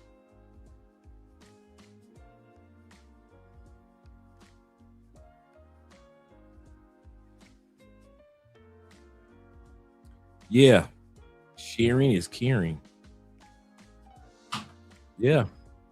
Shout out to Tim being in the building. Tim says this. He said, I know a young woman in their early 20s dating apps men or dating apps men in their 50s. She showed me his picture and she said, look at his body. He was fit.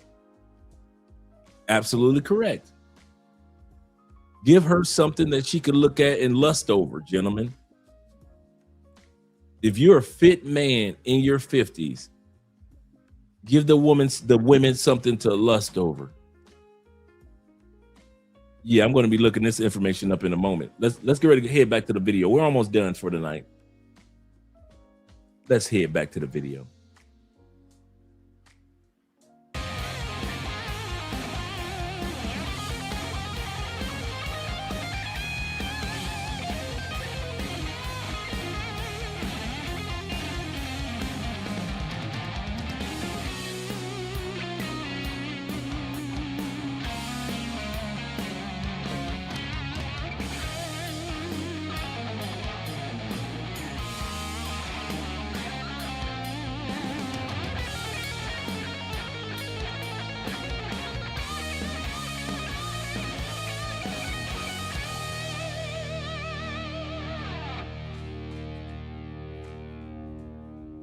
Men who sleep 5 to 6 hours a night will have a level of testosterone which is that of someone 10 years their senior. So a lack of sleep will age you by a decade in terms of that critical aspect of wellness, virility, muscle strength, 10 sexual years, performance. that's incredible. If you don't exercise, you're going to die sooner. For every hour you exercise, you will live 3 hours longer. For every hour you exercise, you'll live 3 hours longer. Yes. I want to get up right now. If you get too much exercise, you decrease your life expectancy. Same way. You can overdo it. And a lot of people don't know that. And I hate to tell anybody that because most people are not getting any. You can change the trajectory of your life by doing 10 air squats every hour on the hour. And there was a study that was done on this that showed that if you do 10 air squats every hour, this can compensate for your sedentary lifestyle because unfortunately this is the life we're living in. We are becoming more sedentary in our day-to-day lives. We're sitting more, we're not going out as much. There's younger kids on video games, they're scrolling. There's so much happening that is involving our sedentary lifestyle, which is obviously, like you said, increasing our risk of type 2 diabetes, cardiovascular disease, etc. You can do it like this. There you go, 10 of those. If you do 10 of those, you can outweigh the benefits of a 30-minute power walk. Every hour. Yeah. 70-year-old. You want to see a back? 70-year-old, man. Monster. That's a 70-year-old boy. Oh my God. God. Take the gun. Yeah. Show him, OG. You ain't playing. That's the shit. What? I'm out of shape. Yep, you are out of shape. I can tell. I'm fucking shape from because when I go be. Yeah, I can tell. This is what I look like first thing in the morning when I wake up. No pump, pretty good lighting. Still got decent definition, but again, just doing full transparency here. I'm not sucking it in. If I did, that's what it would look like. So anyway, full transparency. 5'11", I weighed in at 157 today. Let's go. I ask people who are really fit what they do for their workouts, and you are jacked. Oh, thank you very much. A lot of people accuse me of being on TRT. 35. One day I do 100 push-ups in between 100 pull-ups. How many days a week? See, a lot of people accuse me of being on CRT. Every other day. How old are you? Tomorrow's my birthday. Is it? How old? 73. Really? Yes. And very few carbs. I mean, that's the key. That's really helped me with this. You got a six-pack, man. The only thing I take is whey protein, collagen, and creatine. Do you drink alcohol? Every day. I drink at least 1 or 2 glasses. I'm a red wine snob. Really? Unless I'm fasting, which I do at least once a month. I just had my body fat tested. I think I was 8.5%. How many pull-ups can you do in a row? 30 is easy. I've gotten more. Let's see them right now. It's 63. 73 years old, killing the pull-up game. 29. 35. One more for 46. 36 good ones. Woo! Damn. A lot of people accuse me of being on TRT. Never did it. Move to. I'm 47 years old and I have a six-pack of abs. I do cardio every single day and I don't eat garbage. Is the exact video I posted a couple of weeks ago that went viral, and I received so much criticism about it. It started off with being light out. Somebody said, you don't work out at 5 in the morning. My trusty old camera crew doesn't want to start at 5 a.m. Keep bringing the hate and I'm gonna keep raising the frickin' bar. I'm telling you, there is absolutely no inconsistency in my life. You guys want to throw shade at me saying I take freaking steroids? Keep bringing it, and I'm going to keep raising. I love it. I love what I'm doing. This is all for charity. I love you guys very, very much. Here I am back doing cardio with no shirt on. That was another thing. Yes, I own a shirt. If you look like this, why would you wear a shirt? All right, and last but not least, you're never too old to travel. Look at that view.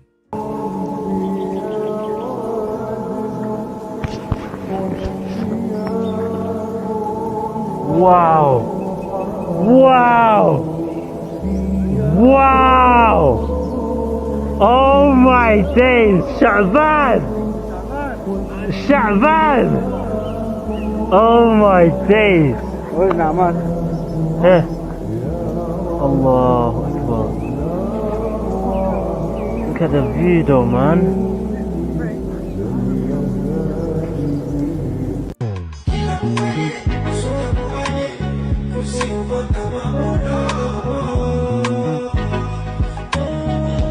Sorry to bother you. Yeah. Can I ask you a question for a documentary I'm making? Oh, for sure. I love documentaries. Are you happy? I'm very, very happy. What is the source of your happiness?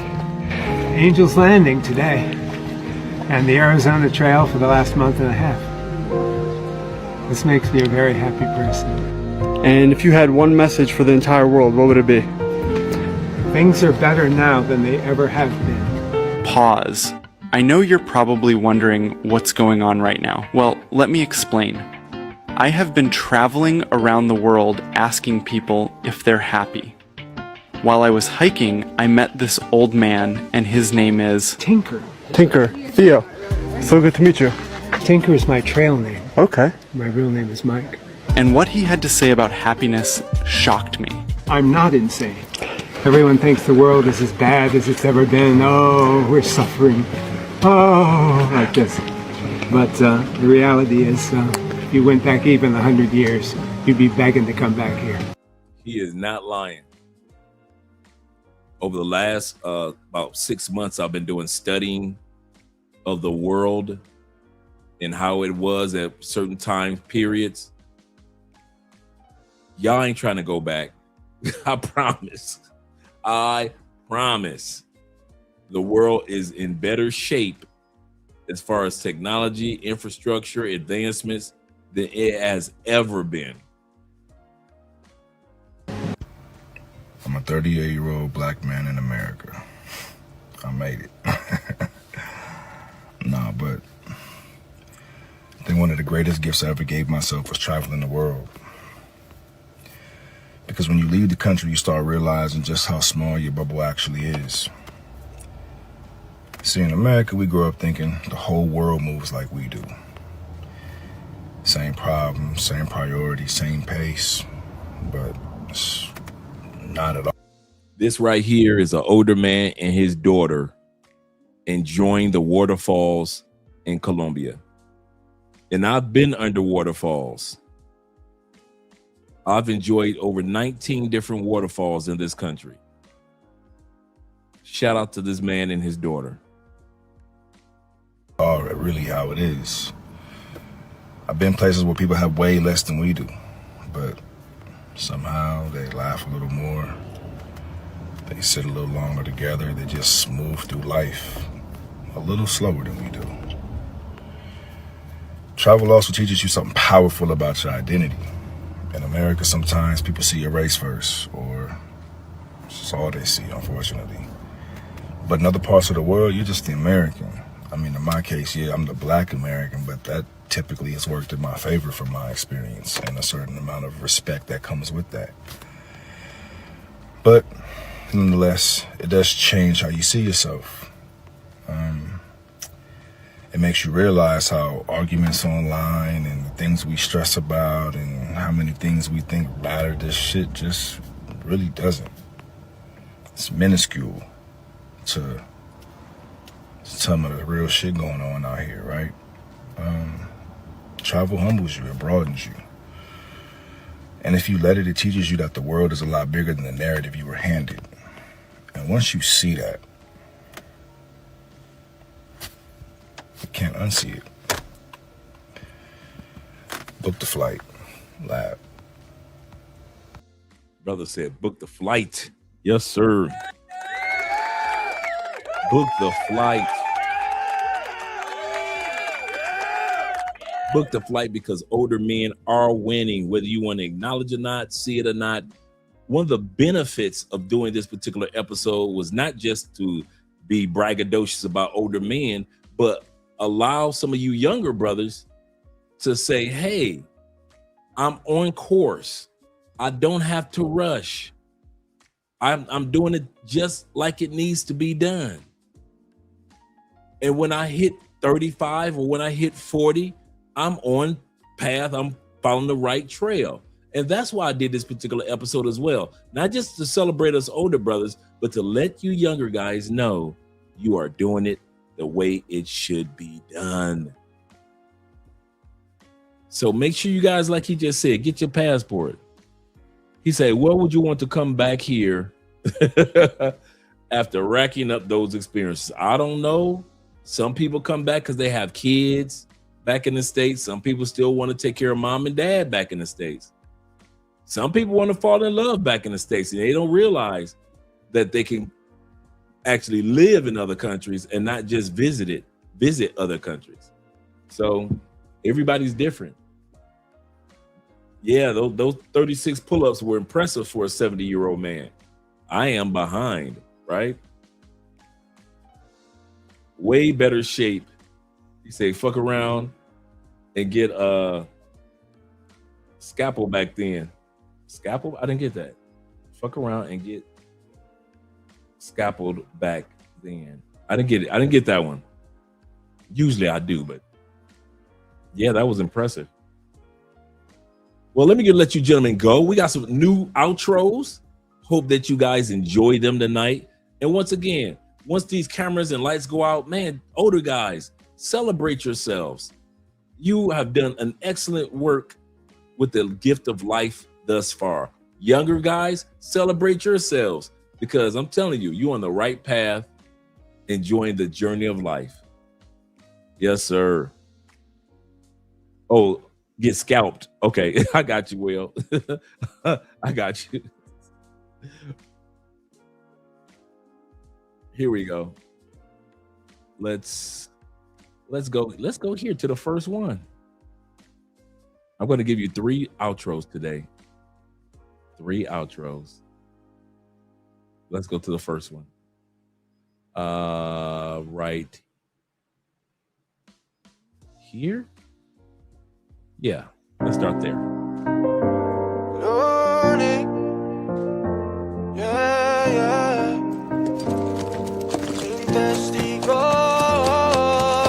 Todos sabemos lo que quieres, yeah, pero es un secreto, dile a tus amiguitas que esperen, que pena empezamos aquí, quiero tenerte, sentirte, sin ropa verte, baby, yeah. Tómatelo pero sin testigos, que entre menos gente sepas mejor, solo dile que somos amigos, pero no que yo te hago el favor. Tómatelo pero sin testigos, que entre menos gente sepas mejor, solo dile que somos amigos, si nos dañamos el parche no va peor. Como callado pero como más veces, un amor sin contrato como nos apetece, y tus amigas pendientes de detalles, pero en esta laguna no caben tantos peces. Ella lo sabe, solo me quiere, vaya solita, a nadie más, solo la cama sabe todo lo que pasa debajo de la sábana. Yeah, yeah, 24/7 está ready, pa' que que los dos rompamos la dieta. Tú desnuda si te ves bien deli, como chantilly y un par de fresas. No hacerlo pero sin testigo, que entre menos gente sepas mejor. Solo dile que somos amigos, pero no que yo te hago el favor. Vamos a hacerlo pero sin testigos, que entre menos gente sepas mejor. Solo dile que somos amigos, si nos dañamos el parche no va peor, yeah. Nada rencores ni mala actitud, así dijimos cuando hablábamos de tú a tú, yeah. Dijimos que solo era para eso, pusimos reglas en nuestro menú. Yo no te pido que me des toda la vida, solo un minuto, mamacita, tenerte. Me pone loco cuando estás de vestida, y creo que lo haces pa' que yo te recuerde, yeah. 24/7 está ready, pa' que los dos rompamos la dieta. Tú desnuda si te ves bien deli, como chantilly y un par de fresas. No hacerlo pero sin testigo, que entre menos gente sepas mejor. Solo dile que somos amigos, pero que yo te hago el favor. Vamos a hacerlo pero sin testigo, que entre menos gente sepas mejor. Solo dile que somos amigos, si nos dañamos el parche no va peor.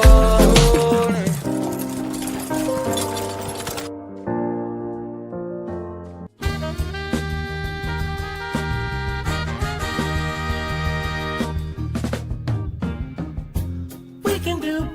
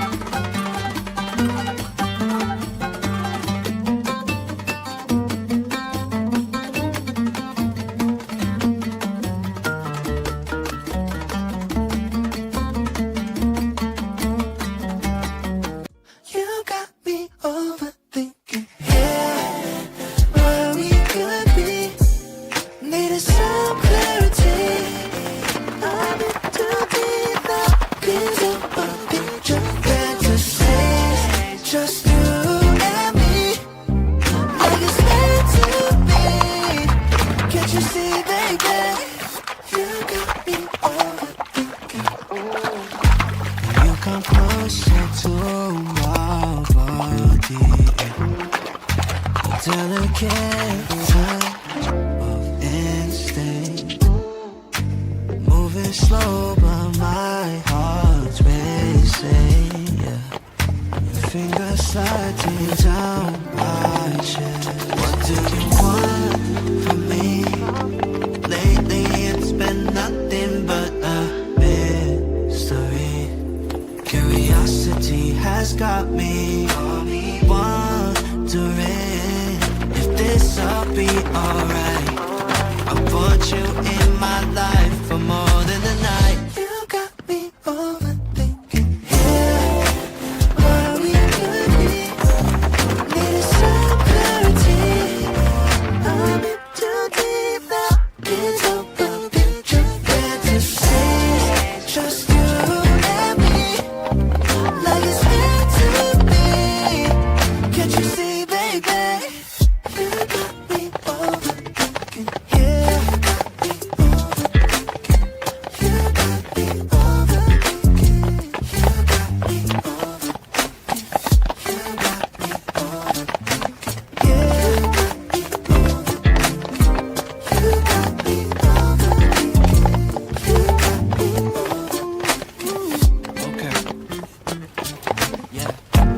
Logically, it don't make sense to me.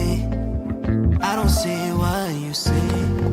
For making me wait to call you my lady. Making me contemplate, trying to calculate what your signs state. Tell me why hesitate. Why you keeping me at bay? Don't wanna be in the gray. Baby, I really love your curves, but I need my answer straight. Do you want from me? Lately it's been nothing but a mystery. Curiosity has got me wondering if this'll be alright. I want you in my life for more than just a night.